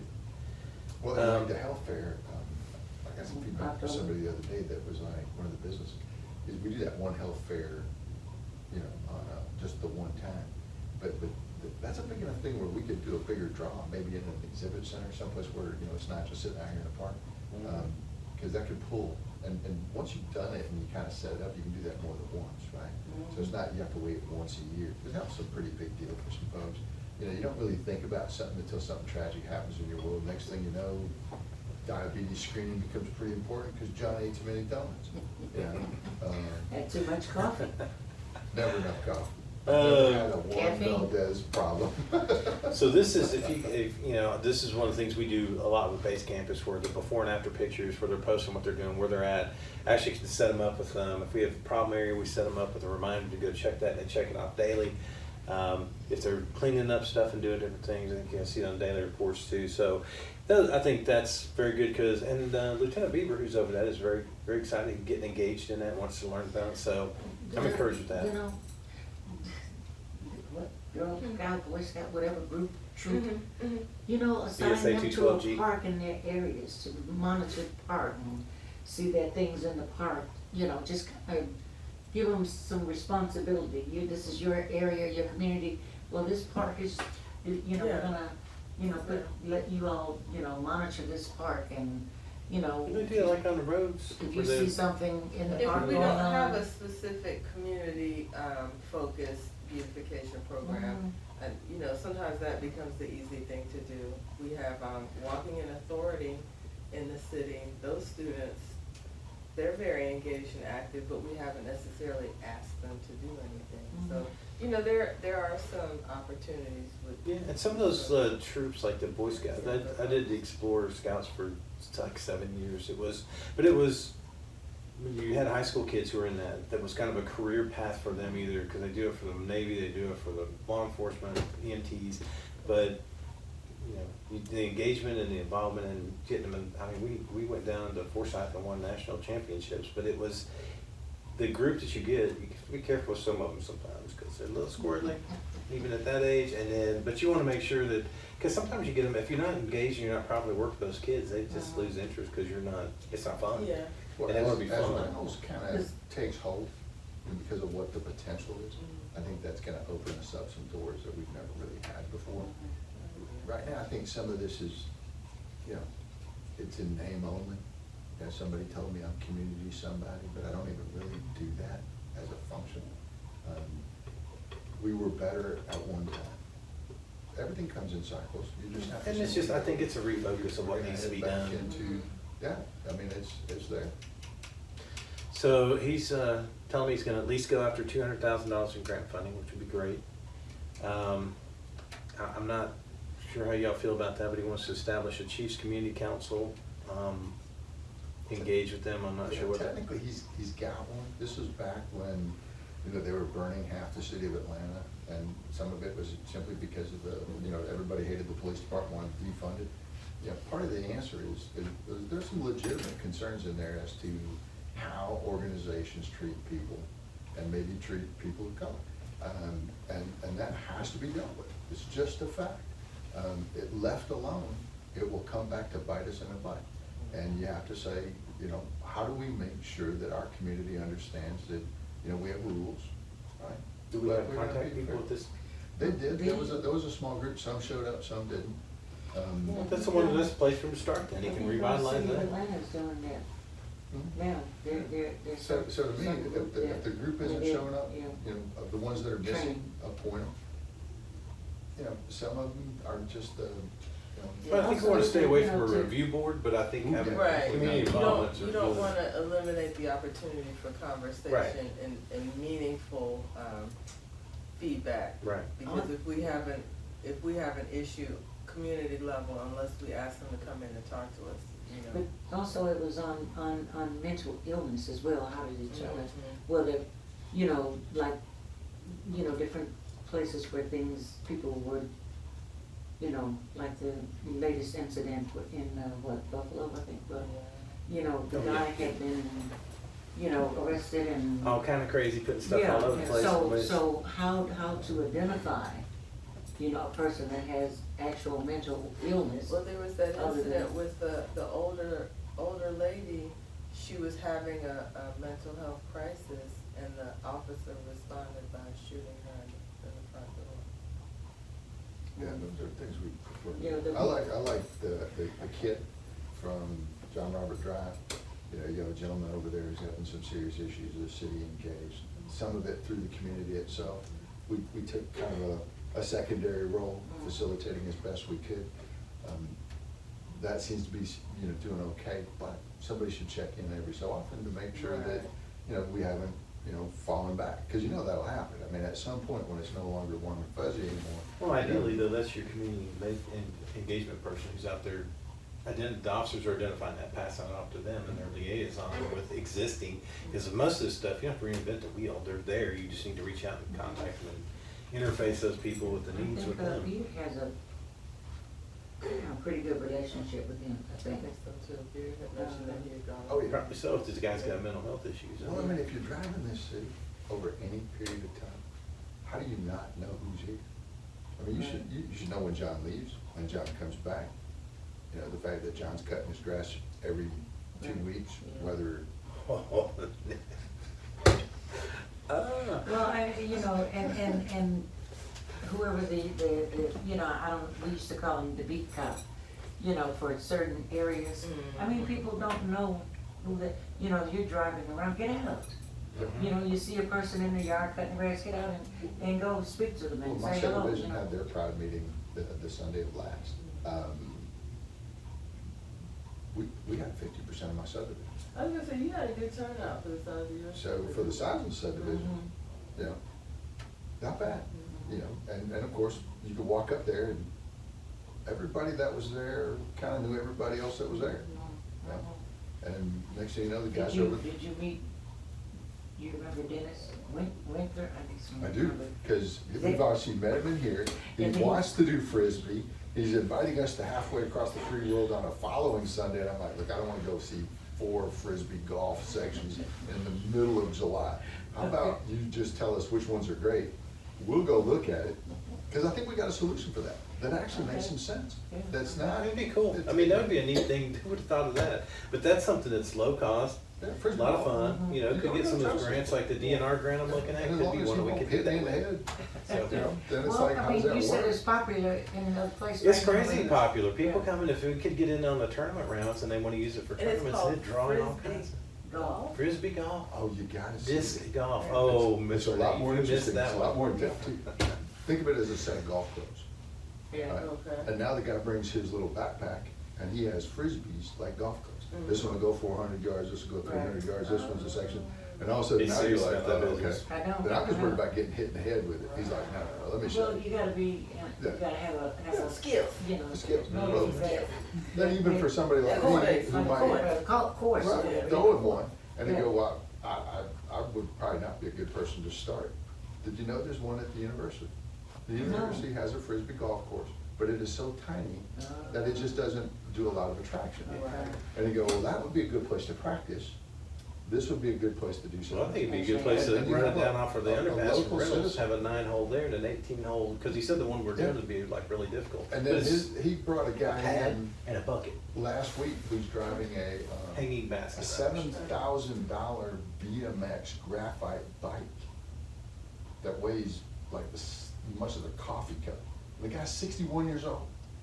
I'm like, dude, I you're remember 61. BMX bikes. Oh. The little kids when I was. All right, moving along. Okay, sorry. So these are Usually no it's on the cost highway. initiatives, and these are good. So if he gets a VGA Gus grant, that's 50% of them. Doesn't cost us anything. It actually peels the cost off our replacement cost of this anyhow. GOHS grants, if they get that, that does cover purchase of equipment as far as a vehicle and outfitting a vehicle. You've got your 50 hours of the officer's salary, and that's not just per year, but it's through the, it basically pays for his salary. And you usually get those for 1 to 3 years, and after that, you have a requirement to keep the officer in the car for I think 1 year or 2 years. And the cops grant, that's 75% for 3 years and a 5-year obligation. So once those are the tricky ones we need to be aware of before we commit to any of those, because then once you latch into some of them, you have an obligation that follows you. The red light automated cameras, no cost as long as they do, the 200K, which again, we've discussed that. It's not 200K or 50,000 a month, because it's the presentation to say 20,000 per intersection, so we have 2 intersections and 5,000 per. Well, occurrence. intersections though, each one of them's 4. So you're looking at both ways, so they put them in a 4-way. So as they come this way, southbound, northbound, south, so it's northbound, southbound, eastbound, westbound, That's those are the yeah. 4. That's 4? So 50, as they wow. count by camera. Then that will be more expensive than we thought, because we're going to put it Yeah, but it on. doesn't cost It us does, anything. that's the thing on this, when you read the amendment, there's no cost, because if it doesn't create X amount of dollars, they don't charge us for it. We just get the overage over the 200,000 per It don't interchange. cost us though, because if you look at we don't have to pay out pocket on the cap amount, what portion we give it to them. But like say if we open the search into public, what if somebody come in and say, I will do the same job, but I charge you less, that's the cost. Instead of charging 20,000 per intersection, they say, I'm charging 10. And I'm looking at sole source document that they sent us, the red speed camera saying that, I need to talk with you. Yeah, 'cause red speed, I mean, the only reason we're getting this deal is The sole because- source is that the letter from Red Speed saying that they are sole source of Red Speed. They are not sole source or anything with Flock, so. But the only reason we're being able to do that because they're in tandem with Flock. If you get another company in here, then it's not gonna be the same deal.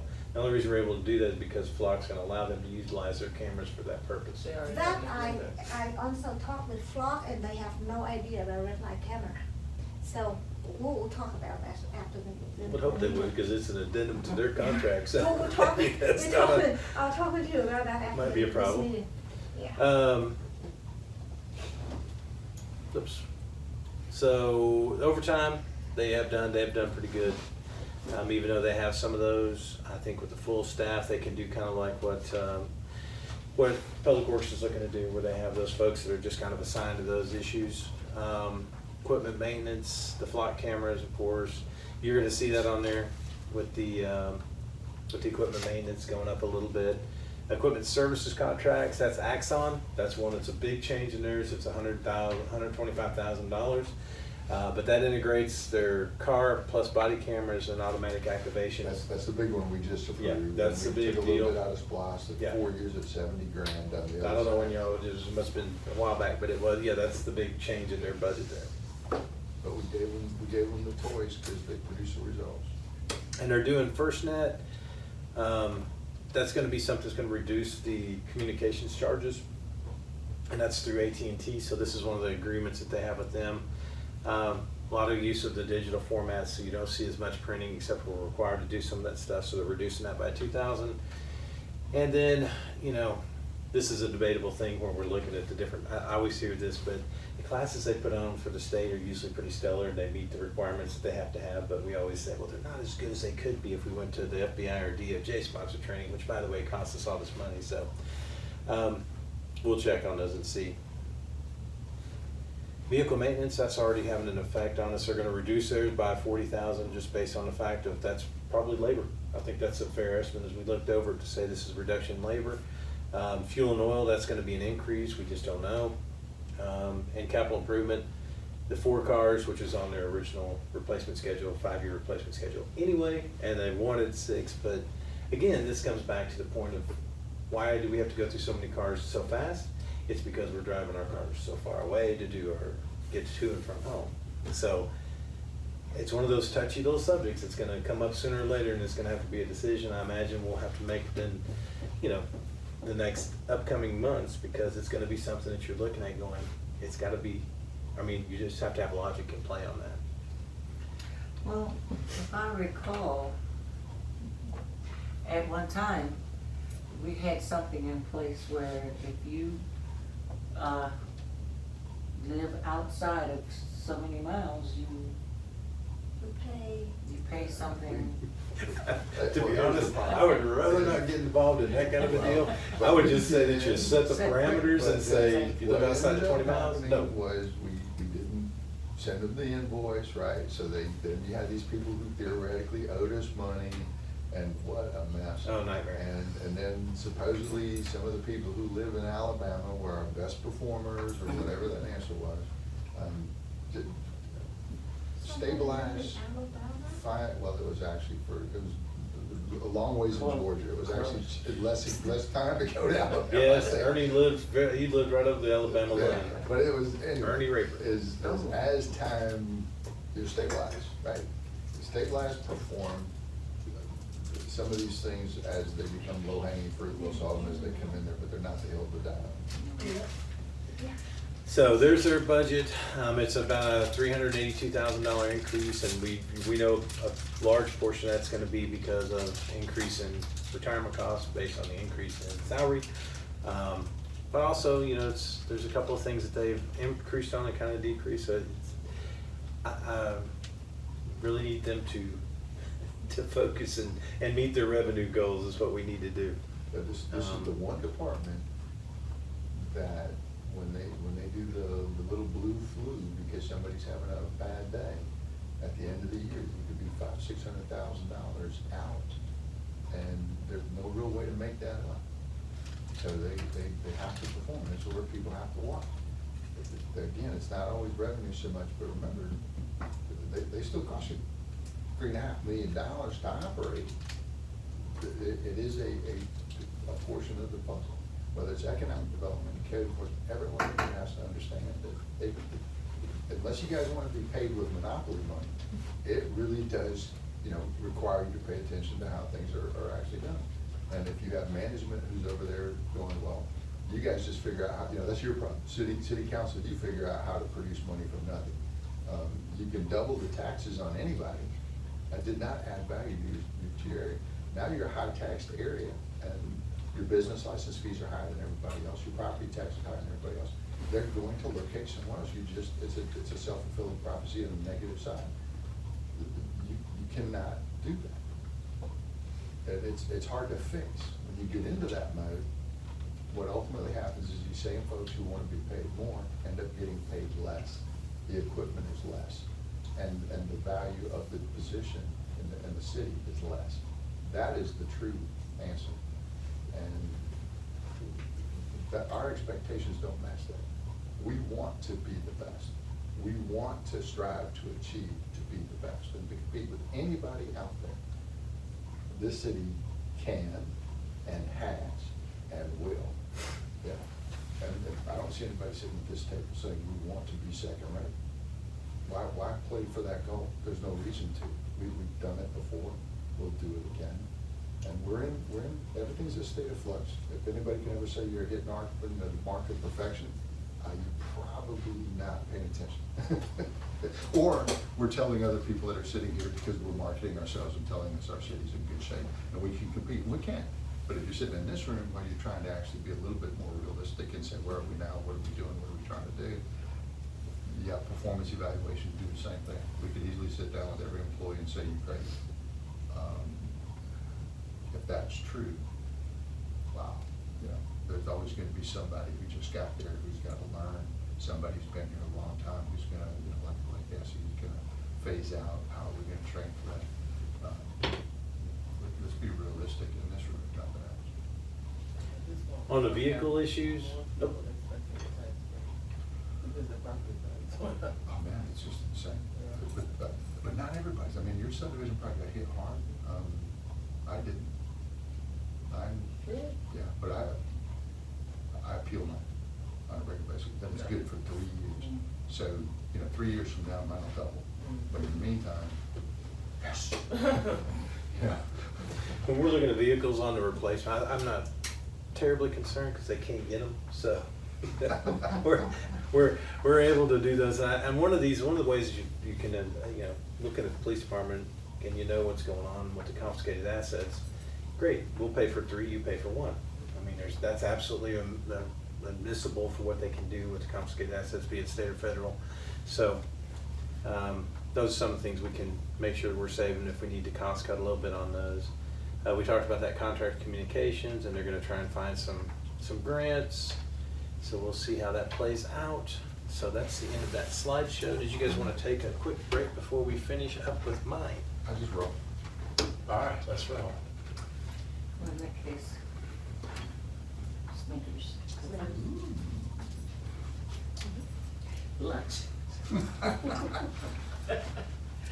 It's yogurt parfaits in the refrigerator. I didn't want them to get foot granola. If anybody wanted any, I didn't want them to get warm. But if you want one, I'll go. Mine's pretty quick and dirty, so it shouldn't be too long. Unless John gets to talk. Unless John talks, is that what you said? Unless John gets to 10 talk. minutes? 10 minutes? Well, give me 18 minutes because I got 18 slides, I think, so. We'll count the beginning. And this is just to recap what I said. We're not all revenues are back to pre-COVID levels. We do see an uptrend in a lot of, and I don't want that to then give me a false sense of comfort, because if you look at those uptrends and a lot of the things we're doing, you see that across the country, but eventually, all this inflation, all these different shortages and everything else are going to catch up to us just like everybody else. The gas is going to impact our hotel motel taxes and everything else, and it's just we need to be aware of that and ready to deal with it. The tax recovery's been stronger than anticipated. We did get that ARPA funds for 1.34 to offset some of the pay increases that were done in 2001. And I'm anticipating, when we look here, we'll see how it pans out, but we may not be that short with the budget this year. And if we're not, then that's great. But we don't have all the numbers transferred over yet. By this week, we'll have a pretty good grip of where we're at. So until that time, I don't want to say anything to y'all, but I'll let you know when I know.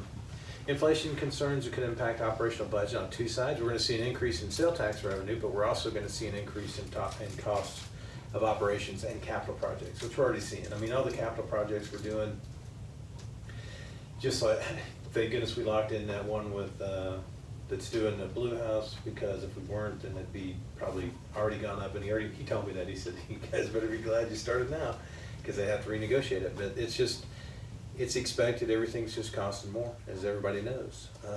And then the increase in the Fed fund rates that began in March, I'm sure they'll continue. They're looking at least another 1.5 basis cost points, and then as you keep creeping, I mean, to beat inflation, I think everybody knows you have to be at least 2 points ahead of it on your interest rates. Inflation right now is at 8.56. That means they have to be at 10.56. I don't see it happening, but just something to be aware of as we go forward.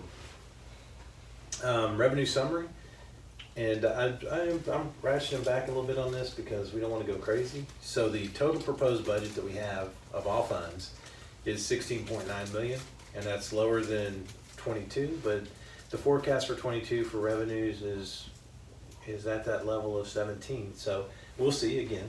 We have a month less. We have to finish parsing out what's coming in and what's going out, but. That's the anticipated number there. Expenditures, you see the trends on the expenditures going up. For the 2022, we're looking at 16.7, and then requested for 23 is 16.9. Those are laid out for you guys. And again, as you guys want to talk about those things, I'm happy to talk about those. And each one of the different budget portions we're not talking about today. There are placeholders in there if there's not a department head like in finance. I think that somewhere in the neighborhood of $200,000 was allocated by you all for the finance software. Good news is it's not going to cost that much. Did we put that proposal in there, Marquita, from them? Which one? The one for the personnel and payroll? No. Okay. There's a module that goes in where we could do our own payroll. I want to do an analysis on it to see how much it currently costs us with Paycom, and see if we did it in-house, how much that would save us. But it's a module they have in there in BSNA. It's 25, I think, for that one, 25,000. But let's see if we actually would impact some of our costs on it. Some of the general fund projections that we have currently, I'm thinking we're going to be, the original fund for that was $9.2 million, or $9.4 million rather. And we plan to use a reserve if we need to. But the projections right now for the 2021 is that we might be at about 11 million in revenue.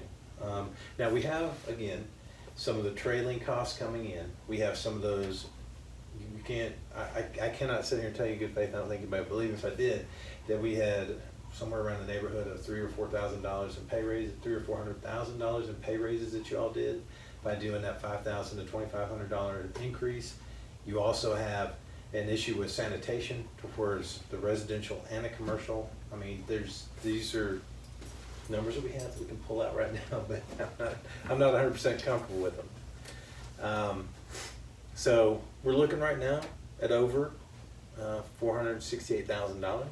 We'll see. But if it goes the way I think it does, when we have everything figured in and taken into account and everything transferred over, I'm imagining that plus will become a minus, and we'll probably be down at least that $500,000 to $650,000. The calculations that I think are accurate. But looking at general fund revenues and expenditures over historical time frames, you obviously see you see where we're at with some of those. And the proposal is at 11.2, so we'll see.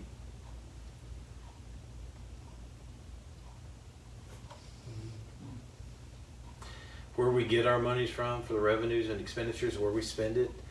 You know, lion shares come in on the taxes, and then you have all these other sources and flows of revenue that come in.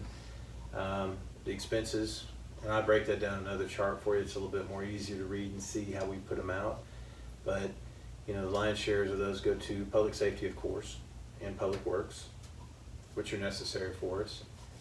And then just another chart that breaks that out for you as far as where your revenue comes from. Sales tax revenue, and I broke these out into local option sales tax and then the real property tax, just to kind of see the trend lines on those.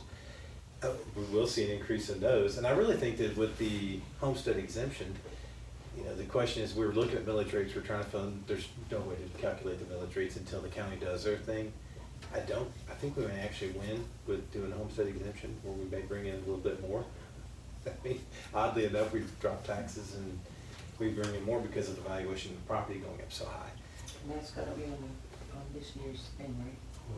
I think we're gonna get the vote in November, but you're gonna set your taxes in August, and this is where it gets dicey, because it's like, technically that wouldn't be in there. And again, I think what you do is you set your residential garbage rate at a number that offsets that until we get ready for that. But give us a little bit of time. I mean, but we're voting, I mean, it's gonna be on the ballot. It'll be on the ballot in November. I mean, now, But if it's on the ballot, it passes, and it's gotta be ratified, I think, and then it's gotta go. So you're looking it's this time January, next year. which I mean, is, it's, so. It's a next year set, so the It's only like- way to do it is Yeah. you're gonna It's a moot point. You're gonna end up collecting it, because you're not gonna wanna give Walmart the tax break. And then how do I make it so you still get the money? It's probably gonna be in your garbage bill. So this is just kind of a trend to see where we're spending our money by function. Yeah, those are 4 years, well, 3-year spreads there as far as what's proposed too, but you got the 19, 20, and 21, 22, but this is just kind of an idea of where you see the increase of expenditures in different areas, kind of more in police and fire and public works than anywhere else, but I think that's a drawback. Economic development is probably a little bit a little off on that, I would guess, because you guys didn't have one for so long. Yeah, Bringing zero, one in. but nothing. Yeah, and that's where there were expenditures allocated to that economic development, but it wasn't for the personnel. So the increases in that are definitely related to personnel. Got the compensation, which is a good thing, but it's a consideration. Economic development is one of the few departments, you know, it's hard to say from a police standpoint, where you sit there and you go, I spent $3 million, you know, did I get $3 million worth of value? Yeah, okay, but in true economic development, you can always look at it and say, you know, we have to give it some seed money, right? You gotta spend it, like a grant thing, if you don't spend the money up front, you don't get it in the back. But you can actually have metrics that you can say, you know, what are my business license revenues before? Now, you say to some degree that's gonna be, you know, cost of living or whatever. Which properties do the city own? What do we do with them? How do we make that come out? Vacancies that were available in the private sector, what are my vacancies today? What was my standard hotel motel? You know, was I charging, you know, $25 before? Technically, your vacancy in that case does determine your demand rate. If your demand is higher, your price goes up. I mean, there is some correlation there. What is the cost per square foot of retail space that was in the city model before? What is the cost per square foot of retail space now? Not all of that is going to be directly related, but you will see your city moving in a consistent direction. But then the other one, marketing material, have it, don't have it, the ability to go out and do different things. So there's so many things in that particular category where you can actually say, am I getting my money for it? And one of the things I think that you'd look at on economic development, wonder why they had those numbers there.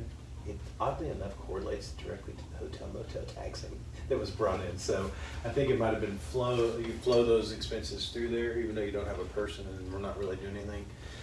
So that's kind of where that number is. And by the way, there is a, Marquita, you did put that in there for them on the DCA PowerPoint printout that we did? Yes. Okay. In the budget. That's the difficulties of the hotel motel tax breakdown. That's probably the best illustration I've seen to explain that, because if you try and read the statute, I think this is the statute itself printed out. It's a little cumbersome. Here it is. But if you don't read that. That's in the book, yeah, I put that in there. Not that one, did you? The code section? If you sent it to me through email attached with the other one, yeah. Sorry. Yeah, But the it's probably PowerPoint's in there, and the bad, yeah. PowerPoint's very good to show you that. But this is, the pay increase is important, I think, so we knocked that down, like John likes to say, you know, we don't have anything below pay grade 15, so everybody makes $15 plus. I mean, obviously with doing the benefits and retirement, healthcare and everything else. Healthcare numbers are in there as well. So those are, we were able to negotiate and get those down where they're not, there's no change in their deductibles or anything else going forward this year. There is a slight increase, but that's across the board. They started out at 12.5%. We got them down way below that. And as Councilwoman Tran, as you asked, I put that in the mayor's budget there for the tuition reimbursement for mayor and council. It's in that budget there. She wanted to have $20,000 in there for, you know, we used to do reimbursements per, I figured I'd put it in an administrative issue there because that way we'll set a policy on that if they go to classes and make a certain grade until that fund is depleted. But I think this makes us competitive in the area and it primes the employees for that pay performance piece that we're looking at, where we have to come up with now. That's the next step in this raise after the budget. We need to look at that and come up with an across-the-board evaluation. So as we perform in the city, as we do better, then we can pass those savings, those increases along to the employee. Staffing right now, then this is something I think that's important to look at. We have 85 full-time staff allocation. So the police department's fully staffed. We do have an interim chief. Public Works is fully staffed. Finance is fully staffed by its finance director. Fire department has 4 openings, and City Hall and other departments are fully staffed. I think that's where we strive for that full staffing because that gives us stability, normalcy, and it also, you know, helps us with accountability on different things. Those are the type of things we're gonna look to do. Again, placeholders are in all those departments as far as paying for those, so it's not like we're gonna pop up and add those later to any of the departments that don't have folks. But I think when you look at fire department, if you look at their expenditures for overtime, I think they're close. Police department's around 35, I think this year. Fire department's over $100,000 in expenditure.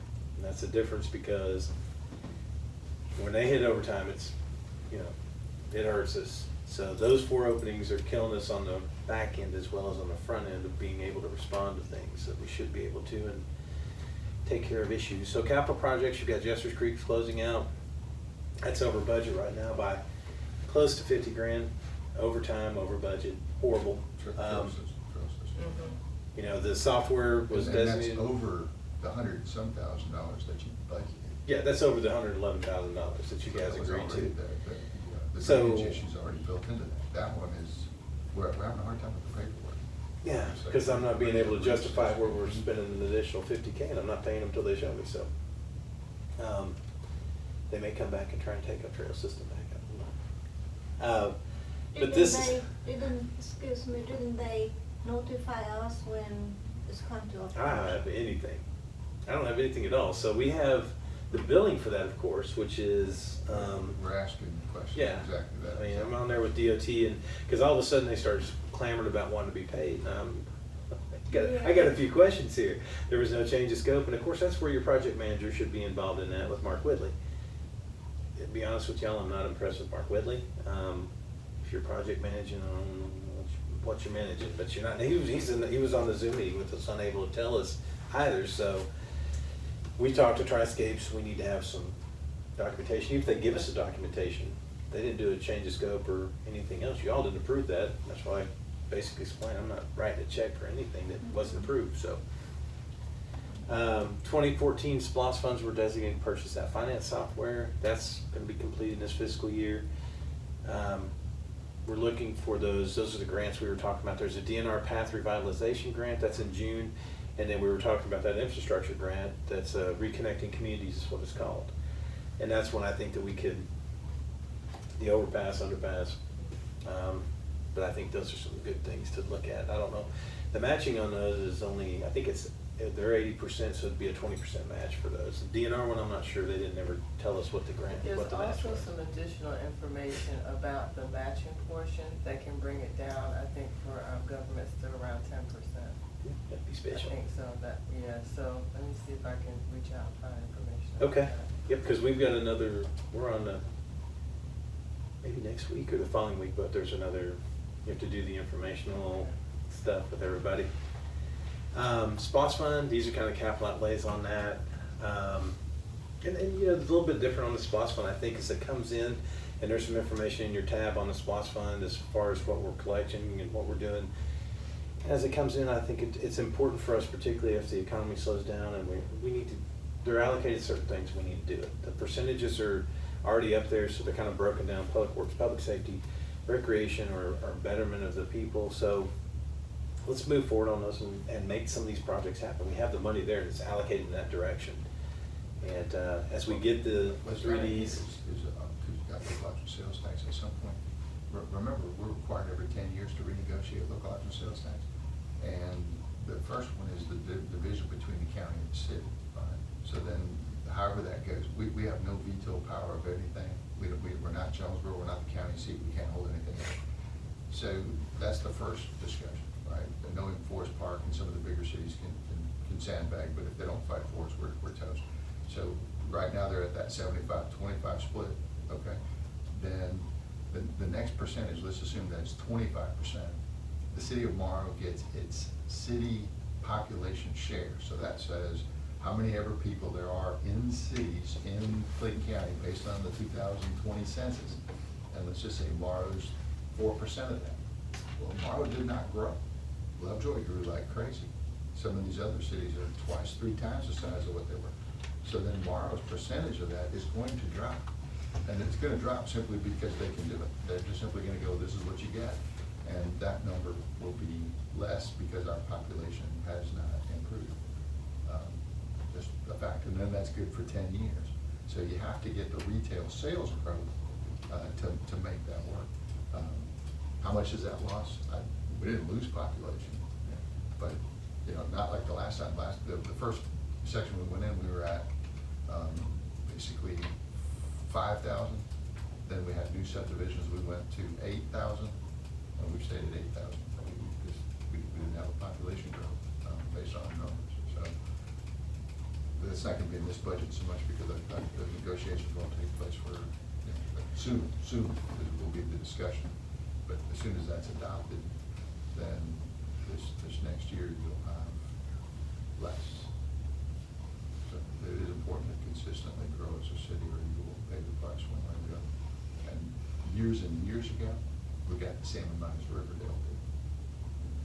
So we were at a pretty healthy number, but that number Do you have is. the narrative? You have no way to. I do not have that narrative. To force but the we'll issue. have that together You for can't you. make it With the other, happen. because there's So that's at least where 3 of the narratives that we need to The fix. best thing you can do is help Because to I want fight to have as a that group of cities laid against out. the county.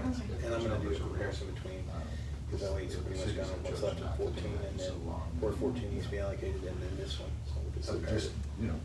prepare for the worst and hope for the best. That's all you can do there. But those are split out, and the narratives will be coming on these to give those specifics for you. As far as, the vehicles are in Public Works. Again, I'm not overly concerned with them being in there because I don't know if they can get any trucks. Like the recreation, revitalization of some of our recreation areas that we showed. So I'll break those out for you and also show you the remainder of the balances in 08, which has got $50 in it, and then 14, what's left in it, what's allocated still, and 20. Streets and construction, with streets and sidewalks. Yes, ma'am. Have we completed the paving of the streets for this year?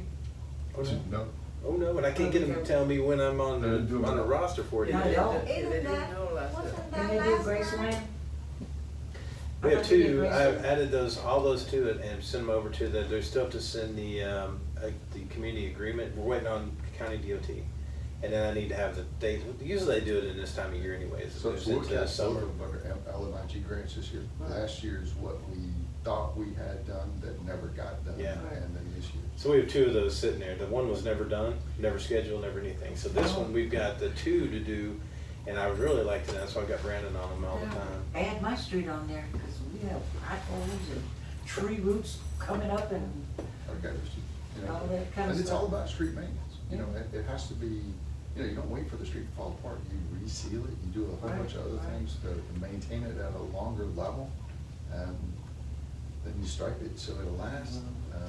Yeah, my So street there's is some real stuff in there that cracks you gotta all look at. across the street and Okay, there's, stuff.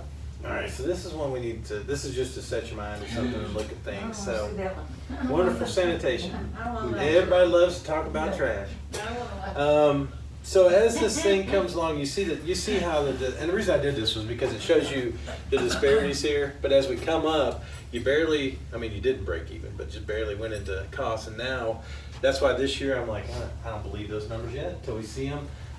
You're gonna see it. You're taking a hit because there was the snafu with the commercial. It has to be around $210,000, and you've got the residential still in flux. 2023, that's what we're hoping. And the only reason we're hoping that it's a little lower than last year was because we have the contract in place. Now, the caveat of that contract is they have a CPI adjustment that they can do every 12 months. That's gonna be here in less than 6 months. So as they look at that, or in 6 months, I was trying to get the read from Bob, and we had a meeting with him last week over some issues. And I'm not coming off the cuff on it, but on the CPI adjustments, they can typically only do as much as the national average, which is 8.5% or 8.56 right now. But if there's a little nuance in the contract where they can do the fuel, and I'm not sure that there isn't, then I don't even want to know what it's going to be. But to say that, the only way that we can affect this, and I put this on a little blurb over here, is we need to control our own. We offer services for fire. We offer services for police department. Sanitation, it should be no different in my eyes if we're gonna do it. People will say, well, just let it go. I've seen cities where they just let people pick their own sanitation and it becomes disarray. Same with the counties where they have to finally rein it in and say, no, we're not doing all this trash trucks every day of the week and different trash companies. If it's a service we're gonna provide, much like municipalities do, some do water, some do electricity, some do sewage. If we're gonna do sanitation, I think the only way to do this to control our costs and to control our service is for us to do it. and he's just talking residential, we're not trying to be Oh, commercial. no, I don't wanna do commercial, don't get me wrong. Commercial, but that gives us the latitude to renegotiate our commercial aspect too, because the only reason we locked in with Waste Pro for both was because they gave us a deal on our residential if we did commercial with them. So they can bid out the commercial all they want, do whatever, but I think for our residential, it allows us to do the things that would cost us. We would recover our losses for the capital investment that we would do in the first year to purchase 2 trucks. And that would be a large truck and a small truck within the first 3 to 4 years, and we'd be able to control costs and control ourselves. And I just wanna put that up there for y'all to think about. We don't have numbers, Brandon's working on some of those, but he did run the sanitation in Jonesboro. Loans and liens and, So- yes. The mechanic that we hired, is he able to work on dump trucks or big Well, trucks? with the trucks, when you buy them, you have a service agreement with them, but they'll actually come to the roadside, because the hydraulics on them are a little different than anything else. Right, But right. general Certain- mechanics, same thing. Can do certain Yep, things. he can otherwise do you all, have to send out- and they generally have the service agreement built into that. So it's something that you would pay on theirs that you would, and part of our warranty as well, if the hydraulics go out. But it's not you wanna have that because the hydraulics go down on your truck. I know. It's a bad Trust deal. me, I've paid for lots of. But it will surprise you how many times you have to change oil on those things? Once every year. Which is wild to me, but you'd have a bigger truck and then you have a smaller truck, and some people think those trucks are $500,000. The big trucks, even now, out of a place in North Carolina bidding them out, looking at some, not bidding them out, but looking at some of the prices on them, they're about $200,000, $220,000, and then the smaller ones are $160,000. So you would want to run a smaller one for bulk waste, but we would eliminate some of our dumpsters that we have behind Public Works. We'd be able to run that trash service with the staff that we have currently and set our prices on it so that we would be able Does to that break cost even. include the engine and the tire? Yes, ma'am, it does. And that's where Jonesboro got their truck from. But they got it for $160 because they did it before the wonderful shortages. But I just want to throw this out there for you guys to look at and go, because, just looking at 2022, there's a problem, and that's due to COVID. And then now we're gonna have a problem. Now they'll blame it on the economy, which, rightfully so. But I mean, I don't see those prices ever going down to where we're gonna actually make a little gain on our revenue to cover the expenses, unless we do it ourselves. Nobody wants to do backdoor service, but you have to have it, of course. You just do. So a lot of our expenditures for public safety, just to give you a comparison, because you hear that and you'll hear people complain. We'll fire more. But for a very, for a little bit of time there, 2019, fire was actually outpacing PD. Now, and I like to call them, affectionately, the revenue suck, because that's what they are. They don't bring us in. They don't bring us in any. But they do blow out a lot. So I think investments in the police. Fires out me.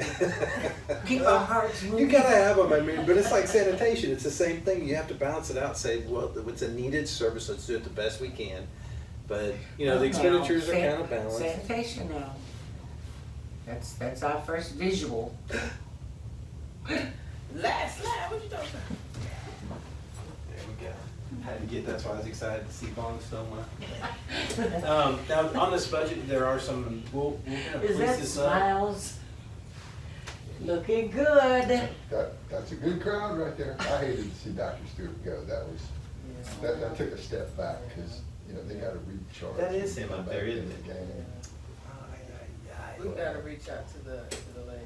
I think I mentioned it to you too. Does anybody know her? No, but we know Chase well enough to call Chase. Right, Yeah. right. Does anyone know how he's doing? Actually. I haven't reached out lately. We Can I can ask reach him? out. Yeah. One of the things we did put into the, just so you guys know too, I neglected to put that in the slide, but I should have it. I did remember when I came. The bridge, we had the inspection report per your, which they cleared it. One of the maintenance things I put in there, because that bridge was an investment the city did. And I'm thinking, most wooden bridges are like a draw. It's like a tourist attraction. So we're kind of looking into this with our legal department, to see if we could consider that to be part of a tourism type thing. Because the deal is, if you got the bridge done, because you have to keep maintaining it, and if you did the stuff where you stained it, and their proposal is put the black sealant on the pylons coming up, and then contrast it with a nice color like this to kind of make it really pop. Replace the ones the little snapper heads have kicked out. Didn't I asphalt there? Oh, these are Wooden just bridge. pictures. Example. Oh, that right there, okay. Yeah. Well, So, remember, it was a nice bridge, right? We haven't maintained it in 15 years. If you want to keep that bridge for a very, very long time, it well, we kind requires of maintenance. are obligated to a degree, because it is a public roadway, so, it's listed with the That one's got DOT as that. $2 on it, but It's a little pricey though to do the bridge, but if we can do that through tourism or SPOS, we actually put it in the SPOS. And one of the reasons we changed the budget when I first put it out to you guys on the 12th was because we want to show a true expenditure and revenue and expenditure stream on that, so. all I'd say on that is, give me a little bit more time. We'll sell one of those lots. Right now, it's a hole. Too many people have too many opinions. I'm gonna approve it. That's just the only answer. The only answer to get rid of these people who are just too stupid to do their own math is solve the problem. Solve the problem, produce the revenue, then they'll shut up. And then I'll handle it. Just hang on to it. Well, I'll handle it. Hang on. Gotta fix the bridge sooner or later, but anyway, Well, that's in the little SPOS a little pieces, bit. but it's, take it apart pieces. I mean, the little bridge, they should do that, right? Because that's a safety net. But, the stuff underneath it and all the other stuff, do it in pieces. The small stuff, nobody has a problem with that. So you allow motorcycles to go over right now, but not cars. You could drive a tractor trailer Yeah. right now. Yeah. Absolutely. It's a The only thing that we don't have Trailer. is the easement that we don't I have. know they I wouldn't allow. want you Yeah. to.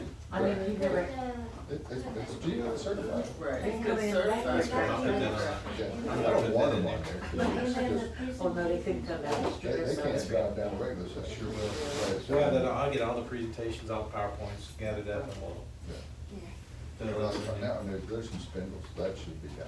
Yeah, the spindles, the kickouts on there, but they want to, the reason it costs so much is what they're proposing is because they want to replace the entire wood surface across the Right. bridge Yeah. with grooved wood, which really, there's nothing wrong with them. I mean, if they seal them, and because it was shut off for a time, part of the way you maintain the bridge, wooden bridges, you drive across it because of the grease and oil from the tires and everything, lube it up, keep it pliable, but there's absolutely nothing wrong with the bridge.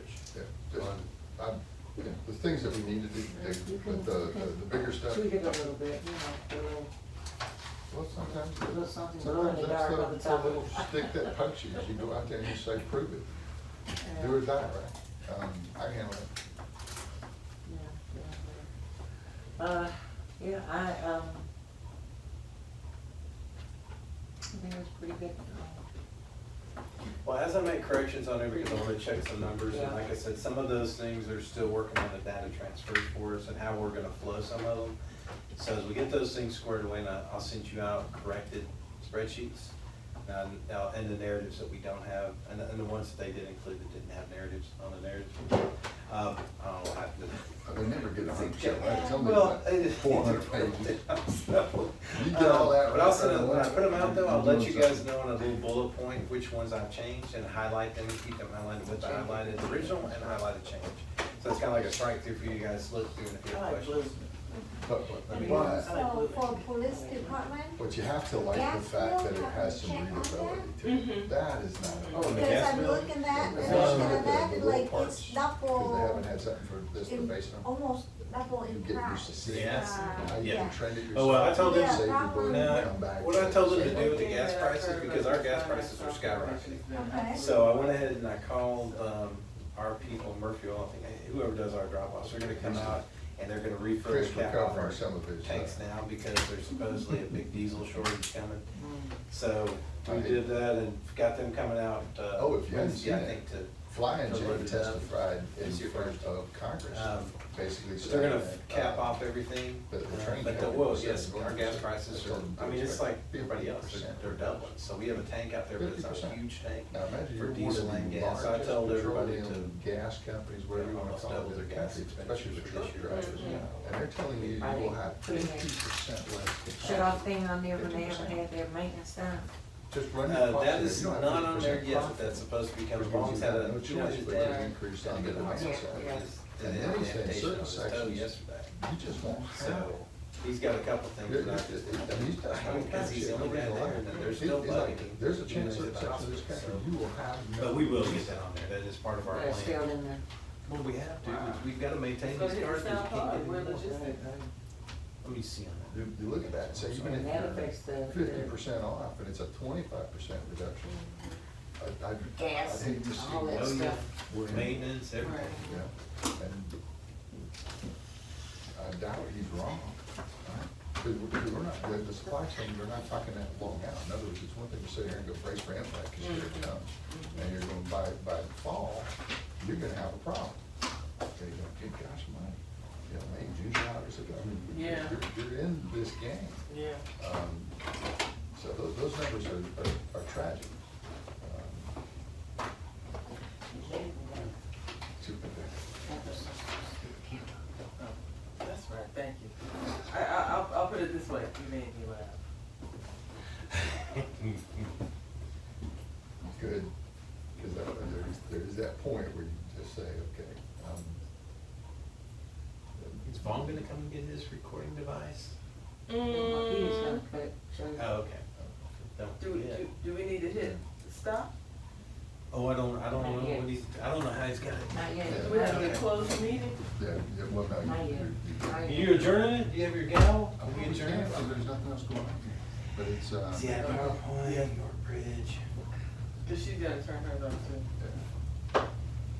Yeah. Yeah, I had some good giggle moments. But, I mean, overall, you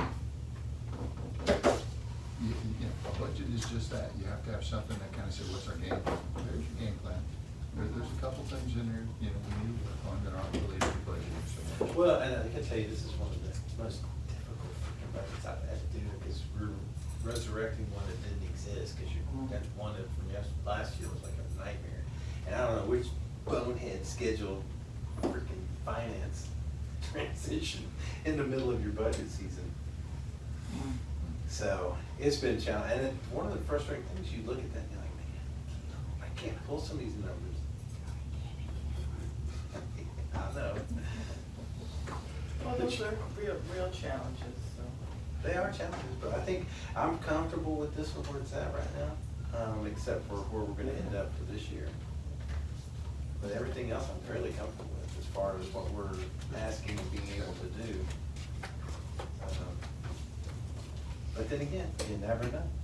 What the economy's gonna do, what the, Yeah, Yeah. let's pray. I'm telling you. Oh, man. And then you look at it, you think, just last week I was kinda going, "Hey, no." And then all of a sudden, the Yeah. 2 day slide on the Dow and. Well, I was talking with Brian's builder the other day, we were talking about stuff, like Brian's builder, his home.